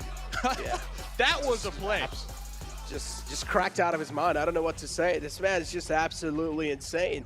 I don't know how he did that. It was just so quick as well, right? I mean, the shot was insane. The big green cannon, we do know what it's capable of. And when you get hit by it, it's just like a little fear, you know, all the time you have. You just never want to peek out. And you know what? We talked about it last game too for Don Gaming. After speaking to a couple of players, they said they want to play better, think faster. And now, after that play with Forrest and the AWM one-tap dirt nap out of a moving buggy, I think I get what they were saying now. I think I understand. Definitely. That was kind of like a statement being made by Don Gaming. But yeah, talking about statements, as I mentioned, second last game of day two. Day two is the day of statements. And GodLike as well, this might just be the final game where they can try their best to make a comeback happen. Miramar game. This is where even the last time they got a little bit of a decent amount of points, and now maybe inside this Miramar game as well, if they get a chicken dinner with kind of a okay-ish amount of elim points, that's gonna be enough for at least GodLike to make it up till like top 9, I guess. A chicken dinner in general for any team that is down there towards the bottom, I think is a huge come up, right? Because a chicken dinner alone gets you 15 points. And looks like Furious, okay, gonna be calling out a little roster swap. So Furious, they've been flexing their roster swaps here so far in this tournament. Team Secret have been flexing those roster swaps, and that's kind of cool. It's kind of cool that you got that 5th member on the bench constantly just staying warmed up, ready to go. And talk about staying warmed up, ready to go, the PMGC 2021 Prestige Scar L gun skin with the new laser effects. It's waiting for you in-game only in the PMGC Premium Crate. Go get it now. That's what the pros are using, the Scar L laser skin. Get it. Look at that. Look at that. Yeah, this is a shot. Yeah, that shot right here. That shot right there. Just what a skull shot. Cracked. I want to hear the sound as well. I'm pretty sure you can hear the skull being cracked open with that shot. And this nade from Junie as well, man. What a perfect nade onto Nova. But yeah, overall, Nova, even if they didn't really win that previous game, just look at the consistency Nova is having each and every single game. It's like they're just either getting top 2. They're like overall, they're just able to keep themselves so consistent, even when it comes to those elim points and even when it comes to those positioning points. And Nova is just able to do really good in general. Well, let's check out this interview with Fabian actually from Don Juan. I know we're talking about him a lot. 지금 달라진 점이 일단 뭐 운영이 많이 달라졌죠, 기본적으로. 그리고 자신감이 더 많이 생겨갖고 많이 변화할 수 있었던 것 같아요. Wow. What? Hey, listen, all those people watching, they want to know how to play like a pro. Number 1 rule to win here in this game, stay alive. Number 2 rule, play with confidence. You heard it there, right there in that interview. And honestly, that's what they're doing here today. They are hot off of last game, the winner chicken dinner. Necro, like, I can't argue with that. Straight facts. Oh, man. Yeah, definitely facts without a doubt. Confidence is really important, no matter if it's this game or even if it's real life. Confidence is really important in like no matter what field you are in. But yeah, Infinity, another one of those teams, man, Dave, that I do want to see, or at least that I do want to know what's going on in the back of their heads, because they're in 7th position. Okay, not bad, but even this game is going to be important for teams like Infinity to keep that consistency going, or even try and climb up to top 5, which would give them a little bit of kind of, you know, sigh of relief going inside the day 3. Yeah, you got Nigma, Galaxy, you got Infinity, you got a couple of these teams that aren't in that top 3, top 4, but they're close by. And the reason that they have been able to kind of keep pace with the top part of the lobby is because of their ability to get these placement points every single game. We see Infinity 47 placement points, 29 elim points. So they're, hold up though, this. Talk about strat. Rule number 3, if you want to be a pro player, know how to drive straight up a cliff with a buggy. That takes years of practice, hard work, and dedication. Are we going all the way, though? Or is this where we stop? I think you go all the way up that hill. Yeah, the more high ground you get, the better, right? I mean, Of course, you'll get a lot of visual info to work with. Yeah. The Spider-Man. Remember, you could go play Spider-Man right now in game 2. So they said, I don't need Spider-Man. I got this buggy. Climb up this hill. No problem. Indeed, man. Just shoot up those webs, you know, just get yourself on top of the hill. Easy high ground.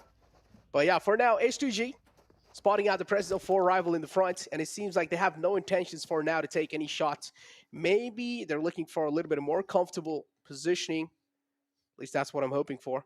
But Timber and Kelsey, man, we've seen these two pull off some insane plays in the league days, especially Timber, Dave. I mean, this man was just going crazy in the league days.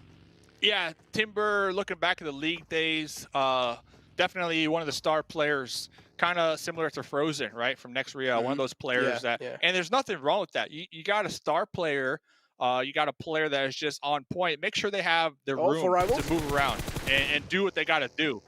And let's see, though, Timber, let's see, can we get this? I don't like the place where he stopped, please. Oh, this is making me anxious, not gonna lie. Still, he's going for the fight. Gotta give this man. Man's got some nerves to steal without a doubt, but finally gets taken out from the back. That's a huge split from H2G as well. It's 3-1 split. 3 players kind of like a little bit of separated out, sensible split coming out from their side. But 4 rivals, 1 man being sacrificed just like that. He was trying his best to scout it out, but got a little too close to danger. Yeah, not sure about that. 4 rivals we saw last game, they were able to clutch it out and have 1 squad mate alive with 2 HP. And now this game, you got one of your teammates playing the Spider-Man update, crawling up hills. Not sure what this scouting was about here. S2G definitely coming out on top, you know, a little more grouped up together, a little more well prepared to take that fight. So those shots, they did ring out, and they did alert Stalwart right behind them. Do you see the Pico with the snipes with the bolty? Maybe looking for a nice little shot, little one-tap dirt nap. So hopefully S2G are going to be aware that they can't get ultra aggressive right here and get too thirsty. The reason I'm saying that is because they are pretty much dead center here. So you have to assume there's going to be teams looking at third party you. Oh, man, Pico's just going for those quick shots. We had Timber with the first blood as well. Now, as you mentioned, Timber, one of these star players coming inside H2G. H2G as well doing quite decent, I would say, but still I was expecting a little bit more better performance out of H2G. They're on 11th place right now. And if you talk about games being important, I feel like even for the middle stage, the middle teams that are in the middle of the overall rankings, this game is going to be really important for them. And then the final game, of course, is going to be without a doubt really important. But overall, this game of Miramar, this has to be kind of like things where they will try their best to stabilize. This is how I look at it. All right, I'm looking at it from a region's perspective. You got 3 teams from Turkey in this lobby. You're guaranteed with those odds at least one of your teams from your region gets the top 5, right? To really show what's up with Turkey. And Next Ruya, they are that team right now, definitely carrying that flag into this lobby. So we'll see what S2G and even, you know, Fenerbahçe, yes, they are down there at the bottom. You know, I'm looking at my telescope. Yeah, I can see them. But with that, to me, they're playing with nothing to lose right now. So it's kind of opposite to like the first place team with 133 points. You know, that pressure relieved. And talking about him, Jimmy out here, this is a Team Nova, first place. But at the bottom, I feel like there's not that much pressure either because you need so many points that it's, I don't want to say impossible, but I feel like you should just come in here, play the game that got you here in the first place. Because you have to remember, Necro, oh, man, oh, the kill feed. No. These are the best teams in the world in PUBG Mobile. So they made Top it here for 16. a reason. They got the skills. Yeah. It's just the nerves, man. Sometimes they get to you. You know, sometimes you do crack under the pressure. But yeah, Fenerbahçe, one of those teams, it seems like they are definitely cracking under pressure. And we did see something in kill feed as well. A man from Infinity. Seems like he accidentally slipped off her. I don't exactly know what happened with that, man. But yeah, as you mentioned, you have to be one of the best to be over here. These are the top 16 teams in the world, Dave. And we've already made a statement coming up till this high, this late in the stage. All they need to do is just try and hold their nerves with the gun. Talking about holding the nerves, look like Touch God right on the opposite end of this hill. I believe is going to be Jimmy. Pressed pretty far ahead. Here comes King pulling up for that backline support. And then Order, of course, as a nice little vantage point too. Should be able to spot them if they crest over that hill. But GodLike, okay, doing a little bit of scouting, a little intel gathering. Looks like they might be setting up for a play here. GodLike, yeah, as you mentioned, they also do have high ground to work with. And well, gotta wear a seatbelt. Gotta wear a seatbelt. So unfortunate. That's so unlucky. I feel kind of bad for Tony right there. But yeah. Shout out to the observers, by the way. Shout out to them, right? They're the real MVPs. They are just absolutely savage. They're not going to let any kind of mistake slip by. So teams, they need to be a little bit more careful. It's kind of like a little bit of added pressure as well, right, Dave? Yeah. Any slip up will be caught and will be replayed at least 4 times. Now, on a positive note, they were able to pick them up, so the whole team doing fine. Everybody's up and at them, feeling good. So no need to stress with that. So looks like Nova Esports, they did pull back a little bit towards this church position in the graveyard. S2G on that west side, and it looks like at the same time, GodLike, they were able to acquire. Whoa, we're straight chilling right there. GodLike, they were able to acquire that position that they were scouting out a little earlier on. So GodLike in a solid spot here when I'm looking at the zone and when I'm looking at placement points. As you mentioned, yeah, GodLike definitely are chilling, but the problem is, if any other team who decides to go against GodLike, that's where we do see GodLike kind of struggling. And I do want to see GodLike, I do want GodLike to defend the place they've got themselves in. But again, this is where GodLike is actually struggling as well. Maybe this time they're going to be able to get over that struggle and actually reply back to the teams. But yeah, the next circle shifts all the way on the right side. There are already a lot of teams inside the circle. It's pretty much like a team-packed circle. And the rest of the teams that are going to be moving inside the circle, it's going to be a huge wave of vehicles. Oh, can we get the revive? Where are we getting shot from? Right there on the outskirts. I believe we're getting shot from the Infinity all the way out there to the west. So, yeah. So, GodLike, very interesting. The reason I'm following them is because I did like that position they were able to acquire just a moment ago. But with this new circle shift, it looks like they don't like it. And they're actually splitting up a little bit and trying to send it a little more center. Any thoughts about that? A little 2-2 split as well. Yeah, it's pretty interesting. I feel like we made a point over here about scouting. And I feel like the first 2 players, they sent it to front. They were like, all right, guys, just make sure if the compounds are clear or not. The first 2 players just went in, secured the compound. The rest 2 players now are slowly and steadily moving in. Yeah, well, we'll keep pace with that. And I'm bringing that up because their last spot was pretty secure, in my opinion. But talking about being secure, Big Malo just driving right through Fenerbahçe, the Duke machine, missing a couple shots here.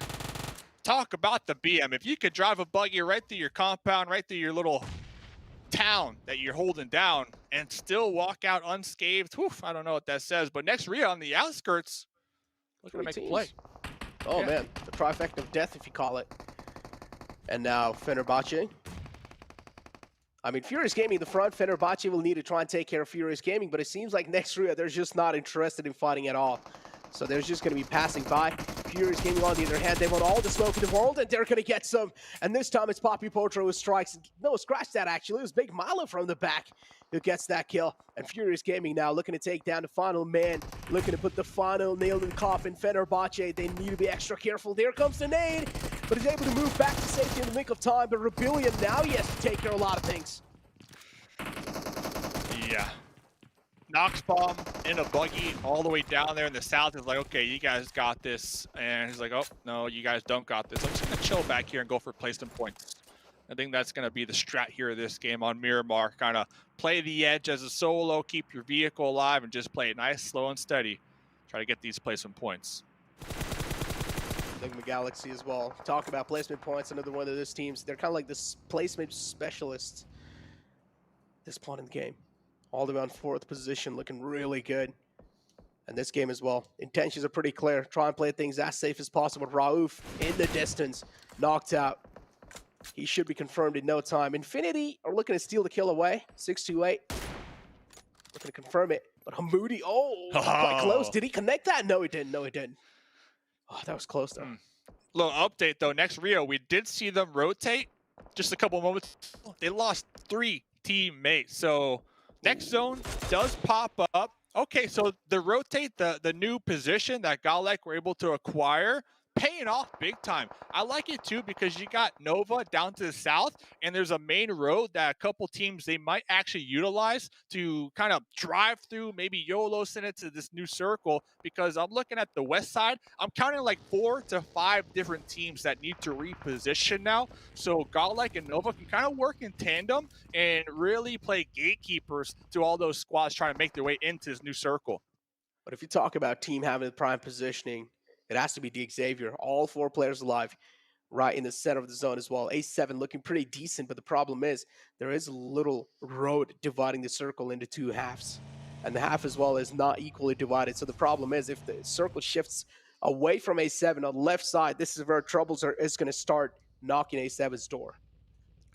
Let's see, Furious Gaming, they're going to be forced to defend. Scream going to be opening up a couple shots on the truck, trying to get the vehicle explosion. Going for that reload. Not able to get behind the cover in time.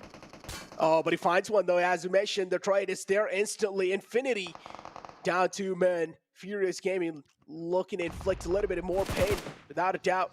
Those 30 bullets of pain being felt by the signature in 416. But Trick is in over here with the Scar. Tony always playing that off angle too. You got to keep tabs on Tony. Always playing that off angle, looking for that sneaky angle. But over here, Nova just running across the open terrain. Paraboy, Molly in hand, /M249. Okay, King, looking to make though. some plays. But King, though, just saving the day for Nova. Even though Jimmy was knocked out, but King on the left side, just saving the day for his team. No, I felt like that was it. I felt like days for Nova were numbered in that previous game, but finally they were able to make it out alive in Viscous. But yeah, for now, Infinity on the move as well. Went through quite a lot in the past, so now they do not want to deal with anything else. So they're just going to be maintaining that social distancing. Trying to see, can Nova pick up Jimmy? Because if so, you got Paraboy and Jimmy both with the M249, the light machine gun, and I wouldn't want to run into that team. Let's just say that, especially on Miramar with so much open terrain for you to just kind of drive by. An M249 is the perfect weapon to kind of get those vehicle explosions. As you mentioned, yeah, M249 with just a huge magazine in the gun. But now over here we have H2G charging up a Nova. I don't know if this is a good idea or not. Kelsey being found in here because the M249, the bullets just never stop raining. I love it when we talk about something and then a moment later, boom, right there on the screen. Let's see though, Order. Can Order get the defense because King is down? Timber, Rip7 going to be working together as a unit, as a duo, trying to capitalize on this, trying to get some limb points. Oh, the grenade on the Jimmy. Oh, there we go. The nades from the side of H2G. H2G looking to prove Nova unparalleled. Timber making the push happen on the left. Order's position still not known. Or maybe it is now. Timber being found. A huge knockout from Order. But guess what? This time it's Nova. Proving H2G unparalleled. H2G knocked out the game.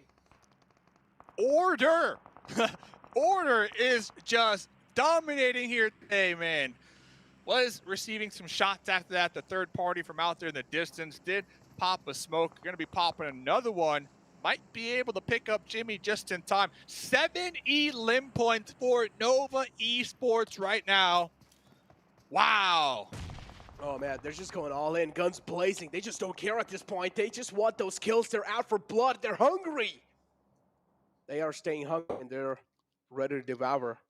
Infinity on the left side as well. I'm seeing, even though they don't really have the man number to work with, they're still trying their best to get a couple of kills before they get taken out of the game. So, gotta say, a valiant effort from their side. Still super impressed with Nova Esports. They were able to get the pickup. Now they did pop over into that. Ooh, okay, back to into that bike. They're gonna be repositioning, but Damon over here laying down a lot of fire on 4 rivals. Oh, Damon Gaming having a clear high ground, a little bit of advantage as well, but no, the problem is the Wall of Death is moving in. 4 rivals trying their best to take a full advantage of that situation, but Damon Gaming are just a little too good in these situations. 4 is knocked out, but Sung is the man who's not going to let a fallen man behind. Who's that? Who's that showing up? Who's knocking at the door, Damon? It's Nova, Jimmy, and Order showing up once again. This team, although they only have a duo, they are not afraid to get involved, and I love it. Show a little head, show a little head. Just a little glimmer. No. And then Jimmy holding down Don Wall with the M249 on the opposite end right here. Man. Nade. This might just be $1 million nade if he connects. If it does, but not enough damage to take out a man. Sung in the front trying to take out the man, but no. Instead, it's the huge clip size of M249. Just the bullets don't stop raining. But Diamond Gaming able to try things out and able to take out Jimmy. This leaves Order all by his lonesome. And Order as well now trying to play things a little safe. Instead, going for those placement points. Looked like Order was possibly sent into that shack where they knew there was going to be an enemy there. Driving right past it. Now Don Wall going to be popping up, trying to get these grenades. That little window. Kudor popping out with the UMP, saying, "This is my shack." Done. Oh, they didn't get the push in. Kudor, next Ruya, still alive. Xavier saving the day for next Ruya. Oh my God. He doesn't realize how lucky he is right now. Kudor, barely survives that. But yeah, still gotta give props to that man. Even though he was a solo survivor, he was doing a great job holding that shack down, making sure he wasn't really being taken out that easily. Na'Vi though, looking to take the fallen man back up, looking to give the fallen man a hand, but is that going to be a possibility? That's the question. Na'Vi all the way on the edge of the zone. They have a lot of pressure. They do. And Kudor not lucky enough though. That shack no longer in play with the new circle ship. So that push that we saw from Order, it paid off big time because Order was able to pick up a nice little spot right there on the edge. So we got a couple solos here, then a couple teams with 4 up. One of those teams with 4 up, in particular, Alpha 7, 5 elim points so far. Is this the Alpha 7 game that we've been waiting for? Oh man, look at that. Xavier having the best compound in the world, just raining down death and destruction, just peppering bullets all the way in the front. Whoever peeks out, Xavier is not going to spare them. Now Na'Vi as well. It's going to be the next wave of an enemy for them. But Stalwart Esports, what happened? What? How did they just get taken out like that? 4 rivals somehow survive.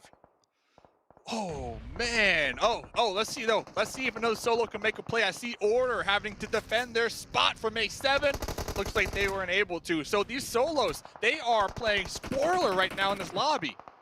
Oh, they are. They indeed are. But GodLike Shack is getting compromised by Na'Vi, and they realize this is their only chance to stay alive in the game. This nade might just blow up the Weekle, and if it does, that's it. That's going to be it for Kitsune. But he moves back to the nick of time, moves back to safety. Kitsune spots out Zegon in the front, but a little too oblivious about Kitsune in the front. From behind, too. 6 elim points and all that chaos. Look at Xavier. They have been big chilling right here. They got these broken walls to work with. They got these compounds that they go to the second story, get some sight lines. Now Furious rolling up in the bus with Uzis locked and loaded right within grenade range here of A7. Oh, this is A7's chance to take on some enemy hills. Furious Gaming taken down quite low, and I feel like that's going to be it. And yes, it is. Getting eliminated on 5th place with 7 elim points. Looking still pretty decent. Kitsune was the only man left alive for Na'Vi as well. He's been taken care right now. Xavier, as I mentioned, they still have one of the best compounds in the zone. If they're able to hold it off successfully, that's going to be such a good thing. 4-4 situation, top 2 teams alive, A7 versus Xavier. This is A7's game. A7 got this, man. They got this. This team, 2nd place league stage, PMGC West, 4th place finals, 1st place PMPL, 1st place PMPL Brazil. Dude. This is their time. This is their time to reclaim that spot. Jump up these leaderboards already with 9 elim points. Carrillo, Senatexa, Mafioso, some of the best players from the West. Oh, every single player in this team is just one of the best players out there. And now Xavier, they have to move out in the open because the circle shifts away from them and it favors A7. And I'm pretty sure Xavier are going to start to sweat. They will need to use each and every single piece of smoke to make that cover and then try and move inside the zone slowly and steadily. But still, Xavier will need to find at least 1 knockout on the A7 if they just want to buy enough time. I think if the trio from A7 can apply that pressure and force Xavier to push out where Mafioso is, Mafioso can really play spoiler to that push if they don't kind of let them know where their current position is. Oh, man. Yeah, Mafioso's angle is huge, though. That's my point. Yeah, it's a huge angle. Mafioso's angle, and he should make sure that his position is not being compromised as well. Mafioso still, I'm pretty sure Mafioso's position is known or not. I don't exactly know. But yeah, Mafioso is trying his best to play it, like, things as safe as possible. But here comes the push, and as you mentioned, yeah, Mafioso trying his best to stall this push. Oh, that Mafioso can get so much intel from that little baby hill. Relay that back, and here comes the beginning of the engagement. Lamborghini down. Oh, Lamborghini down, a huge first knockout to open a lot of things up. Another man taken down quite low as well. Duck barely survives on a sliver of health. And he's prone down. He's a little snake in the map of Miramar. Deserty snake. But yeah, he's 7. They're just playing this so safe, and they're playing this perfectly. They have this Rich to work with. They have the zone favoring them as well. The Xavier, they're hurt. Exactly. A7 playing this one nice and slow. They have the zone to work with. They could taste the chicken dinner. It's within their grasp. They don't want to let this one, they don't want to throw it. D Xavier, they have this bus to work with. That cover, looks like a molly gonna get tossed out. Revo though was knocked out. Oh no. D Xavier, we're burning alive over here. We are burning to a crisp. Oh, here we go. Man falls on top of the flames. Now it's all down to Frankie. He's taking a lot of bullets. It's just complete destruction being rained down onto Frankie. So many bullets to handle. And now Duck trying his best to work as a meat shield for Frankie, but not enough. Frankie barely survives though, still on a sliver of health. Has this little dip to work with. But again, his position's compromised. All these sides of A7 are locked on to Frankie. There's no way he's going to be able to make it out alive, but still he finds one. Frankie is just putting in the work right now. Senatexa going for a reset revive. Revo popping his boost. Frankie, it's up to you. Can Frankie clutch it out? Oh, no. No. Out in the open, taking a lot of shots. And he up A7. They just clean it up and proving D Xavier unparalleled. Hats off to Frankie, though. I'm not gonna lie. Frankie was putting in some work. Frankie was getting these knocks. Alpha 7, they had the numbers advantage towards the end, but they kept getting traded back and forth. But Alpha 7, let's go! PMGC West representing Brazil, getting their first winner chicken dinner here of the Grand Finals. 13 elim points. So not only did they get the 15 points for the chicken, but almost enough elim points to make it count as 2 chickens. So this one game in particular, it is going to just shoot them up the overall leaderboard. This is great for them. So ladies and gentlemen, that was Miramar. One more game to go. Don't go anywhere because we got the analysts hitting you with some knowledge. Well, I will tell you this, we're not going to hit you with it because that can be illegal and we could be sued, but we're going to drop some knowledge bombs on you, which is also probably illegal if we drop bombs on you.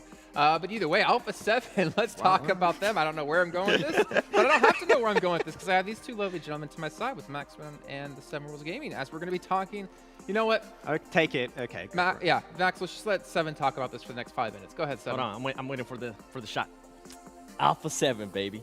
Alpha 7. We've been talking about it. We were talking about Carrillo. He was scouting way too far away from his team, and I felt like they were a lot more compact, and this out works a lot more perfect for them.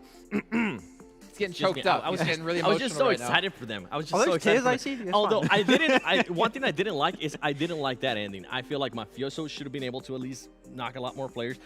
They put themselves in a situation where I'm not used to out of them. They're usually a little bit more dominant, and I didn't get a chance to see that out of them. Now, another thing, I feel like I'm flipping the script here because usually I talk about this with Navi, but I would like to see a little bit more consistency in regards to momentum carrying. Alpha 7 is usually really good. Yesterday, they weren't able to carry the momentum from their win. I think they got the win, and they ended up with the 10th place. So hopefully today, it'll be a different story for Alpha 7. Yeah, I'm super happy to see actually D Xavier taking up that 2nd place in terms of overall points. He get himself a total of 18. That the strongest compound in that position, could have potentially got himself that chicken dinner. Frankie had a very nice attempt, but the only 2 teams that really could have been a threat to the position of D Xavier, in my opinion, were Damwon and Nova. They were trying to come in from La Bandita, but because they were so intertwined on top of each other, that was not an opportunity. But as you go there, talking about Frankie being up there with the stats, 3 eliminations apiece for his team and 40% team contribution, really impressive stuff from him. A clutch, that would have been insane if he could get it, but not quite enough at the end. He almost did, and with Frankie now, this is the second time we kind of see him clutching up in regards to getting some extra elims for his team, right? Yeah. Earlier, we saw him in a match. I think he ended up with 5 elims, and we've been talking about how much DX needs those elims. This is one of those teams that, in regards to comparison to some of the other teams that were closer to them, they were lacking big time. Exactly. So they're able to jump up on that a little bit, and the overall rankings is going to be able to switch up. And Nova still remaining in that first place with 1 single chicken dinner, but they're starting to create a big point lead right now. And with Alpha 7, I think this is a major story. Alpha 7, I think before that last game, they were in 10th place. For them to be able to jump up to 4th place is going to be huge, and it's going to be a bigger confidence boost for this team. This is a team that I know they can affect their mentality when it comes to not being able to do certain things. With this win, hopefully, this is the confidence boost that they need. Thing is, there's still quite a gap though between them and first place. Nova with the 11 eliminations in that last match, I think it was. 7 eliminations, but 10th position, which is still insane. Backwards. 10 eliminations. 10 eliminations, but 7th numbers, position. you know. But the fact is, we saw Order and Jimmy. My boy Jim, that's a 2-man squad pushing out. Like we saw the M249, they were able to do some serious damage to multiple teams there. And we just kind of show again and reinforce the idea that Paraboy isn't the linchpin of the team. Everyone can be extremely strong. We saw Jim do it there. We saw Order do it as well. This is such a dominating team, and they're only lengthening that lead even further against the second place. Yeah, I think Jimmy is the one. I have to call him Jimmy. I wish I could call him Jim. But I think Jimmy is the one that I was missing out on seeing go for these aggressive plays, right? With the M249, he had a really good attempt at some point in time. It got a little bit tricky towards the end, but now we're seeing everyone at some point in time perform in this tournament for the side of Nova. And we said it. I even talked to Octay earlier, and they said we want to keep the trophy home. Maybe it's nice and hot, it's cozy. Okay, let's leave it where it is. And they want to try and take the back-to-back trophy here. With Nova, I have seen them be a little bit more aggressive. I mean, earlier in Sanhok, we saw a completely different playing style from them. They were playing more of the edge circle. I think this is a Nova I'm actually enjoying. They're being a lot more aggressive. It doesn't matter which team it is. It doesn't matter what stage of the map we're on. They want to get those elims, and they want to get any points that they can. I mean, it seems like that's the change from day 1 to day 2. They were really quiet in day 1, but day 2, they're being very loud. They're looking for fights. They're looking for those opportunities. And I mean, when you're picking up this many eliminations, when there's only 2 of you left alive, like this is the true dominance of what Nova has to show us. Yeah, just shows the overall availabilities of their playstyle. They can go passive, they can play central, they can play edge, any type of playstyle. If they just train enough for it, they'll make it work at some point. Let's go back to Alpha 7 though. Because that's you. I was waiting for No, I'm going to talk about them because I don't think you touched on it, though. You might have, and I might have just had a brain fart and didn't listen. Korea wasn't really out scouting by himself this time. He didn't really go off by himself and then let the rest of his team come through. And we see Alpha 7 as a 4-man squad towards the end of the game, not losing your star players like Korea. They can be such a formidable force. So that's the main thing that we saw on the last one. He was still scouting, but he wasn't scouting to the point where he was just way too far. If they get knocked, the team would just have to give him up. It wasn't at that point. They were playing a little bit more compact, which is great. It's a nice type of change. And I'm impressed that they were able to actually do that right now. They didn't wait until the last game, or they didn't wait until tomorrow. And the reason why I was happy to see them there in 4th place, even though there is a big difference in points, is because now from 10th place to 4th place, you're going to put yourself in a much better situation in regards to trying to hunt down that 1st place team. Yeah, but I have an issue with Alpha 7, okay, that I'm going to be having to mention at some point, is that he knows where you're sleeping. Okay, right next door to you. Actually, I love Alpha 7. They're the best team.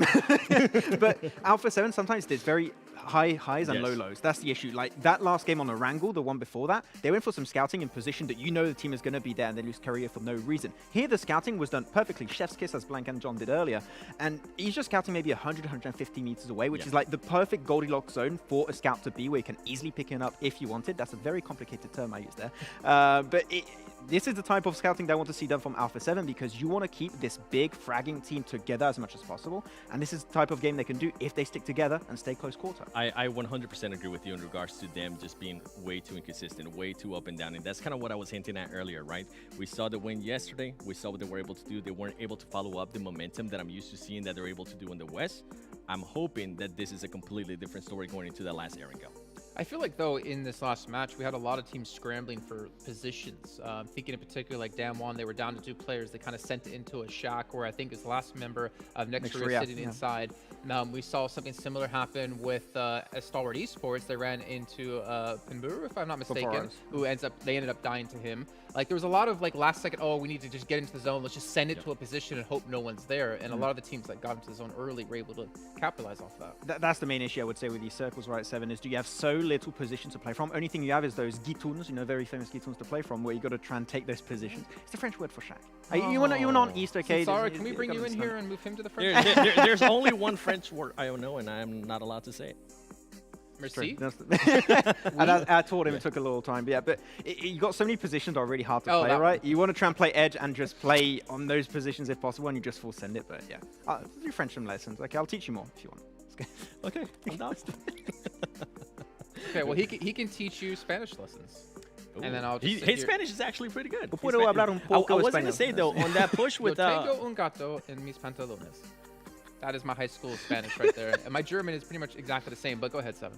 I was going to say, with that one, I mean, I feel like what they had in mind with that push towards next Ruya, it was the right idea. It didn't work out. Cooter was actually able to clutch up big time for him. We always talk about Frozen. It wasn't Frozen. It was a different player, which is good. And they did end up getting third party by DX, which, I mean, overall, I'm a little bit happy with what I saw in regards to next Ruya. A different player besides Frozen being able to step up and at least try to get some extra Elam points or some extra placement points. See, I'm gonna contradict you a bit in the terms of only minorly, right? He does get one knock in that fight when Demwa do roll up against him, but I believe it was someone else. I think it was Order actually come in to get the other knock to save him, and then Order immediately gets another knock onto Penbu, if I'm not mistaken, of 4 rivals. I feel like for next Ruya, the second Frozen goes down, I feel like okay, we gotta play for placements. And I'm not 100% confident on that, but that's just kind of the feeling I'm getting from the team. And that's a worrying sign if you want to be a world-class team, if you want to be a championship caliber team, if you want to be an Avenger threat level team, whichever way you want to call it, that you have to have people be able to be confident without a star player like that. I don't know if I'm actually against that type of mentality, right? Because how a team goes, you're going to have your supports, you're going to have your IGLs, you're going to have your long-range players, you're going to have also your top fraggers. In the case of next Ruya, we know that happens to be Frozen. Yep. Losing him, I think that you need to adapt your playstyle because you know you don't have that fragging potential anymore. Going for a playstyle where you know you're maybe not going to aim for those chicken dinners with big elimination points, but you know you're going to still be able to make up for what might be a very bad start. I think that's actually a decent play to go for most of the time because you know that those 10, 15 elimination games without Frozen might get a little bit tricky to execute.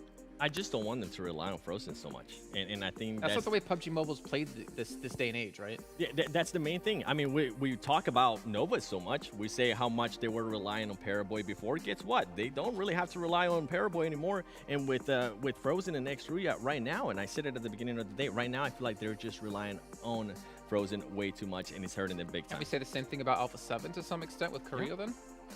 Yes, 100%. I mean, it is unfortunate for some teams, but the fact is, even if Frozen is the only standout player for the team, next Ruya are still sitting top 4 here. They're still sitting in so much money, and they are doing it in their first big global event as well. So it's even more impressive to see that. And again, gets me more excited going forward into the future. And speaking of the future, we have a recap coming up here for Alpha 7, obviously how they made their way around the map. And I definitely want to keep a close eye on Carrillo here, just to see his transitions and how he was scouting, in particular staying in that Goldilocks zone, as Max talked about. Yeah, that's the main thing that we're going to be looking at here. Just obviously, they're going to do their split right off the bat, right? let me put on my glasses here real quick. La Cobreria. Yeah. But then, as you can see there, Carrillo, early on, right? He's still doing that long scout, but then they were able to readjust their max towards the end. Now they're staying a lot more compact. Yeah. Usually, you don't really see this compact out of it Alpha 7. You see like him go out as like a little tentacle just to gather information, and the rest of the team comes with like right after in the beginning. And I'm wondering if you're gonna see it more just stick together as a grouping. Squid Game, yes, they're playing. They're playing it right now, but exactly, we're talking about how close they're playing. Red light, stop. Green light. They're holding it. Ah, okay. It's green light. Okay, they could on moon. No, not going to go. But yeah, exactly. And phase 1 is the moment where you can actually go for these elongated, scouts most of the time. So that's okay for Carrillo to do so. But when you get towards that late game, they know exactly how the terrain plays. And we talked about it with this type of finish. It's all you play in the strong compound, which Xavier had the only strong compound remaining. Or you play edge, which is what was happening for, I believe, Furious Gaming. And that's also what was happening for the side of Alpha 7 when they decided to try and cross that road. Because your play for them in their mind is we want to eliminate as many players as possible that are going to be in the center circle before going and making that cross happen. Because if you do make those numbers go down, that cross is going to be so much easier, 7. And right here, look at this rotation. They're all together. This is the Alpha 7 that I'm used to seeing.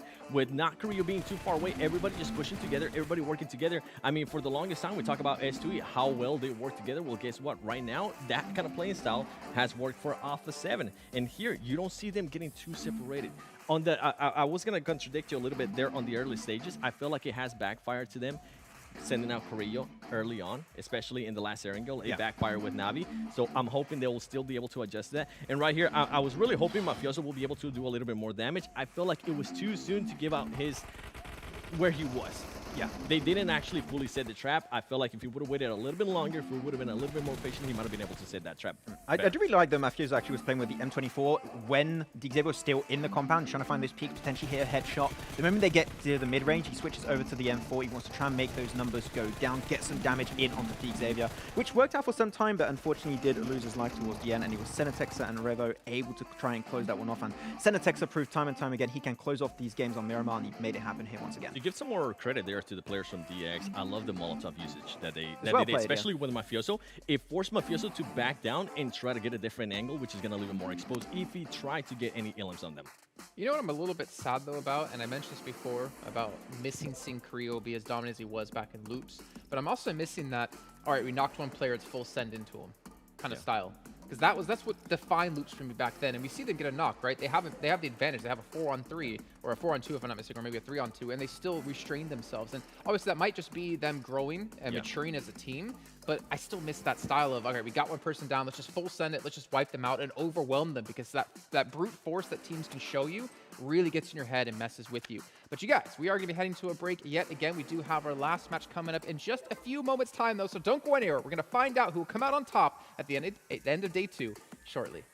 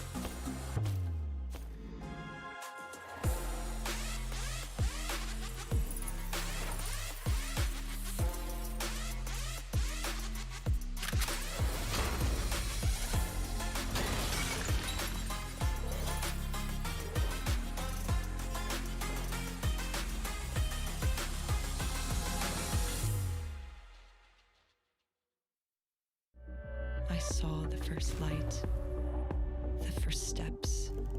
Now I see much more. I capture Earth in all its beauty. I see action. I see drama. And I see it in the finest detail. Moments of inspiration. And the first steps. I am the 1+9. We are back here. It is time to get underway with our final match of the day. Max, what map is it going to be on? Erangel. Which match number is it? Total says match number 12. Wow, he is. Max. Whoa. Did you just black out there for a second? I don't know, man. I don't know what's happening. I'm thinking back at the first episode of Rick and Morty when he becomes super smart for a few seconds and then he just So goes you wrong. have a seed somewhere. 7. Yeah, that wasn't really a good reference there. I was going to go with that fine of reference, but okay, fair enough. But 7, of course, on the very end here. And there's a team you want to touch on in particular while we get into, the final match, I should say, of the day. This is our second of 3 days in total here at the grand finals. GodLike. Yes. GodLike. I literally called them out in the last segment saying that they've been getting a lot of elim points. They've been slacking in regards to the placement points. And in this last one, it's like maybe they're watching us. Who knows? the info is being relayed. Because in this last match, they ended up in 6th place with only 1 elim. So they are working towards those placement points. And this is what makes me, in a way, sad a little bit. Because I have that Jonathan picture ready to be posted on Instagram. And I can't right now because they haven't been able to get that chicken dinner. But Maybe the that's main why reason they're not playing well. He's like, I don't want someone to post about me again. The main reason I kind of want to talk about GodLike too is because a lot of these teams already had that chance, right? A lot of these teams during league play, during super weekends, they had a chance to be able to readjust to how some of the other teams were playing. GodLike is just now barely starting to do that. I have to agree with GodLike. There's so many things to work on actually for them, but we see how they can actually win those fights so easily, right? I'm thinking back on that Miramar game where they were breached upon, I believe, by next Ruya. They took that 4v4 so well, but it's just the setup. They are missing out on setting up those fights. If they can work on that in particular, they could go the entire way. They could be on that first page potentially at the start of tomorrow, but it's just taking too long. The eliminations are great, but those placement points are definitely necessary and a big portion of your overall points to try and aim for the top potentially. At this point, I think it's too much if we ask them to try to be champions, right? I think a win, especially for India in general as a region, if this team somehow is able to finish within the top 10, I think that should be a win for them. That should be obviously their goal should be as a champion, but where they're currently sitting with the improvements, with the disadvantages that they have had, a top 10 would be huge for this team. Yeah, completely agree. I mean, expect them to get top 3 or even first places. Even going into the event is a lot to ask. It's tough asking. It's unfair to ask of a team who hasn't really played in these global events in 2 years' time. And I think we're seeing, GodLike deal with the pressure. I think they're improving over the course of this event. The problem is this event is only 3 days long. It's a sprint. It's not a marathon. You're not playing out 3 to 4 weeks of league play and super weekends. It's all about playing well here. And, well, they still have at least 7 matches to go to improve on themselves. Another team who I think maybe needs to improve on themselves just a little bit more is my team to watch, next Ruya. Yeah, they're doing well. Yeah, they're over there in the top 3. But for some reason, I want to see someone dethrone Nova. I at least want to see them be a little bit more contested. And I want to see them grow as a team in general, not just to rely on a player like Frozen to really step up. Okay, I'm going to go with mine then. I want Nova to have an even bigger lead, and I'm going to go with Nova because I've been trying to pick all day teams that I want to see improve. Well, I'm going to go with a team that's been doing great and has a really good track record, so I'm going safe here. You're going my prediction route when it came to the league stage. Exactly. I'm going to go Nova until the end. No, maybe not, but okay. I thought you said you weren't going to go that route. Okay. I'm actually going to go with the team I was talking about. I want to see GodLike. I want to see for them to continue to show us improvements, and hopefully by tomorrow they will put themselves in that position where they can actually at least try to strike that top 10. Okay. Well, I'll give a special caveat to Alpha 7 actually. I want to see how they use Carrillo again here. I know it's not Miramar, it's Erangel, but I want to see if they continue to go that style that worked out for them. Will be good. And can they carry that momentum, right? Are we finally going to see the Alpha 7 that I'm used to seeing over there in the West? Well, the worst case could be they win the last match, and then they go out 16th place here in the next match. But ladies and gentlemen, we're going to jump into our final match here now of our second day of play, and we're going to throw it on none other to our most handsome gentleman here, one wearing a suit and one having a fantastic mustache. It's Mustache Dave and Nectar. Oh, man, here we go. The final game of day 2, Dave. And I am seriously worried for teams that are in the bottom. I mean, the desk was talking about GodLike. And even if they do get to top 10, that's going to be quite huge for them as the disadvantages they had in the past as well. And they're trying their best to improve, but even the desk mentioned they just don't have enough days. You only have 3 days to play over here, so not really a lot of time to improvise. But going inside the final game, Dave, which is the team that are you going to be looking out for? Hey, what up, GM. So last game of the evening, day number 2, grand finals. I am kind of with 7 from the desk right there, kind of in agreement, kind of on that same page, that same vibe. Alpha 7 Esports, it has to be the team. This is a team that I know for a fact just thrives on momentum. And last game, a ton of elim points, a nice amount of points for that winner, steamy, delicious chicken dinner. I think coming into this last game of the evening, they are going to be feeling good and playing confident. And a confident Alpha 7 is a team that everybody, even if you are Nova Esports at the top with 145 points, it's a team that you need to watch out for. Oh man, indeed. We have seen that. We've seen a little glimpse of that even in league days in the West. So yeah, confident Alpha 7 is something to definitely worry about. But team that I am going to be going with, Dave, and this is going to be quite interesting, okay? I'm going to be going with Team Secret. I don't know why. I just have a little feeling, man. I just have a little itch in my mind. I just feel it that maybe Team Secret are actually going to win this game. Hopefully they don't get wiped off the bat, though. Dude, you said Team Secret. S2G, S2G. Please. They're about to take out one of your squad mates out here, man. We haven't really had a caster curse here so far. Not that I believe. So okay, Necro, I just gotta say, this might be the first caster curse of the tournament, and it goes to you. Hey, might be, okay? There's still a might there, okay? It's not Definitely confirmed yet. But No, I'm gonna I'll hold on to my confirm it. words. I'm gonna hold on to my words because GodLike, it seems like they've entered in the wrong vicinity, but no. Instead, they take the control of that area and easily taking out a player for rivals. And here we go. The charge comes through, and they're looking to take out the player of Team Secret. He has a shotgun in the close range. It can be quite deadly if used well. Ooh, and a molly. Hey, we're running through the molly. Head up, 2 shotguns. Oh man, here we go though, Team Secret. No bullets. Oh, the man, no, what's going on? It's kind of an awkward fight, not gonna lie. SKS in the close range, ran out of bullets. Does have the Vector though, trying his best to fight back, but guess what? This time he fights him. Team Secret trying their best to fight back in this situation, even though it's a 1-on-4. Did find one, tried his best to confirm the kill, but he's just jumping from buildings to buildings, but this time he's gonna be caught. Oh, hey, we got the support, though, from the back lines, not only with double shotguns, but also with the Scar L. Let's see what we can do here, trying to get these shots through the window. Swapping on over to that UMP. Silas, I believe, with the Bison, so let's see who will come out on top. Fredo trying to secure their teammate Mad Toy from getting flushed. Oh man, Fredo trying his best, as you mentioned, tried his best, but the movement for Fredo is a little too good. Back and forth, the jiggle movement comes in through, and Fredo able to take out the man. He's able to connect those crucial shots on the head, and guess what? Team Secret, they successfully wipe him out, and that's a flawless squad wipe, and this time it seems like Nigma Galaxy as well. They're ripping Noah apart. Wow. Actually, just got 1 kill.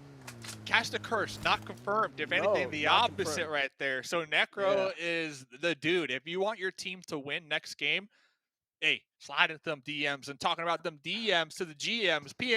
PMGC Scar L skin only in the PMGC premium crate. Go get it now. Get them laser pew pew effects right there. So going back to that fight real quick in Severny, Matoy, I think this was what happened. Matoy held down the enemies, gave them all the jukes, all the jives, used a lot of their time, right? They were all tunnel vision on, let's take out Matoy. Let's take out this one player with the double shotguns. Let's get him.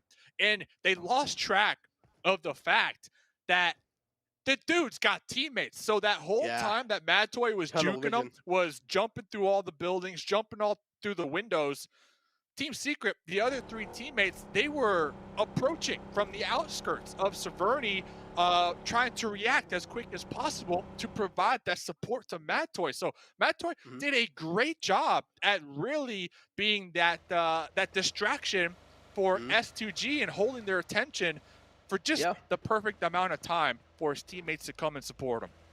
Exactly. He played that beautifully, kept all those 4 players engaged, fighting him. And again, a little bit of rookie mistake from the side of S2G, got completely tunnel vision on Matoy, and they should not have done that. Instead, they should have had at least 1 player checking the backs, looking at the backs, but no, instead all 4 players were on the aggressive page against that man, and Team Secret got an easy opening for them. And with that squad wipe, they're also going to be getting a lot of confidence boost. Yeah, S2G, none of them were looking around. They're so thirsty for Mad Toy, man. They're so thirsty. And, hey, you can't be that thirsty, you know. Man, that's good job. I mean, good job. You picked them. So let's see what they can do here. They are going to be able to loot up Severny for some time, not too far from the next circle. That was still a pretty exciting fight, and hopefully that will kind of put that spark underneath Team Secret, you know, to kind of pick up the pace here a little bit, because we do see them 12th place so far on the overall leaderboard. So maybe that one fight, I know I was talking about Alpha 7 and their confidence from last game. Maybe that was the fight that Team Secret needed to gain their confidence here. Oh, man. After that, I'm hoping that Team Secret is on fire, without a doubt. Continuing the momentum inside the game. But yeah, as you mentioned, Alpha 7 as well is going to be one of those teams to watch out from. And personally, Na'Vi. Now, another one of those teams that is on top of the leaderboards in the second place, and they need to make sure that they're ending the day on a good note, including Nova. I'm not so worried about Nova. They're already on like 145 points. The team I'm really worried about is going to be Na'Vi and Nextria. They both are tied up. So either one of those teams, they will have to have a huge game to secure that second place. And just real quick, looking at the leaderboard, just blink at me. Yeah, I agree with you. Nova Esports at the top. They're 32 points ahead of second and third place. So 32 points is pretty much 2 chicken dinners almost, right? So no, a little more than it, actually. Quick math. Still, Na'Vi, Nextria, second, third. A second place at the end of tomorrow, $600,000. A third place, $300,000. First place, $1.5 million, of course. Well, there's just a ton of money going around it. Oh, talking about this game in particular, GodLike, they have been getting into these skirmishes really early on, and they're looking to get some kills here, Necro. Makes sense. It seems like GodLike has finally woken up, and they're realized that it's pretty much a do-or-die moment, and they're going for the push. They find one knockout, and here comes the full send it moment. Jonathan as well right in the front, but no, unfortunately, Z got a little bit too aggressive, gets caught with that nade. A beautiful place nade from their side. Jonathan needs to be a little safe with the position that he's found himself. Not really one of the best positions out there, but Appy, a misplaced Molotov, and Jonathan with that jump shot. And then Neo trying to get the wraparound on the off angle from behind. I don't think Four Rivals, I don't think they're going to see this one coming. And here comes Neo with the pull up from behind. GodLike just getting that pinch. GodLike coming out on top of here. Finally showing up. They got the initial knock, and instead of playing passive, instead of playing scared, no, they full sent it. And this is the GodLike that I can recall from BGIS. They're here. Is this their moment to shine? It is. It is. Just play free. Just have no pressure on your pack. And this is GodLike. At this point, GodLike has the mentality of like, all right, no matter what, we either go it, we either, you know, try to at least get a lot of kills, a lot of points, or we either just go out hands without getting anything in our hands. So GodLike, I do like the shift in the mentality they're showing over here. Overall, able to get one successful squad wipe, and this should boost up their confidence by quite a lot. I know people are like, yo, GodLike, yeah, 4 points. Those 4 points, they count a lot because they are at the bottom, and a lot of people have been talking about GodLike and their confidence, right? Their momentum. They haven't been getting involved like a lot of people expect them to be. So I think with that push, like you said, that shift in that mentality of playing passive, hey, we got a knock, well, let's just ride it out. Now, they're getting a knock, and they're still just full sending it, trying to close the gap, trying to get those elim points. If they can continue to do that throughout the rest of the tournament, they could be climbing up these leaderboards. So that's a good start. And I want to see that same type of mentality, that same type of gameplay from Furious and Fenerbahçe. That's who I want to see it from now. GodLike, send it on DXavier, question mark? I'm pretty sure they're not going to do it, unless if they find a knockout. If they find a knock, yeah, sure. You have to. If they find an initial knock, they will do it. If they don't, then they're just going to try and play things a little safe and a little cautiously. But yeah, 628, realizing a team in the front. It's going to be Stalwart Esports. We've already found the opening on the Scry. Scry a little bit separated out from the rest of the pack. Kill should be confirmed. And Stalwart Esports. Miscommunication or what? You know what I want to see there? I want to see the pan or the punch out. We haven't really seen that here so far. The pan or the punch out. That's when you know things are getting spicy. And I know for a fact that tomorrow, usually on the last day, that these players, they get extra spicy, extra crispy, and you start to see those pans and those punch outs. So looking forward to that. But yeah, S2G, 4 rivals, 2 teams already taking out this game. Pika though, Pika's just been on the bolty all day long. Every time we saw them, they got it in their hands. So you like to see them. You like to see them hitting shots. And one quick note on GodLike, they did lose the squad mate though, so they are down just 3. Yeah, that's gonna set them back a little bit. They lost Z-God in that previous fight, but yeah, KlutchGod able to clutch out the final moment. That meant quite a lot for GodLike. And overall, yeah, Pika on that bolt action, making a lot of work happen. Yeah, he's been doing that all day, and he's able to crack some skulls open as well. I do want to see those replays, without a doubt. But yeah, now we have Infinity kind of next to the bridge lines. They do realize another team in the front. It's going to be 6-8. And actually got Sunny all by himself over here. They might get sandwiched. Nigma Galaxy, I see out there coming in through farm, to the south of farm, out there to the west. So Infinity, they might get sandwiched, so hopefully they are keeping tabs on everybody around them. Oh, yeah, here comes Nigma Galaxy actually pulling up. Look at Mela, though. It's just, Mela is like, all right, see ya. And he just whips out of that compound. He's like, all right, you guys can have the control of this compound. I do not mind giving you guys the control. But still the spray from Freak, though, is scaring them quite a bit.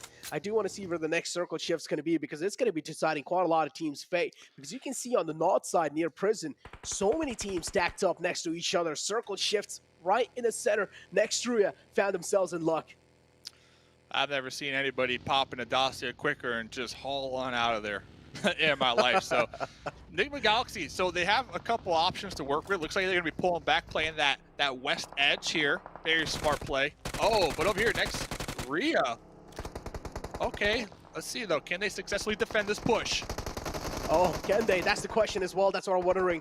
Kador, though, takes 2 and instead gets traded out instantly. Sung, the only man left alive in the front, actually scratched out. He's the only man left alive for the team. Has a lot of burden on his shoulder, and he needs to carry his team, at least get a decent amount of placement points in that one. Vector in the close range is definitely going to be shred, and they need to play this one out a little safe, but instead, the push from next Ruya is just a little too difficult to handle, and he falls down. Yeah, numbers advantage at the end of the day after that push. Looks like next Ruya, they are going to be dead center with that compound now. Down the hill, right above them is going to be Nova Esports, #1 team in the lobby as of right now. A lot of teams looking for a compound in the center. Stalwart Esports, Xavier, even GodLike up there towards the north. But then on the opposite end, you got some squads playing the edge. Alpha 7, they were in Milta Power. They were forced to push out with this new circle shift. And now it looks like they might be clashing with Furious. Just maybe down there in the south. It might be. A7, yeah, A7 as well, gotta say. The amount of distance they've traveled. Dropped in Northern Georgia Pool, rotated all the way from north, and now all the way from right side, and they're over here down south next to Furious Gaming. That's quite a lot of distance there. Yeah, no luck, right? No luck with these circle shifts after that wide rotate, that play, that call. And on the opposite end of this circle, Navi, all the way up there towards the north, trying to flex out and really catch their zone dominance up here and scout it out, get the intel. Navi's been playing this one nice and slow. I'm also witnessing a little bit of split coming in from this side of GodLike. Now, you have KlutchGod all by himself, and the rest of your teammates are a little bit separated out. A 2-1 split, but the problem is Navi is really close to KlutchGod. Now, GodLike, they should try and retreat back to KlutchGod. If they're not going to do so, then KlutchGod's going to be having a lot of pressure. Yeah, if Tixie recognizes that KlutchGod might be alone, all it takes is Matic and Tixie to kind of push up a little bit and take them out. But we'll see. Next circle is going to pop here. So I believe KlutchGod just kind of holding that spot down just in case the next circle does pop on them. Their teammates have somewhere that they know for a fact is safe. Strategy that we've seen played here a lot from a lot of these top teams, especially early game. But next zone goes up. So Alpha 7, they didn't catch any luck last zone. But now in a prime position to gatekeep Furious Gaming. Oh, in a prime positioning for sure. But again, as you mentioned, only the gatekeep Furious Gaming. They don't have the prime positioning inside the game. Now, Alpha 7, again, from what I've seen in the West League, Alpha 7 is one of those teams, even if the zone doesn't really favor them, they just start cleaning up teams left and right. So they can try doing so right now over here as well, considering that they already got the chicken dinner in the previous game, and their morals are going to be all-time high. 628 in the front. I'm going to hold on to my words for now. 628 against Stalwart Esports. Quite close to each other. Action spotting out of man, and that's quite a questionable rotation out in the open like that, crossing the road. Oh, I don't know what he was thinking. Another and Ruya follows it. What? Oh, yeah. Another hard rip. Uh-oh. Action. Action knows there's a player in here. Action's going to be cooking his grenade. Can we toss it into the window? Oh, close. Almost. But now, Action, I'm assuming, is going to get the intel from top that there's going to be a team pulling up from behind him. But Action, we're talking about tunnel vision. Action wants to get this kill. Oh, he wants it. He's just lobbing in nades. He's being the grenadier right now. Action looking to lob another nade in. He did realize the man from 628 has already moved out, but it's done. 2 out. And guess what? 628, they're just exposing their backs. They're just gifting these kills away to Stalwart Esports. Yeah, Action and Top, in my opinion, two of the best players when it comes to teamwork and working in tandem, working as a unit. So really curious to see how Action is going to pull back now, because the Infinity kind of rolling right past them. We'll see if they don't get caught out here on their lonesome, because we have a ton of teams right now just in the heart of Milta on the edge of the South Circle. I mean, look at this. This is beautiful to me, but I can only imagine the stress levels right now if you are a player in that city. Oh, man. The stress levels are going to be all-time high, especially the Circle now moving out kind of like away from Milta. How do you exit the city? This is the question that's going to be worrying all the teams that are inside Milta, including 628, Infinity, and then you have Xavier right next to them, and Stalwart Esports, Fenerbahçe. These are the teams inside Milta City. Nigma Galaxy, they're right on the edge. They can always make a safe rotation outside, but the problem is they will have to surpass next Ruya, which are pretty close to them, even in the overall rankings.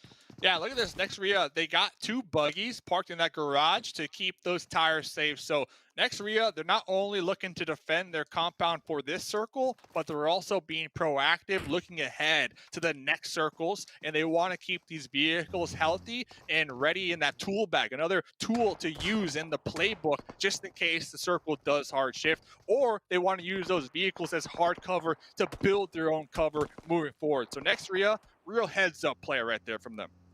Well, look at this, though. Na'Vi and Team Secret next to each other now. Hopefully, Team Secret are well aware of Na'Vi's position. If they're oblivious about Na'Vi's position, that's going to be a little problem.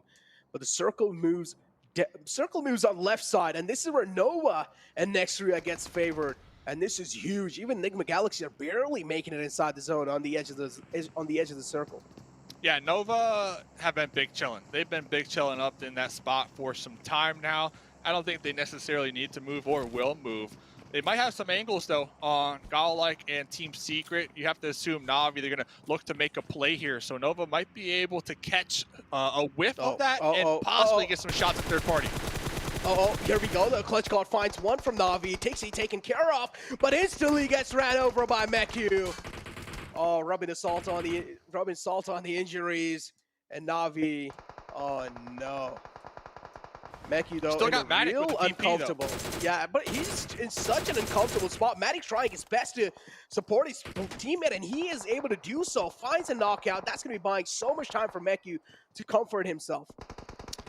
And then Nitsume. So you got 2 DP just looking right into your guard tower. Jonathan, good luck defending this. Oh, no, but Jonathan is one of the best players out of India. I'm pretty sure he does need all the good lucks right now, at least. Matic taken down quite low with that nade. And for now, Matic, it seems like this time he's going to get third-partied by Nova. Yep. Guess what? Nova joining the fray as well. Maybe Jonathan getting a little help from Nova. As expected, look at that. Nova from behind, third party in this fight, making this push from Na'Vi even more challenging. So if Jonathan can clutch it out, Jonathan, let's see. Oh, man.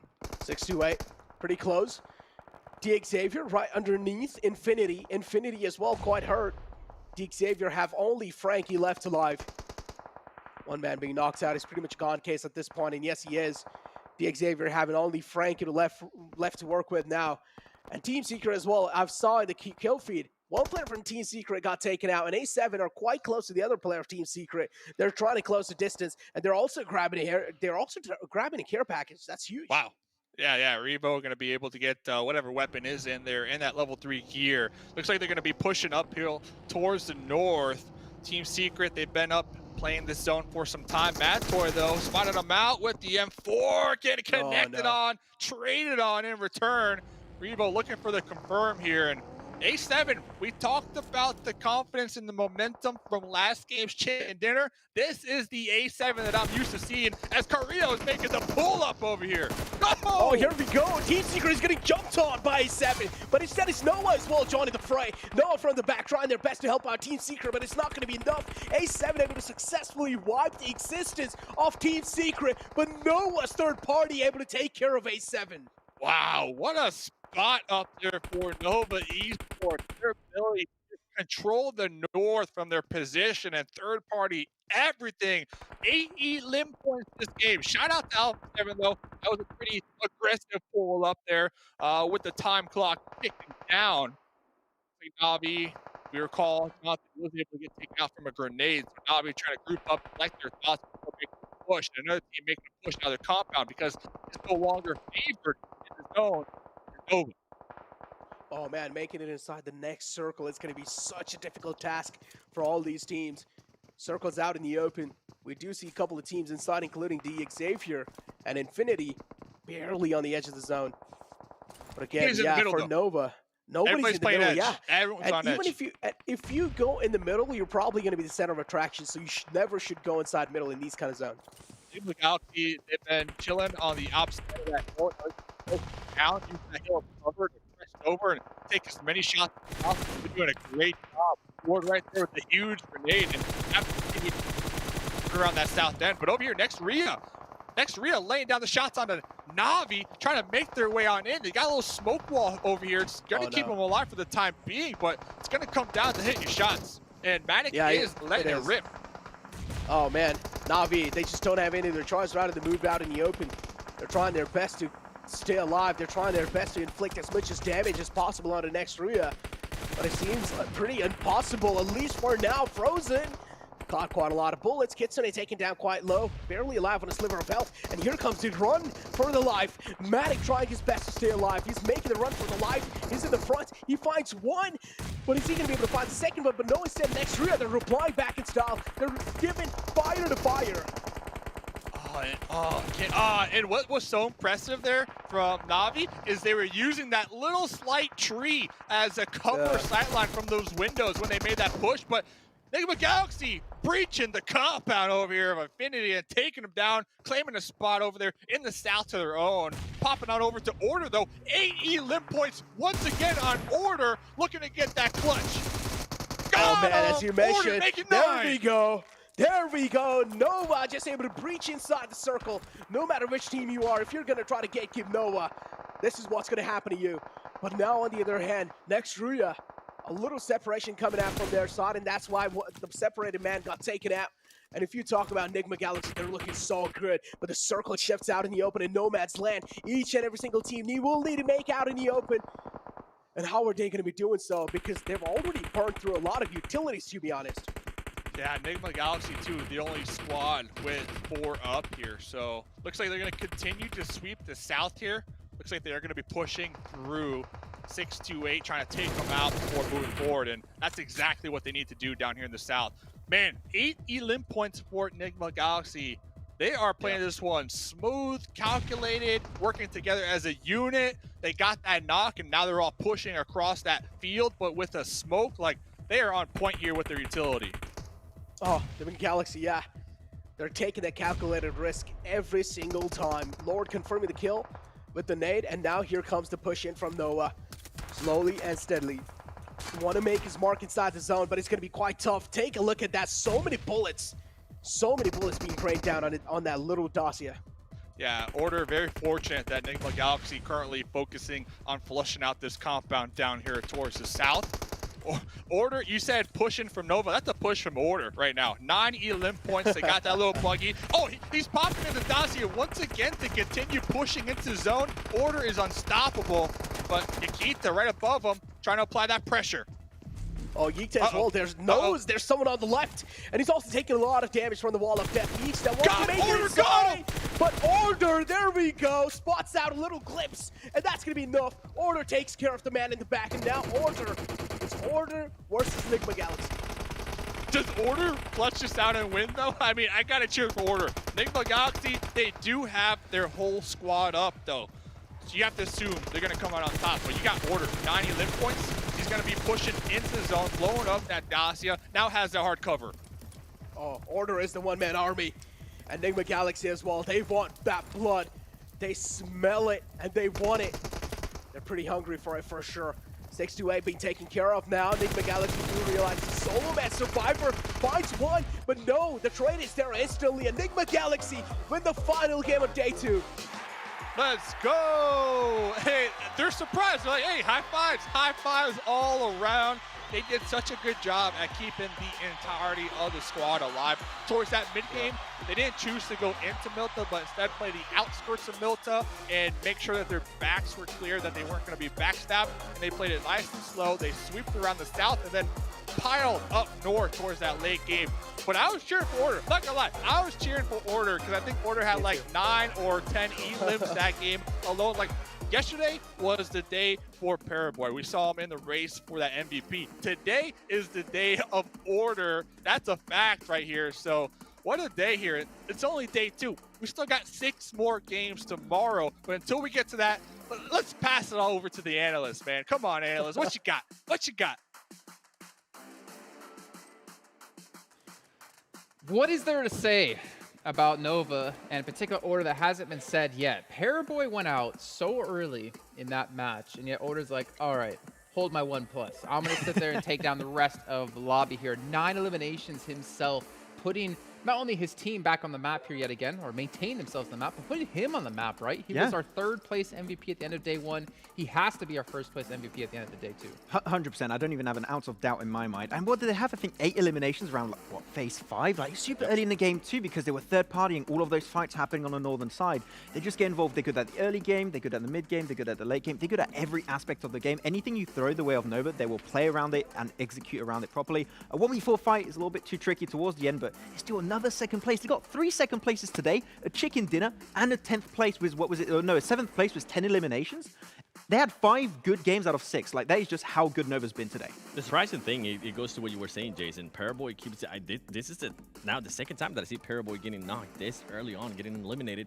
But Order, this is the 2nd time again that we see him get over 8 elims. That is just impressive alone. And as we see right here, Nigma Galaxy being able to secure those 11 elims, 26 points total. And then you have, I mean, you have Nova. We were talking about it. The elims they've been able to get is with that aggressive style that we've been seeing out of them. Their aggressiveness has just improved to a completely different level, even though Paraboy wasn't in that late finish. Yeah, and that circle actually was not too easy to play for them at the end, but you have to just talk about this once again. So he was the pinnacle. So he made, remember, was it 3 different positions, the new max? He made eliminations, team contribution, and damage. And here he makes it Survival the time. elims the new one. Yeah. Survival time's not there just yet. Isn't it? Contribution is almost there at the very end, and so is damage. He had 1,200 damage in the game earlier on. This man is single-handedly changing the face of what an MVP in a match is.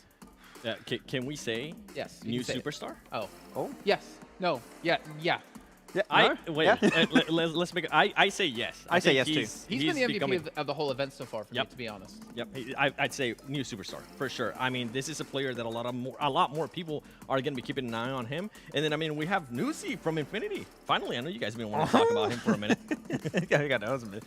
Over 1,000 damage. What is that, Max?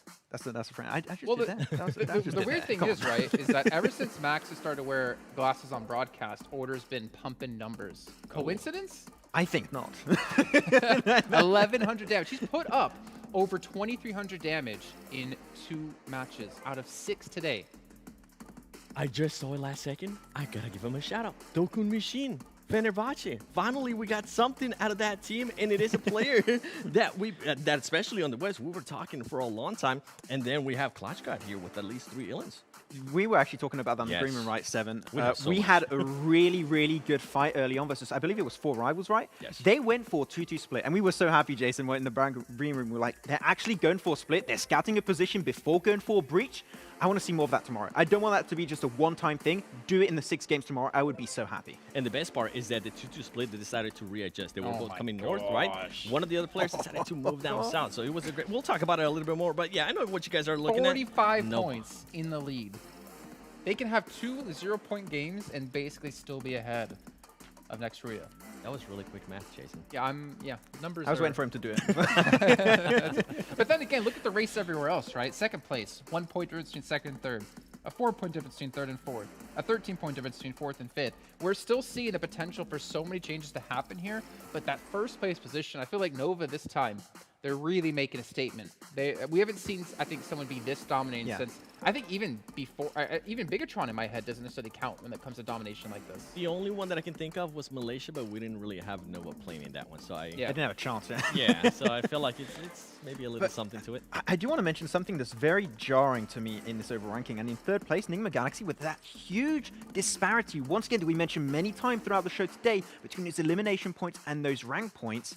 And they're still staying in third. So it's odd, but they found a recipe to success and it's paying off for them. Wow. 37? 37 illins? I mean, this is definitely the MVP. I would be have shocked. 15 eliminations yesterday. It did. Yeah, and it was top Order caught up to him and passed him by 12. Like in 2 games too. He's overpassed in 2 games. He got true. He's been able to achieve 8 illins in 2 games alone. So that's just impressive. There's nothing to say. The numbers speak for themselves right there. Just like, look at that. Big numbers. Good. Oh, here good we go. job. How ahead is he actually? 37, 1.7. 2.3 points for MVP.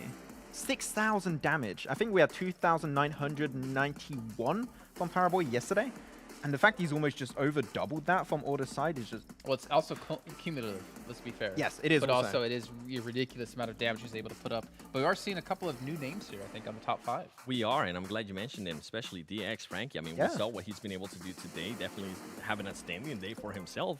And then with Navi being able to adjust, being able to carry momentous, they allow Miku to at least put himself in that contention as well, Max. Yeah, exactly. I'm really happy with how Navi's been able to adapt their playstyle. I think just like GodLike, they've been able to approach it a little bit better with how they've been scouting and everything. Is really good to see. It's kind of a shame because we have seen so many teams step up today and improve their consistency. Navi definitely going to be one of those.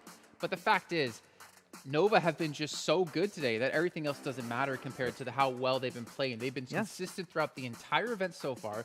They've been even better today than they were yesterday. And the lead that they're building up, the fact is they have a couple of games in hand now where they could just not place well. They could go out early and still be ahead of everyone else. Just to repeat for those at the back of the class, 3 second places, 1 chicken dinner, and 1 7th place was 10 eliminations. You can't beat that.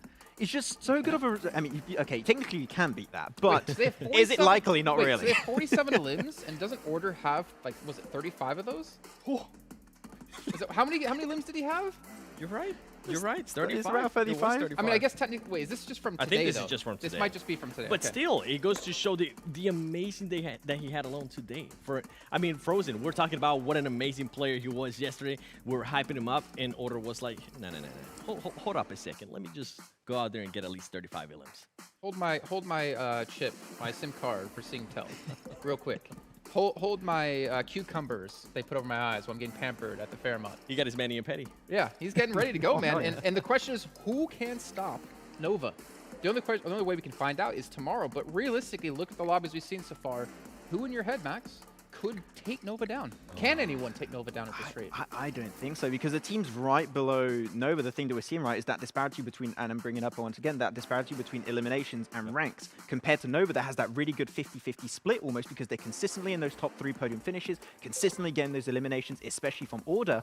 If you want to take away that first place, you need to get and improve all your rank placement points if you're missing out on them, or your elimination points. And so far, the teams in 2nd, 3rd, 4th, 5th, they're all missing out on that kind of 50-50 split, and that is the main reason why no one can really contest Nova right now. That, and I don't see any other team being able to have the roster that Noah has right now. What I mean by that is, I mean, we just mentioned it, Paraboy not being able to perform. Well, guess what? Order is going to step up, and he's going to step up in a big way. I was going to say next, Ruya, we've been talking about who else is going to step up from besides Frozen. I really haven't seen any with Nigma Galaxy. I mean, there's not a player or a team that I can think of right now that can pass Nova, and I feel like Nova is just going to get even better and better. What we were talking about yesterday, Nova's just going to get better and better as they collect more data. Yeah, even looking maybe towards Navi. Like, yeah, we know Tixie can play well, but I don't know if anyone Navi can play that well, that consistently in a day. But let's take a quick little recap here of Nigma Galaxy. I would say that they did take home the victory here. And I mean, there is potential for some of these teams to catch up, but for me, this is what's kind of not a good sign. Thinking back to the East League Finals, Max, Nigma Galaxy, I mean, they had their ups and downs, but I don't think I've ever seen them have as dominated of a day, or even remotely close to as dominated of a day as we saw Nova have here. Yeah, it's just not been that strong when it comes to especially eliminations, right? That is where they're currently lacking. I want to see them get a little bit more involved if possible. Though, I really want to bring a positive aspect of this game that I've seen in this one near Milta for Nigma Galaxy, actually, because they were playing that high ground position next to the road next to Milta, and they were not getting involved. They were just waiting for the circle to pop, waiting for all the teams to kind of eradicate each another inside of Milta itself, and the moment you know you're forced to take that position, they go for the full-on breach, 4v4 in that, I believe it was the warehouse of Milta. They took that position, and that was so valuable, because after that, all you have to do is protect, zone teams away, and move in when the circle moves out, and you know that the numbers are not there to go against you. Reason why they were able to get the win. And I love that push. This is exactly what you were talking about. We were wondering how they were going to be able to reach this here, and I mean, they did it perfectly. First, they handled STE, right? They got rid of them, and I mean, we really haven't been able to see STE much. They got rid of them, and then they started worrying about the other team that was in that compound, and they made sure they try their best to not lose any players. And this kind of reminds me a little bit of what we were seeing yesterday. Hopefully tomorrow we'll be able to see this a little bit earlier. If they did this towards the end, I mean, Nova's just going to be light years away from them. If they're able to do this early on tomorrow, I think they might be a team that might have a chance, Max. I think there's actually a part of the clip here we'll be able to see in just a few seconds time is the way also they use their utility. I don't know if you paid attention to that, but they were putting the utility in such a way where they will break down all of the fights and all the angles teams had on them by just blocking out the vision potentially that Nova had on one side, the potential also next Ruya had on the side, like they're doing here, and taking only one team one by one to just break down fights, and then make sure you have the better opportunity because you have that man advantage. You mentioned 7. They remained as that 4-man squad, and they just overwhelmed every single team with sheer numbers, which is why they just take that win, and it just looks so easy at the end. Well, one team, as we are seeing here, Nigma Galaxy, that I kind of want to mention, that's not Nigma Galaxy. It's going to be Alpha 7. I figure, we saw this too. We thought that we're going to have a much better chance. They have 4 players alive, and for some reason, even on the location that they were, they decided to kind of play bumper cars in a way. They decided to just try to run over the players when they had the numbers. I wish they would have just readjusted to that. Yes, you had Nova possibly being able to third party you, but you can't play like that. You can get away with it in the West, and this goes back to what I was saying earlier. There's stuff here that you cannot get away with, especially with this East teams. And the question now comes, not only do you have to play really well tomorrow, you either A, have to hope Nova play bad, or you have to hope B, you can beat Nova and then continue on in that match and pick up a lot of points. The thing is, Nova have to lose early in these matches, right? If you go head-to-head against them, you shouldn't be escaping with all 4 players left alive, meaning it's going to be even more difficult. But let's head over to an interview here before we close off the day. Hello everyone, this is post-game interview. I'm Karina, welcome back. And all of today's games have been played. It was so exciting. And now I want to interview our players. He is also the MVP of this round. Hello, Order. Hello, 大家好。Hello everyone, I'm Order. 好了，那其实我看到我们刚刚的比赛真的非常的精彩啊。那其实今天的整体的发挥都是不错的，而且目前我们暂时是居我们积分榜第1。所以 Order 觉得明天对于你们威胁最大的队伍具体是哪一支呢？You played all day and find yourself in the first place. And which team do you think poses the greatest threat to you tomorrow? 是自己吧，就是我们不管敌人打的有多好，我们就是把自己打好就行，就是自己不犯失误的话就行。I think maybe it's ourselves because whatever other team do what, we just be ourselves. 好的，谢谢。那其实呢，我们也看到了，目前我们其实队伍的整体发展的这个情况都是不错的。那么各位对于我们夺冠的把握，觉得有%多少呢？这个还没有到最后一把嘛，就是还是不确定的。还有很多因素吧，就是可能导致我们就是每场拿不到分啊什么的，然后可能敌人就是能拿很多分啊，然后也有可能就是有很多不确定的因素吧，就是还有别的队搞事情什么的。好。I asked her, what do you think your chances of winning the championship are right now? And he says he is not sure because other team is also very good on this competition. 好的，非常谢谢 Order。那最后呢，可不可以跟我们支持你的各位粉丝们说 ？Could you say something to your fans? 跟他们说啥？就感谢一下大家，其实就是可以了。感谢大家的支持。谢谢，就是很多国外的粉丝啊什么的，就是，其实我经常看油管的视频了，就是看到很多粉丝在夸我什么的，就是谢谢大家的，就是夸赞。好，谢谢。Thank you so much to my fans from foreign and from abroad. I also I often to see the YouTube and see my fans.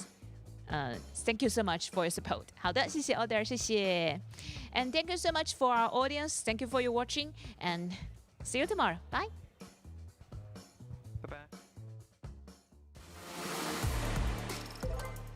And thank you, Tian Tian, as well for doing the interviews there, as we got to see Paraboy and Order today. As we saw Order there, you know, being a little bit modest about what are the chances to win tomorrow. And I think I heard like maybe a mistranslation. Seven, did you catch it? There was. He said that they're not sure about the chances. You know what he really meant to say? Oh, that check's hidden already? 1.5 million? Oh, they cashed it. Oh, that's right. That's right. Yeah. I mean, and I even called it too when she was asking the question. We're kidding, by the way. What's going to be? Yeah. Just to clarify. What was your biggest threat? I mean, it comes down to themselves. There's no other team that I can personally see right now, unless we see something completely crazy tomorrow on the first map. There's no other team that can even challenge them. It just comes up to themselves and how they end up playing. Yeah, the only way they can really fall off is if they have a bad day and they just don't perform on par. If they do something just remotely close to what they did today, it's GG well play already. I think Nova's biggest threat is making sure to set their alarms to be here tomorrow. I mean, right now, the way they're going, they're looking phenomenal. But again, we still have one day of play yet to come. It's not like their job is done just yet. They can't quite cash that $1.5 million check. However, they're looking very good to do so. That's going to end off things here for today, but we have 6 matches to come at the exact same time tomorrow, so make sure you tune in yet again. I guess I'm not getting in on this, for some more PUBG Mobile action. You had your chance. Oh man.